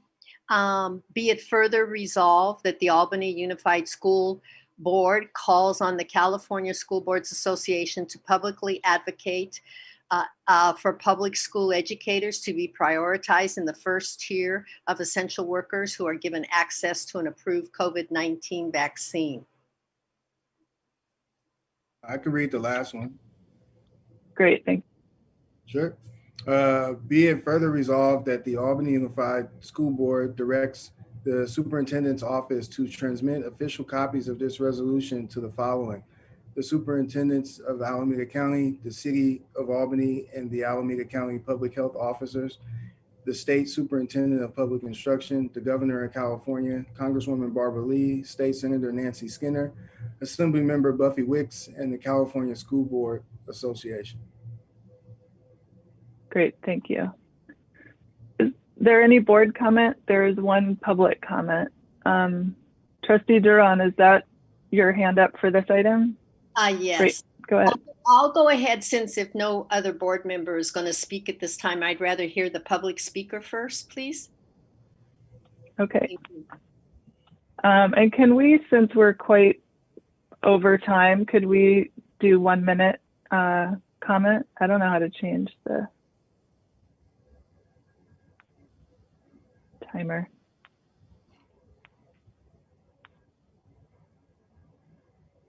Maybe it's faster to just take the 2 minutes. Jeremiah. I'll keep it brief. I'll go with your 1 minute to participate. Yeah, I'm not forgetting what Mr. Doss just said. He did the statement, the mission statement of the kids, the students are the priorities. And I understand it's great for the teachers, essential workers to give vaccines. But, you know, I see a lot of kids running around, especially preschoolers and kindergartners. They're on the streets and the sidewalks without wearing masks. You know, you want to let these kids go back to school without vaccines. I think your top priority, you know, Mr. Doss said, the students first. Here you go, putting the teachers first, but it's the students. If you want to reopen the schools, the students need the vaccines as essential people as well. And these kids running around with no masks, they could be carriers, you know, and then they're just going to spread it and bring it home. I'm at the Albany High School getting school lunches, and there's no checks and balances at the school lunch program. Everybody rushes in there. There's 50 people in the room. Nobody's temperature is being checked. So the school is open. It's a school lunch program, and you guys aren't even handling that correctly. You got paint cans in the hallway, a bunch of paint cans are running around kids. Nobody's even watching the school lunch program. You guys need to start taking temperatures, use the school lunch program as a practice to reopen schools. I don't see anybody regulating the door. So many people are allowed in the cafeteria. Nobody's checking to make sure everybody's wearing masks. So why don't you use the school lunch program Monday, Wednesday, Friday as a practice to reopen schools? I mean, you got a director of maintenance here in this meeting. What's up with all the open paint cans and all the paint cans right there in the hallway? You know, it's terrible. Thank you. President Naif. Hi, I'll be very quick. We did actually poll our members on this item, and the majority of our members overwhelmingly support this board resolution. But we also recognize the importance of all healthcare workers, essential workers, and at-risk adults getting the COVID vaccine as soon as possible. Thank you. Thank you. Kavita, and maybe you can also clarify, Kavita, that there is, as far as I know, currently no approved vaccine for children. Correct. Yeah.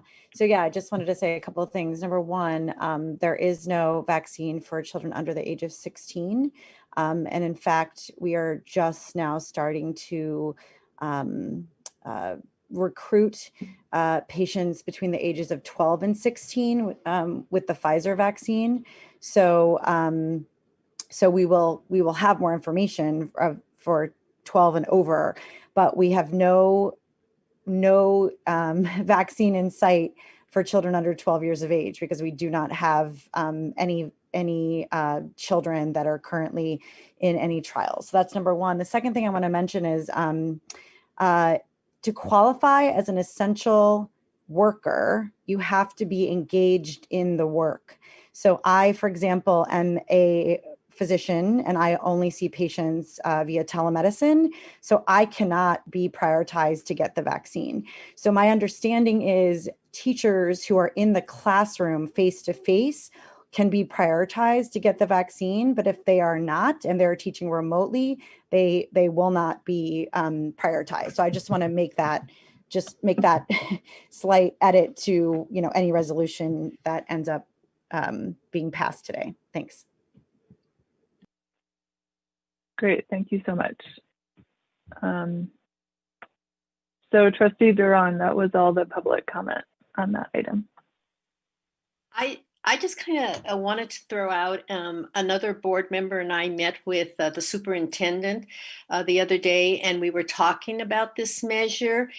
And the conversation could have gone on and on and on, because there's so many elements to it, so many things we really have to consider about who should get this priority. And we also got some feedback from community person, a staff person actually, about why are we as lay people making the decisions about who needs to be prioritized for this vaccination. That we are policymakers for kids, right? For a school district, and we're not the medical people. So I think, given the conversation that the three of us had, I would certainly promote us tabling this conversation, because I think it would take a long time for all of us to have a say and to really delve into it. And so if we choose to do so, that we just postpone it to another meeting or to a board workshop, because we are having one come January. So I will say, for context, that every other item on our agenda tonight, I believe we have to vote on tonight. So if just, there are no other items that we can table or delay, if that is something we want to consider. Any other board comment?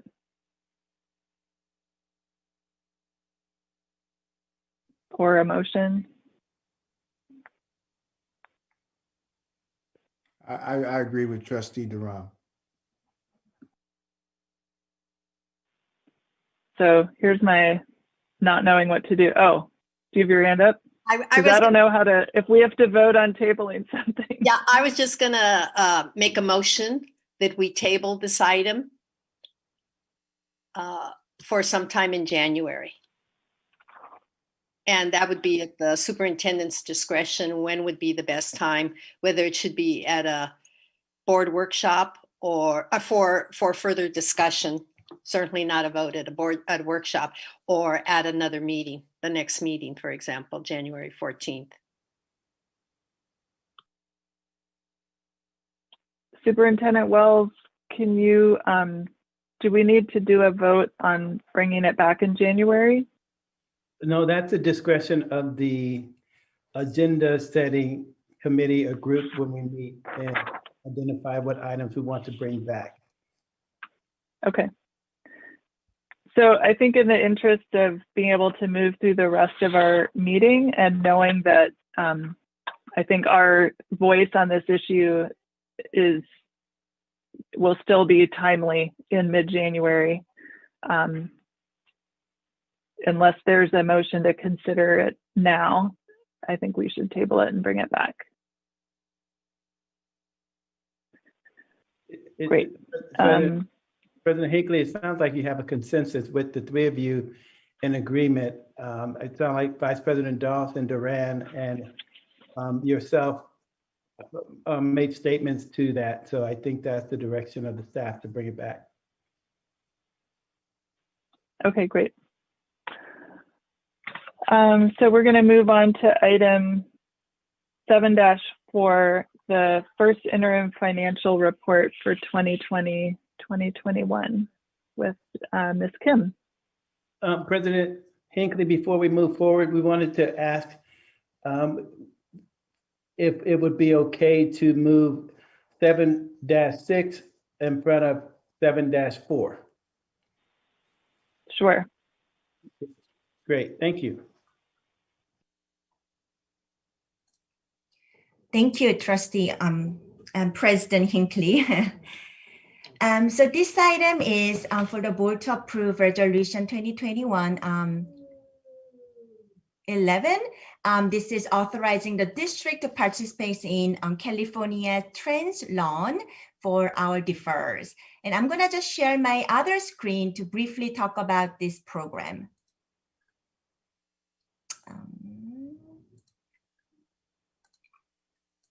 Okay, here it is.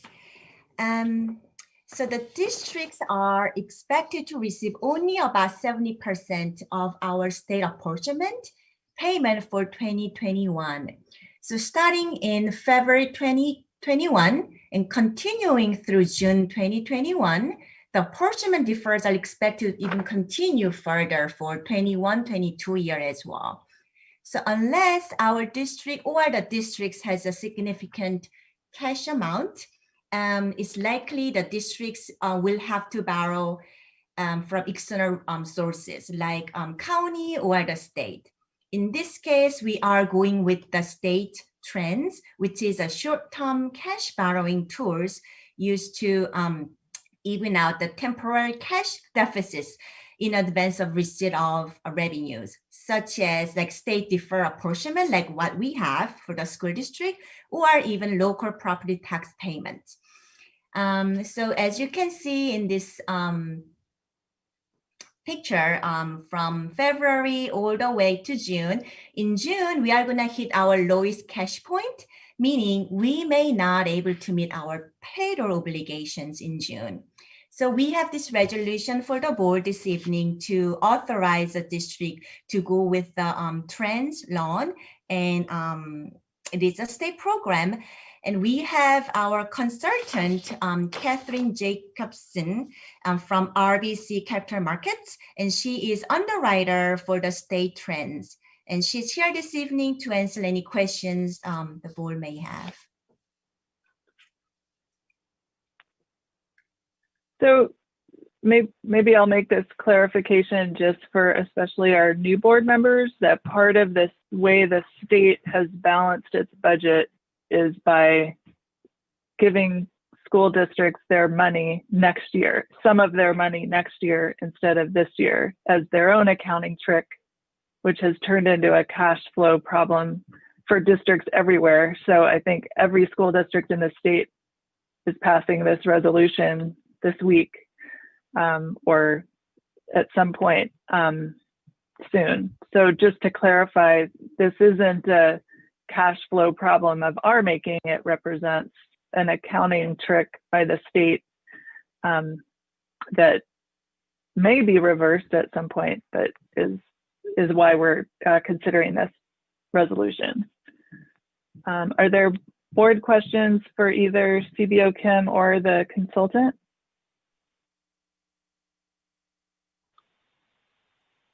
Trustee Duran?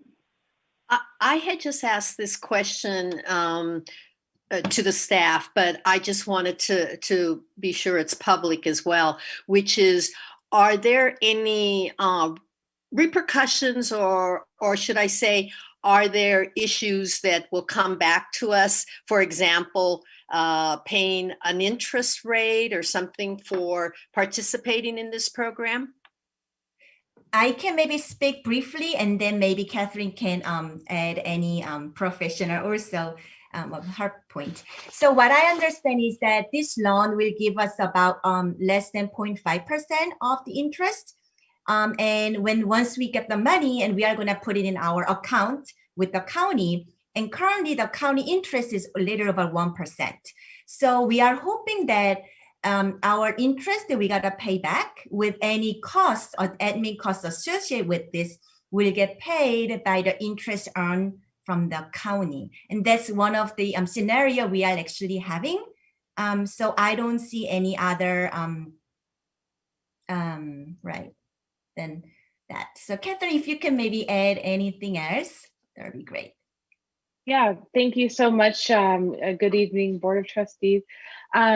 I would just add that there is uncertainty, as the board president mentioned, the deferrals may eventually go away before we end up issuing trends in March.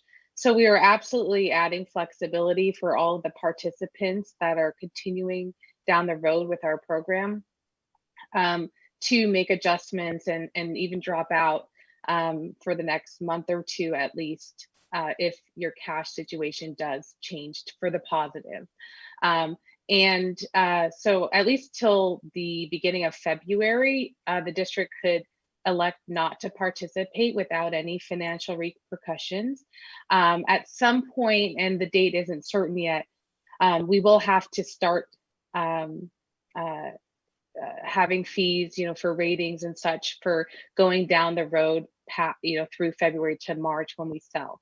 But again, those fees will be minor compared to, if the district did participate fully and issue trans in the program. And then the cost, if you do participate, would be upfront cost of issuance, which based on what you're borrowing should be under $30,000. And then as Jackie mentioned, interest rates are very favorable right now. So if things continue through March, you should see a pretty low borrowing rate, something 0.5% or lower is what we're guessing right now.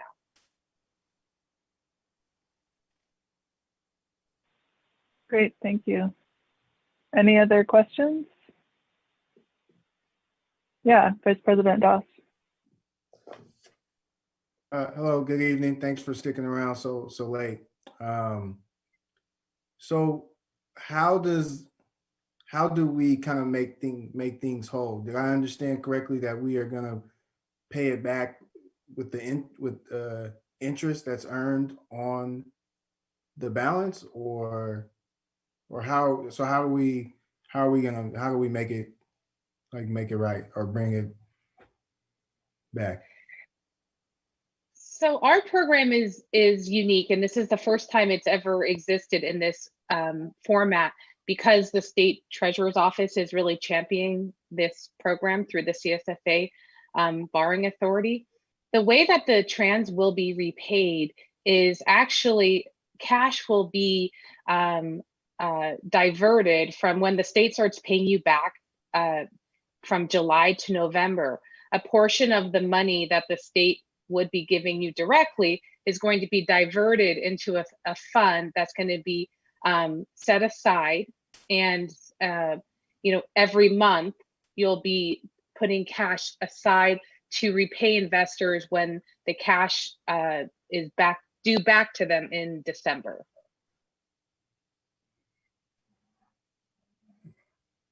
And then does that amount change based on? Is there would that, and that would be the same regardless, right? Like that number wouldn't change? So the number would obviously be determined in March when we sell the trans, when the interest rate is locked in. And at that point in March, we will know exactly what the repayment schedule will be for your trans. Okay. And then CBO, Kim, you'll report back once we have that specific number and we know like exactly how much we're. Of course. Okay. Those are all my questions. Thank you.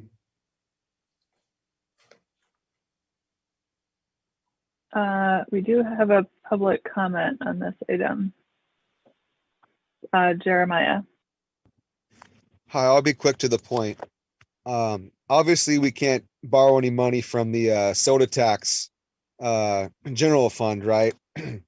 So my next point is maybe we need to focus on money from the state lottery program. The California State Lottery, Super Lotto, all those lottos. Isn't a certain percentage of that money supposed to go to California school system? So I think Nancy Skinner or someone, senator, should put pressure on the gambling, people that have problems gambling. Maybe they should raise the state lottery from $1 to $2.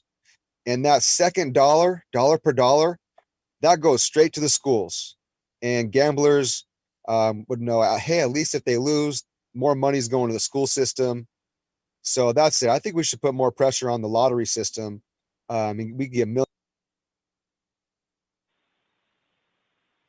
So just for the public out there, this is not, so I will never be one to say we couldn't use more money from the state, but this is just an accounting thing the state has done. So we get the same amount of money overall, we're just getting it later. It's like getting paid after you have to pay your rent. So you have to borrow money to pay your rent. And then when you get your paycheck, you give it back to the person you borrowed it from. So this, not to say we don't have financial challenges, but this is a different kind of situation. So I think we need to move, if somebody can make a motion, if there are no other questions, so we can move forward.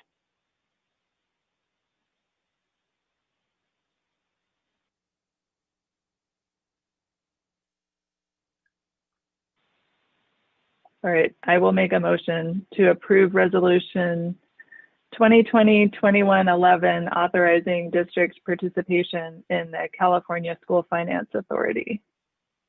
A second. Can we get a roll call? Student Board Member Malone, Yes. Student Board Member Corzo Clark, Yes. Vice President Doss, Yes. Trustee Duran, Yes.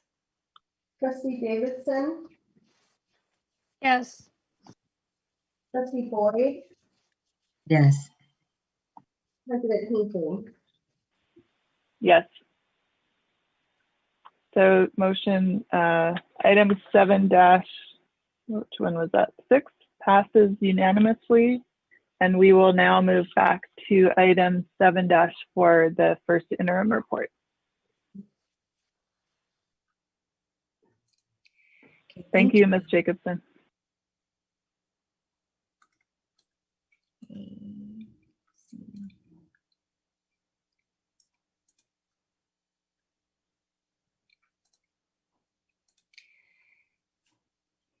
Thank you, President Hinckley. This item is to review current hour financial status of the district and approve the positive certification of 2021 first interim. And I'm gonna just go into my presentation.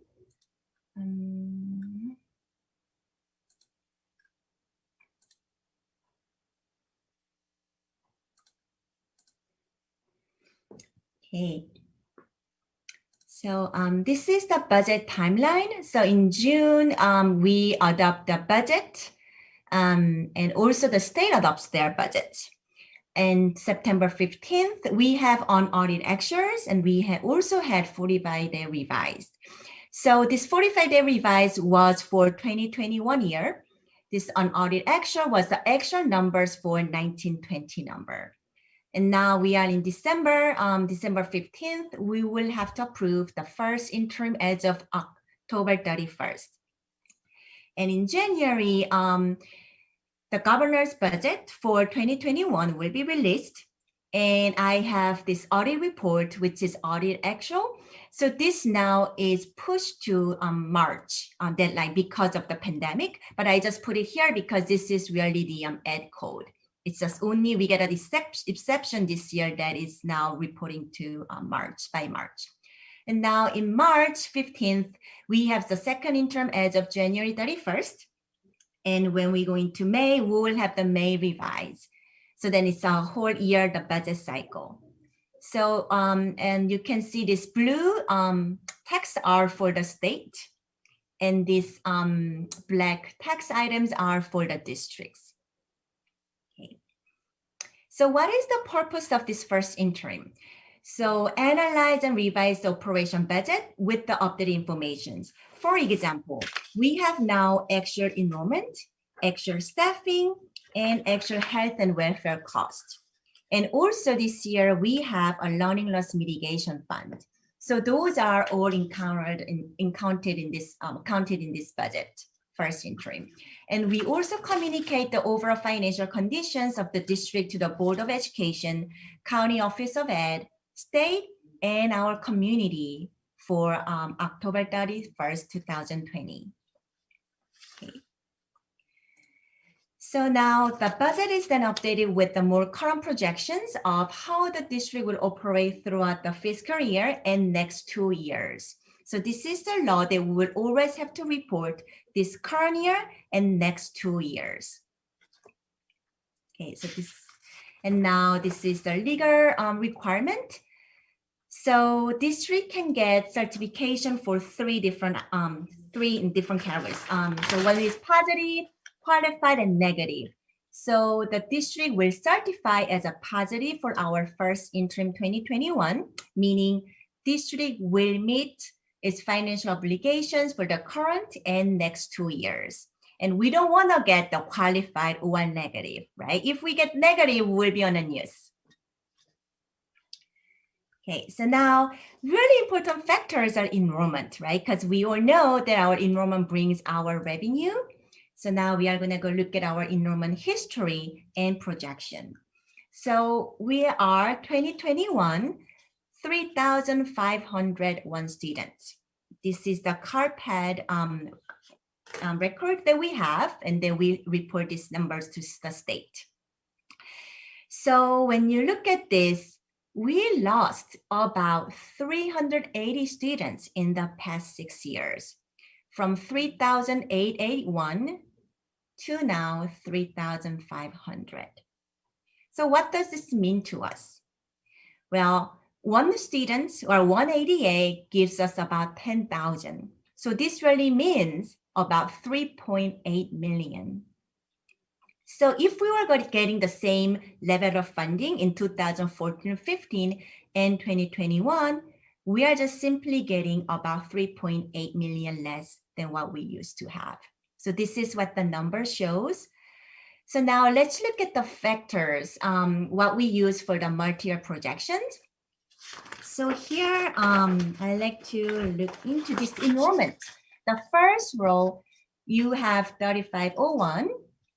And even though the trend shows that we've been losing our students, oh, by the way, I wanted to mention about the trend. So the trend we see in the past, the declining, it is also aligned with our state and also Bay Area. So it's not like only our district is losing our students, it's really the trend in California. Okay, so here, even though the trend is really losing students, but here you can see that I projected a flat enrollment from the 3 years. The reason is we are hoping that we will have another successful year for IDT. And also we will have some students coming back to us after this pandemic. And now let's look at the second one, average daily attendance. So this is funded ADA, meaning 2021, we get funded based on actual ADA of 1920. So this is ADA hold harmless. And again, 21-22, we get to use the same number once again. Okay. 22-23, now this will be the actual ADA for the enrollment of 3,501. So you can see it's about 100 ADA lost in 22-23. So that means 21-22 or 22-23 that year, we'll just have about 1 million less revenue, just looking at this enrollment and ADA trend. Okay. And the COLA is 0%, as we know. And then let's see, when you look at this LCFF funding for per student, let's look at this 9th to 12th grader per student. 2021, you will see 10,094.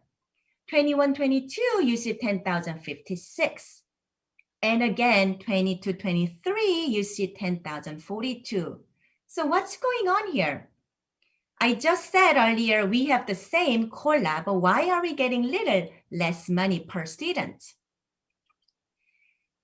So unduplicated counts percentages. So these are the percentages of our population of English learners, low-income families, and our foster kids.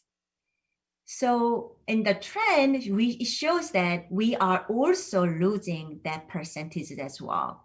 So we get funded, additional funding based on those percentages, and looks like we are gonna have less and less year by year. So this is the number that we are projecting.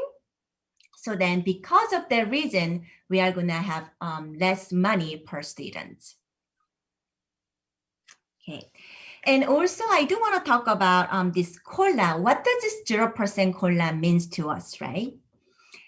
So when we said, okay, we get no increase for our funding, okay, so we just need to keep the same as last year, then maybe we'll be okay. The fact is, stepping column itself costs about $580K a year for us, okay? And not for 2021, 21, 22, But 22-23 year, the STIRS and PERS the rate will go up. That means there's going to be another 600,000 just for that year. So that means even though the district doesn't do anything, right? We just operate as we are. In 22-23, you are going to see about $1 million to additional expenditures. 600,000 due to step in column for every year, and another 600,000 for additional STIRS and PERS rate. Okay, so that's the big picture that I like to mention. And what are the big changes for this first interim? So we have received the one-time learning loss mitigation fund, about 1.8 million. About 1.5 million is from federal, the other 300,000 is from the state. So we were able to utilize this fund instead of our general fund. So for example, we had some of the COVID leave, about 110K, that we were able to utilize this fund. We purchased Chromebooks. We spent about 256K. We were also able to use our learning loss mitigation fund and EdTech position. We had this position already in our budget for the general fund, but we were able to utilize this additional funding, but one-time funding for these positions. Now, the substitute overtime, extra time was reduced by 39%, about 40%. So this is kind of like a math. Let's say we were going to open for 10 months physically, right? The school was going to open 10 months, but we close about 4 months for now as of today. So then it's about 40% that we were able to reduce our sub time. Utilities, about 28% we were able to reduce for the year projection. And we had some unfilled vacancies. For example, coaches for high school and middle school. And there's a vacant position for transportation, which we don't need at this point. And also we have about 3 vacancies of custodian positions that we will have all the positions filled and ready to go when we are ready to open our school physically. And also the last item, before and after school program, although we wanted to open, we were not able to open at this point. So that gave us a little savings of 133K. This is about 2 months, about 2.5 months. Because we planned to open in November, but we couldn't open in November. Okay. So let's see the next item. Next slide is for the our general fund multi-year projection. So 2021, our current year, and next 2 years. Okay, so we will need to have 3% for our reserve. So we meet our reserve percentages. That's why we are also certifying as a positive. Now, you will see here our federal revenue, second line item. This year, 2.5 million to 2021 is only 990,000. About 1.5 less next year for federal revenue. It is because of one-time federal fund of learning loss mitigation fund. So about 1.5 is there, and the rest is the next line item, other state and local revenue. So now let's look at this other state and local revenue, the third row. 2021, you will see 13.6 million, and the next year about 14.5.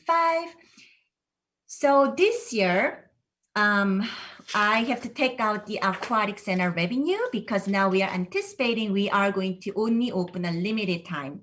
So the revenue was removed in 2021, but now we are projecting that we are going to go back to normal in 21-22. And also there is about 700,000 of our additional partial tax starting in 21-22. And thanks to our communities for the support. So we are looking for maybe another important item. I'd like to talk about this other source and uses. Okay, that is the fourth one from bottom.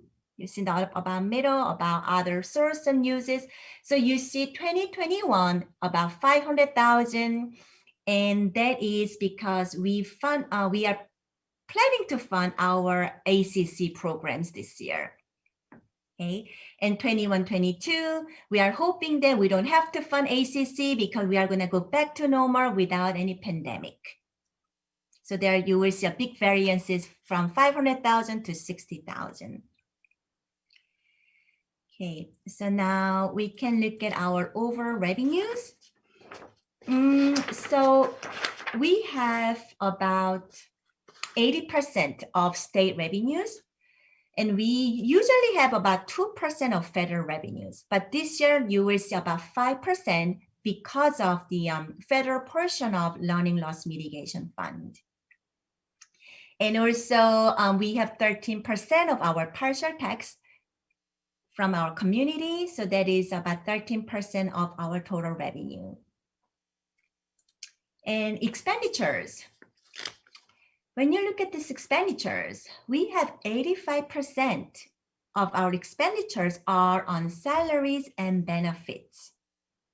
Okay, and this is common because this is normal for school districts because we are really in people business, right? We need teachers to educate our students. So this is just common factors for other school districts as well. Benefits, about 35% of total payroll costs are benefits. It includes retirement, Medicare, workers' comp, and health and welfare insurance costs. So now let's look at the fourth year. The reason it's important to look at our fourth year at this point is because we got ready for our June. In June, which is going to be coming really fast, board will receive the budget for 21-22. The second item here, the second column, and 22-23 and 23-24, which is next 2 years. So again, we gotta have 3% minimum reserve. 23-24, we don't have the 3%. We only have 1%. And it is because we are getting about same funding. The revenue is going to stay the same or maybe less, right? Because of the unduplicated percentages, but expenditures are keep going up. As I mentioned, or the cost is going up, step and column costs, insurance costs, stars and parts costs, the costs are keep going up when our revenue stays the same or a little less. Okay, so that is really what we face. And what we will have to do is before June, we will have to address this 1% to 3%. And the plan is we hope that we can do this by attrition. Okay, meaning since we lost our students, we gotta adjust our staffing ratio as well based on our actual enrollment. Okay. So I got this question from one of the trustees that, okay, so this actually gave us a pretty good news, right? I mean, we got one-time funding of 1.8 million. So what can we do with that? So the answer is for 1920, we have to do a budget cut of $1 million. And 2021, for the 2021 year, we got to do another budget cut of 2.3 million. I mean, it was painful for the district, for the community, for the sites. So for this year, we don't have to do another massive cost. So that's what this 1.8 one-time funding gave us this year. Okay, so at this point, we only need to address another about 350K that we believe we can do this by attrition. Okay, now I like to talk about why is this so important to address this enrollment. So this is the declining enrollment. So when we have about 117 students less, at 10,000 per student, That means we are gonna lose revenue of $1,000,017, right? So we have about $1,017,000 revenue less revenue. Now then we gotta do a staffing adjustment. Okay, let's say 120 students requires about 5 teachers at ratio of 24:1. So then we have a 5 teachers times the cost per novice teachers, about 80,000 per teacher, because they're going to be pretty much first year teachers. 5 teachers, 400,000, maybe supply savings. So the total savings we can get is about 436,000. So wait a minute, right? We just lost revenue about $1,000,001, but we can only address a savings of 400,000. So this is where the problem happens. So this gives us about 734,000 of deficit. Okay, that means we gotta make another cut of this 700,000 in programs. Okay, now what does this enrollment growth give us? There are some neighboring districts has growth in enrollment. So let's say they're getting about 117 students more this year, meaning they have additional revenue of $1,000,001. Okay, we got more students. Now we need to hire more teachers. So about 120 students requires 5 extra teachers at ratio of 24:1. So 5 teachers, 400,000 additional supplies cost. The total cost will be about 436,000. Meaning, when we get additional revenue of $1,000,001, we only need to spend 400,000 to address this teachers and student ratio. There are additional income of 734,000. That means more money for the classrooms, more money for educating our students. That's why it is so critical to address our enrollment. And it is so critical to do that, making adjustment to our enrollment as well, because it really has a big impact, like triple impact. Okay, so now we can move to our next steps. So coming soon in January 2020, we have Governor's 21-22 budget.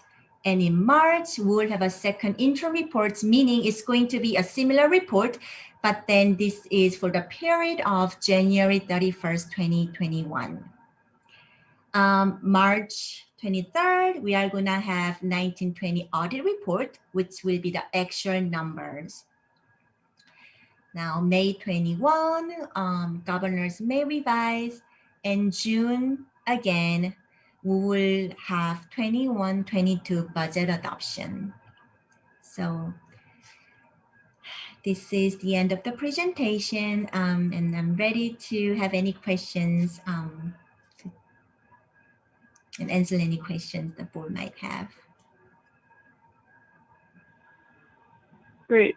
Thank you so much, CBO Kim. And just, I remember, I think this was the first thing we had to do when we started our board meeting, board tenure, and it was confusing because we're not actually approving budget decisions at this point. We're confirming that the report that's put together is accurate, and Jackie is a terrific budget official.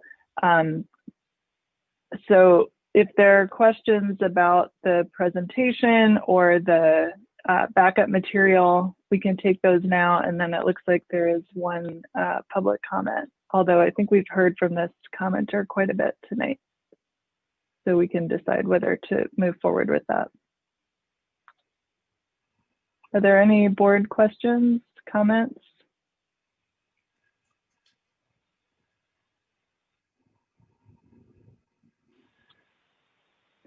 So I will just make a short sort of overarching comment, and we work together on the Budget Advisory Committee, so you'll hear this from, I think you've heard this from me before. I really appreciate that there are some savings that come with this insane year that we're in. But I think as we get more updates from you, it would be helpful to hear more about, are there some areas where we could be taking advantage of some of that savings to spend some money in ways that support students that we haven't yet done? I think we don't want to get to the other end of this year and wish that we had gone ahead and made some spending decisions in order to, as Vice President Doss reminded us, focus on our mission. So maybe in January, when we hear more about the governor's budget, we could also hear, whether there are some additional staffing opportunities, subs, contracts, equipment, supplies. We have our students fundraising for books right now. It just strikes me that, maybe there are some spending that we could think about during this year when we're saving on some costs, but we know that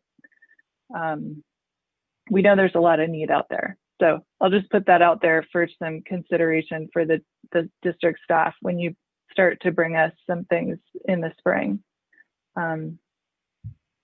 So can we do a 1-minute public comment and then come back to the board for a motion? I don't know who's monitoring the. Yeah, Ms. Kim, can you unshare your screen so I can share the timer? Thank you so much. Thank you.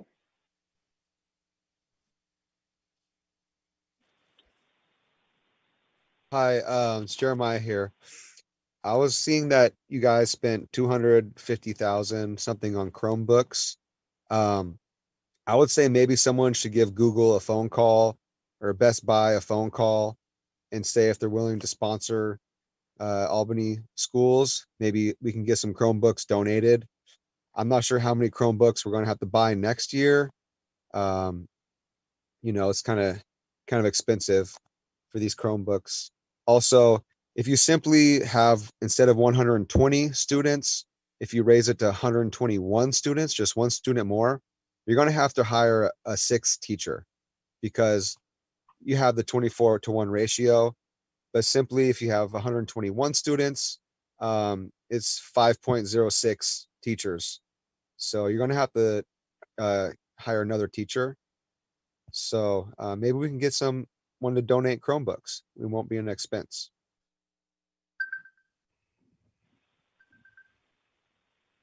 So if there aren't any other board questions, we can take motions on this item.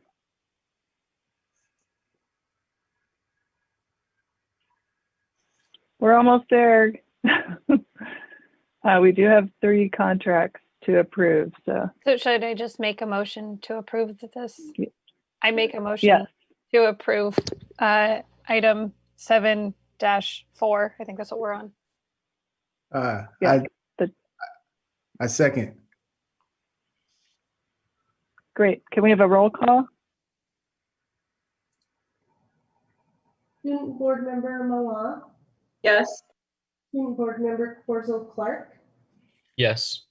Trustee Duran, Yes. Trustee Davidson, Yes. Trustee Boyd, Yes. President Hinckley, Yes. Vice President Doss. Yes.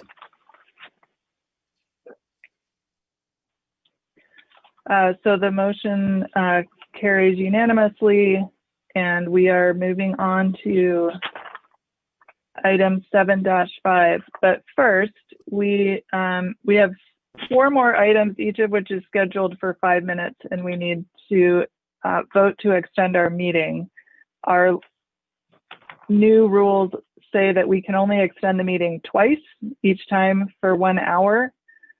So we should be done in 20 minutes, but I will take a motion to extend the meeting for anything up to an hour. I move to extend the meeting for 30 minutes. I'll second that. To 11:36. Can we get a I'll roll second call? it. Oh. Great, I heard that.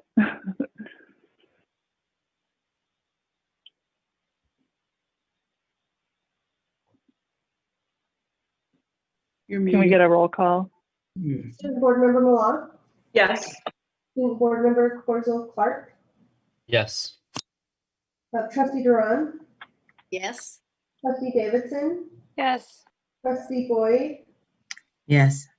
President Hinckley, Yes. Vice President Doss. Yes. Great. So item 7-5, the 2020-2021 local control funding formula budget overview. Not sure who's. Great. Assistant Superintendent Williams. Yeah, thank you. So the budget overview, the LCFF budget overview for parents is a new component of the local control and accountability plan that was added last year. This year, as you know, because of the COVID-19 pandemic, and the approval process for the LCAP for 2021 was suspended. In its place, districts were required to create and have board approval on a learning continuity and attendance plan. We, in fact, developed that plan in consultation with our LCAP advisory committee, and also sought input through a survey that we sent to all families, and then also presented that plan, draft plan, to our district English learner advisory committee as required. So the budget overview for parents this year, unlike other years, does two things. It provides an accounting of expenditures for students identified as unduplicated. So that's English learners, students who qualify for free and reduced lunch, students who are identified as foster youth and homeless, provides an accounting of how we have expended funds through and or maybe not through the learning continuity and attendance plan. And it also provides some information around projected and then actual expenditures as reflected in the 2019-20 local control and accountability plan. And some of those expenditures obviously were affected by the pandemic. I will show you the document briefly. This was in the backup, so I won't go through all of the pages, but essentially the document asks us to identify how we spent money on high needs students. I do want to note that while these expenditures were not, because these are ongoing expenditures for the district, these expenditures didn't sort of flag as in particular expenditures for our students identified as unduplicated, but we do in fact spend most, if not all, of our supplemental dollars on students identified as unduplicated. So here is a listing of the expenditures, ongoing expenditures. So we provide money for reading intervention specialists. We provide intervention courses, 2.0 FTE worth of intervention courses at secondary. We provide academic intervention and also a total of 0.9 FTE at-risk counseling service at the middle and high school. And then also we retain English learner specialists. The approximate cost of those actions is $1.7 million, which I think this year is close to, if not exceeding, our total unduplicated budget. But the purpose of the learning continuity and attendance plan, as we understood it specifically, was to address how we were going to work toward mitigating learning loss for all of our students. I did make note of these expenditures in the LCP, but just wanted to note also here that these are real ongoing expenditures in the district. So that's Can we pause there for a moment? Sure. It's important to go back to, you used the term unduplicated, and we're using various terms, but simply put, it's our kids who have been identified as our most vulnerable, as defined as the state. And so that additional money we set aside for them for programs such as intervention teachers and the like. So I just wanted to make sure we were using the same term. Unduplicated may not mean much to the general public, but what it really means is that it's our most vulnerable student population in need of additional support. So that would conclude my presentation, and I would turn it over for board discussion.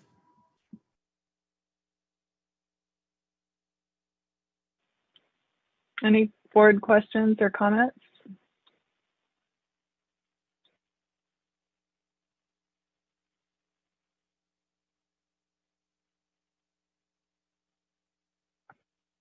So we do have Jeremiah wanting to speak again on this item. I don't know what our protocols are for commenters who Jeremiah, want to continue to comment on items.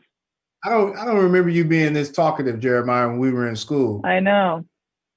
But Jeremiah and I went to high school together. I don't remember him talking this much in class, but I appreciate your words, Jeremiah. It's nice to see you tonight, man.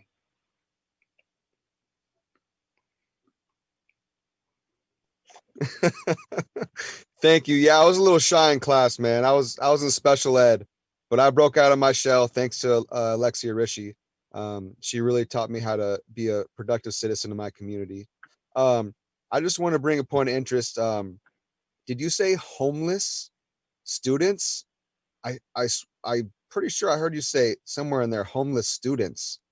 And then you said you're talking about prioritizing the most students in need. I would say homeless students. Wow. That's kind of a priority. And also special ed is a priority. I wish the library, the Wi-Fi was open for students to do their homework somewhere, outside of the library. But gosh, homeless students, that's sad. And I think our Social and Economic Justice Commission is going to work on that one. Great, thank you. Can I get a motion or any further comment on, not sure what item number this is, 7-5?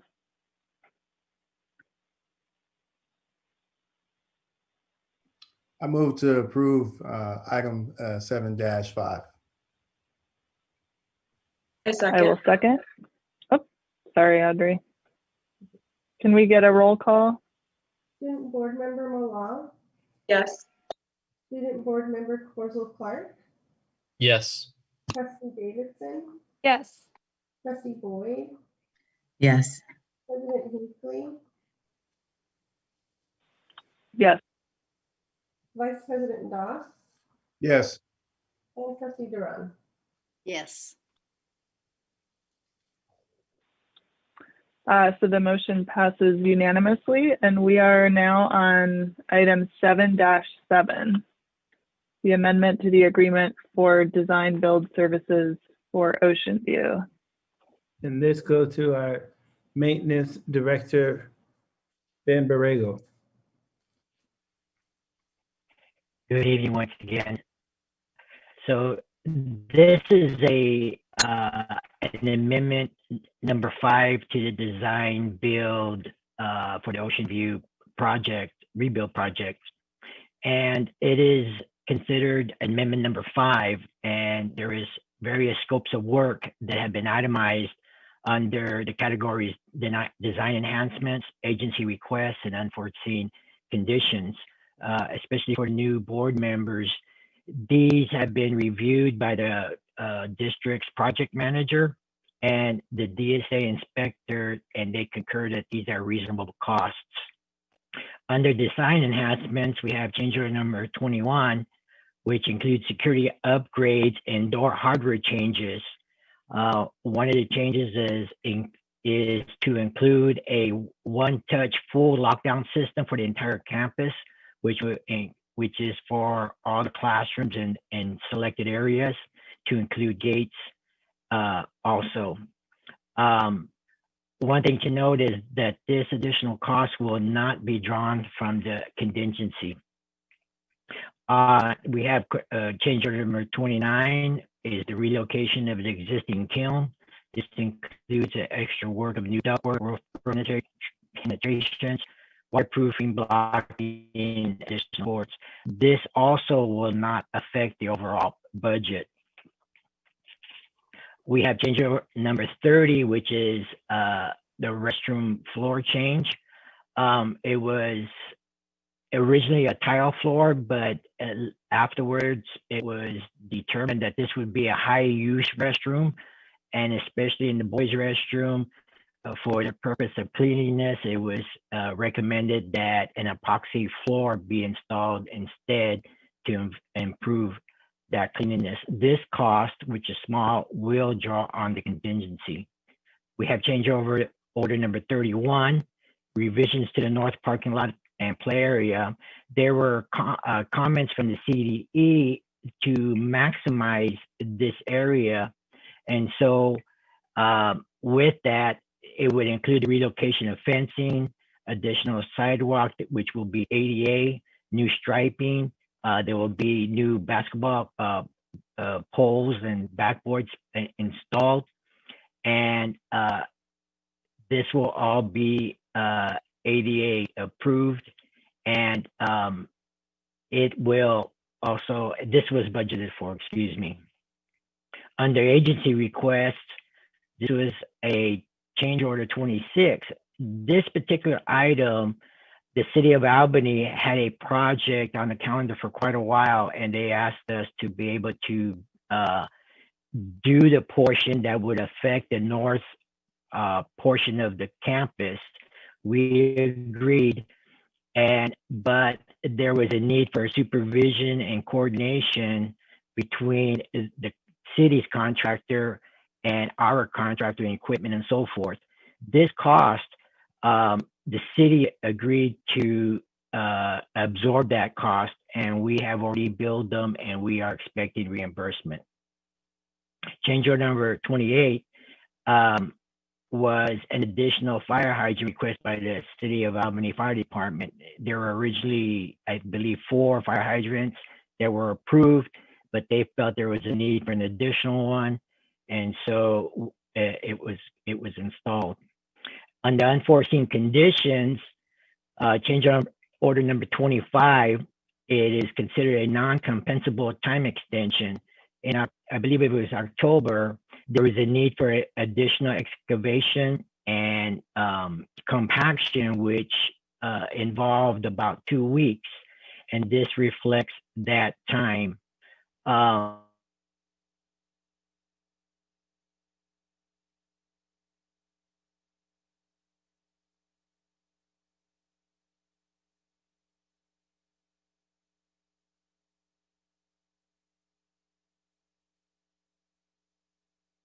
Did we lose Director Borrego, or is that me? I couldn't hear him either. You're not hearing. Okay. You're back now, I think. Can you hear me now? Mm-hmm. Okay. What was the last portion that you heard? I think we just missed a sentence, maybe. Okay. So the date that's of special interest is the contractual the substantial completion date, and that basically is when the district can begin moving in. The next 3 items, 27, 32, and 33, are all COVID-related items, and that is because the project had to comply with county requirements.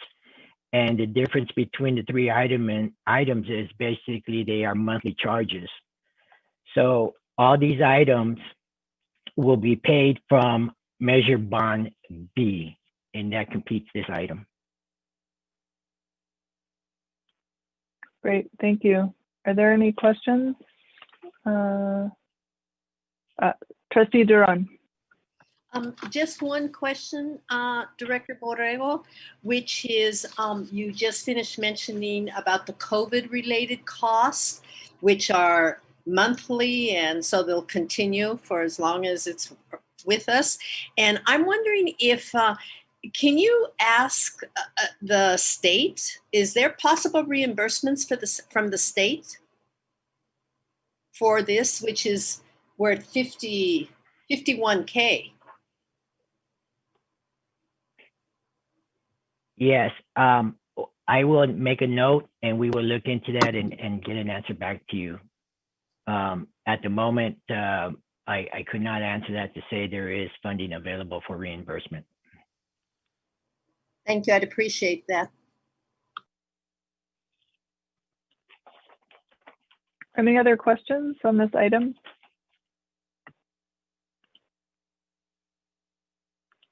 So we do have one public comment.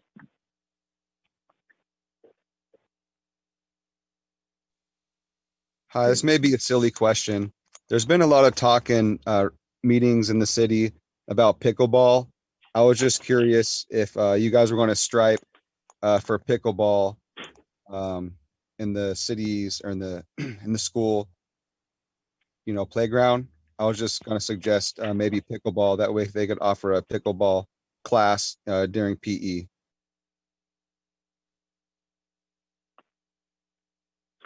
Ken, maybe you can pass that on. Okay, I am not familiar with pickleball. Maybe it has a different name. I'm not originally from this area, but I will look into it. And I hope somebody has your contact information, unless you want to share it in front of everybody. I can give an answer back to you on that as well to see if it would be possible. I don't think any of us had heard of pickleball before. It was, I don't know, invented a few years ago. It's like a form of tennis. Yeah, on a smaller court with Yeah. a different racket and a different ball. That's called a pickle. Any other questions on this item? Well, I will move to approve the amendment to the agreement for design build services for the Ocean View Elementary rebuild project with OVRA. I second. We get a roll call. Student Board Member Corzo Clark, Yes. Student Board Member Malal, Yes. Trustee Boyd, Yes. President Hinckley, Yes. Vice President Doss, Yes. Trustee Duran, Yes. and Trustee Davidson. Yes.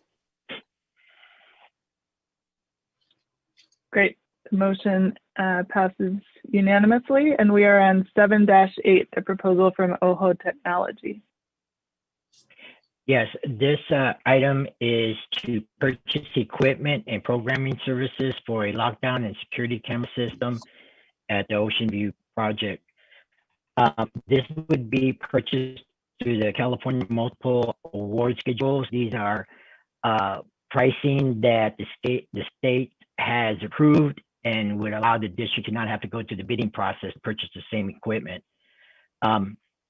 This is a turnkey. It would be complete, the 2 structures and installed with the surfacing as well, and everything would be.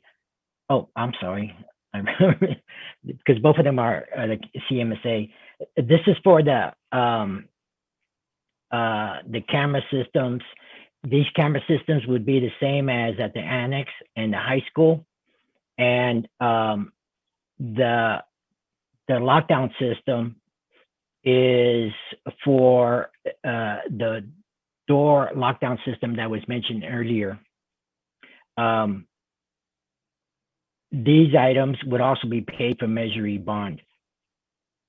And that's this item. Great, thank you. Any board discussion?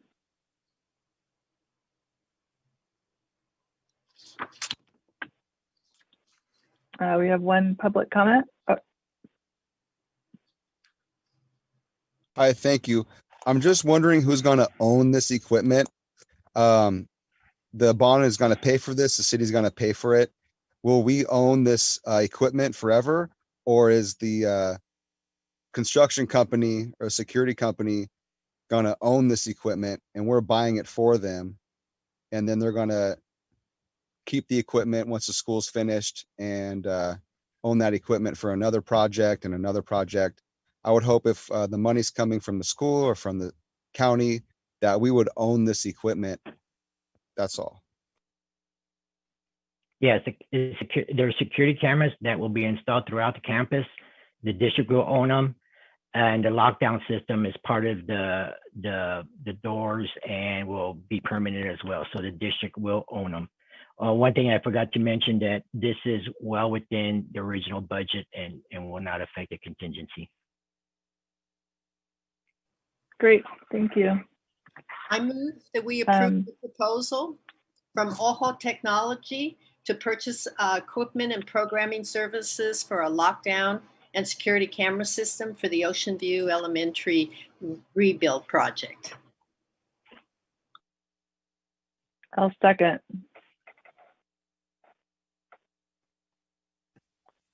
Student Board Member Corzo Clark, Yes.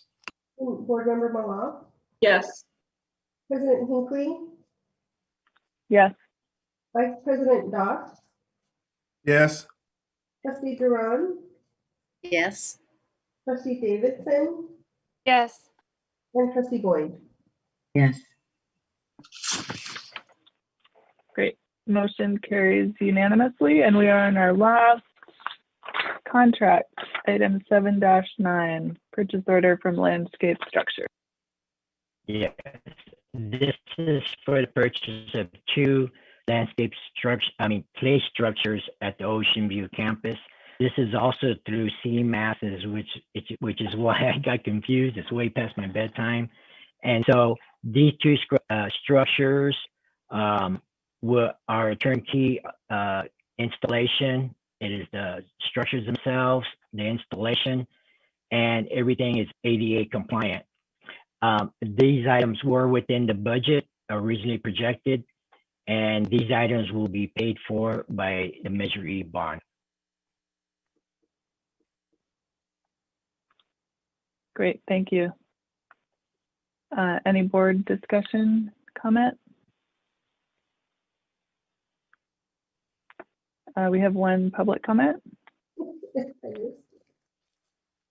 Is there a picture of these play structures? Is there some sort of blueprints or some sort of rendering what it's going to look like? It'd be nice to see these play structures. A lot of things in Albany, these companies come in and they promise these things, and sometimes they don't install everything they're supposed to. I would just, recommend, some sort of rubber tire mat so when the kids play on the play structure, they don't fall. We don't want any injuries on our students, on our kids. And gosh, I hate to call kids clients, boy. But yeah, these are our kids, these are our students, this is our community, and safety is number 1. So maybe we can just make sure they're safe for the kids. And yeah, we don't want them falling and hurting themselves. And it would be nice to see some sort of pictures of these playgrounds. You could also give me an email at pinguello@yahoo.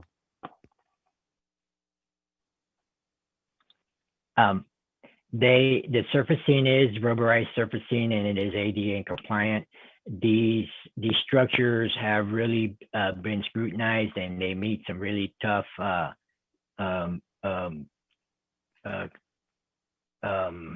safety measures to make sure that they are safe for the kids. One of the things we also do is we do have our structures inspected on a regular basis annually. So yes, they will be safe. Great, thank you. Can I get a motion on this item?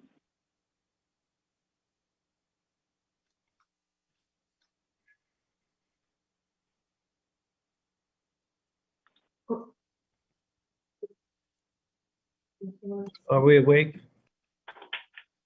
I move to approve the purchase order from Landscape Structures, Inc.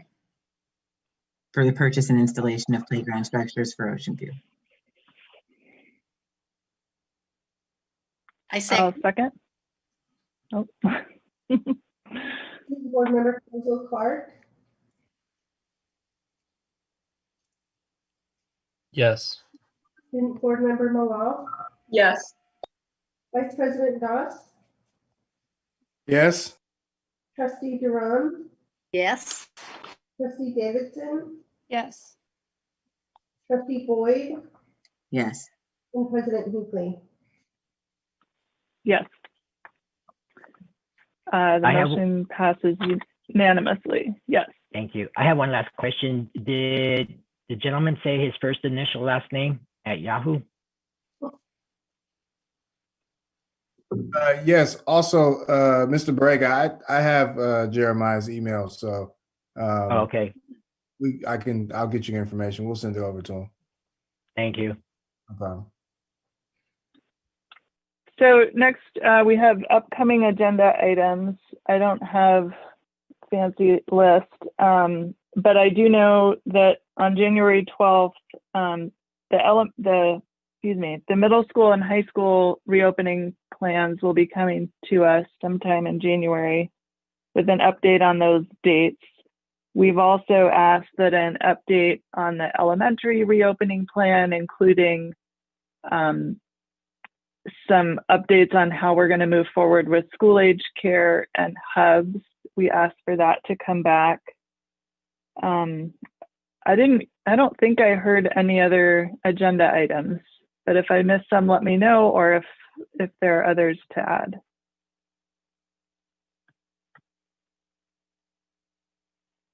Yes, Trustee Duran.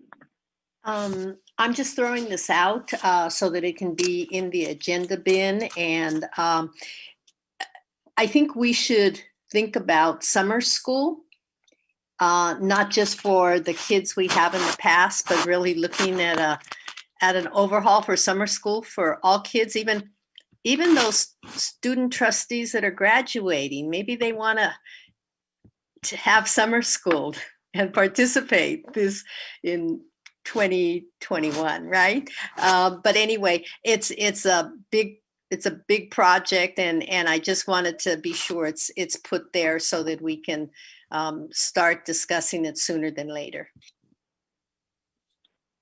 Great, I have that on the list. Any other items? So can we make sure that the presentation, the reopening slideshow, and the dates, the proposed dates, as well as the revised approved dates are posted on the agenda, just so the public can refer back to those? Because I don't think they were up as of the start of the meeting. That would be great. So we are adjourned. Our next meeting is January 12th. Everyone have a great quarantine holiday. And we have the Thursday night, 6 o'clock, right? Is that the right time for the superintendent's forum? Yes, that is 6 So to 8. we great. We may all see each other there. Otherwise, have a great holiday break. Stay safe.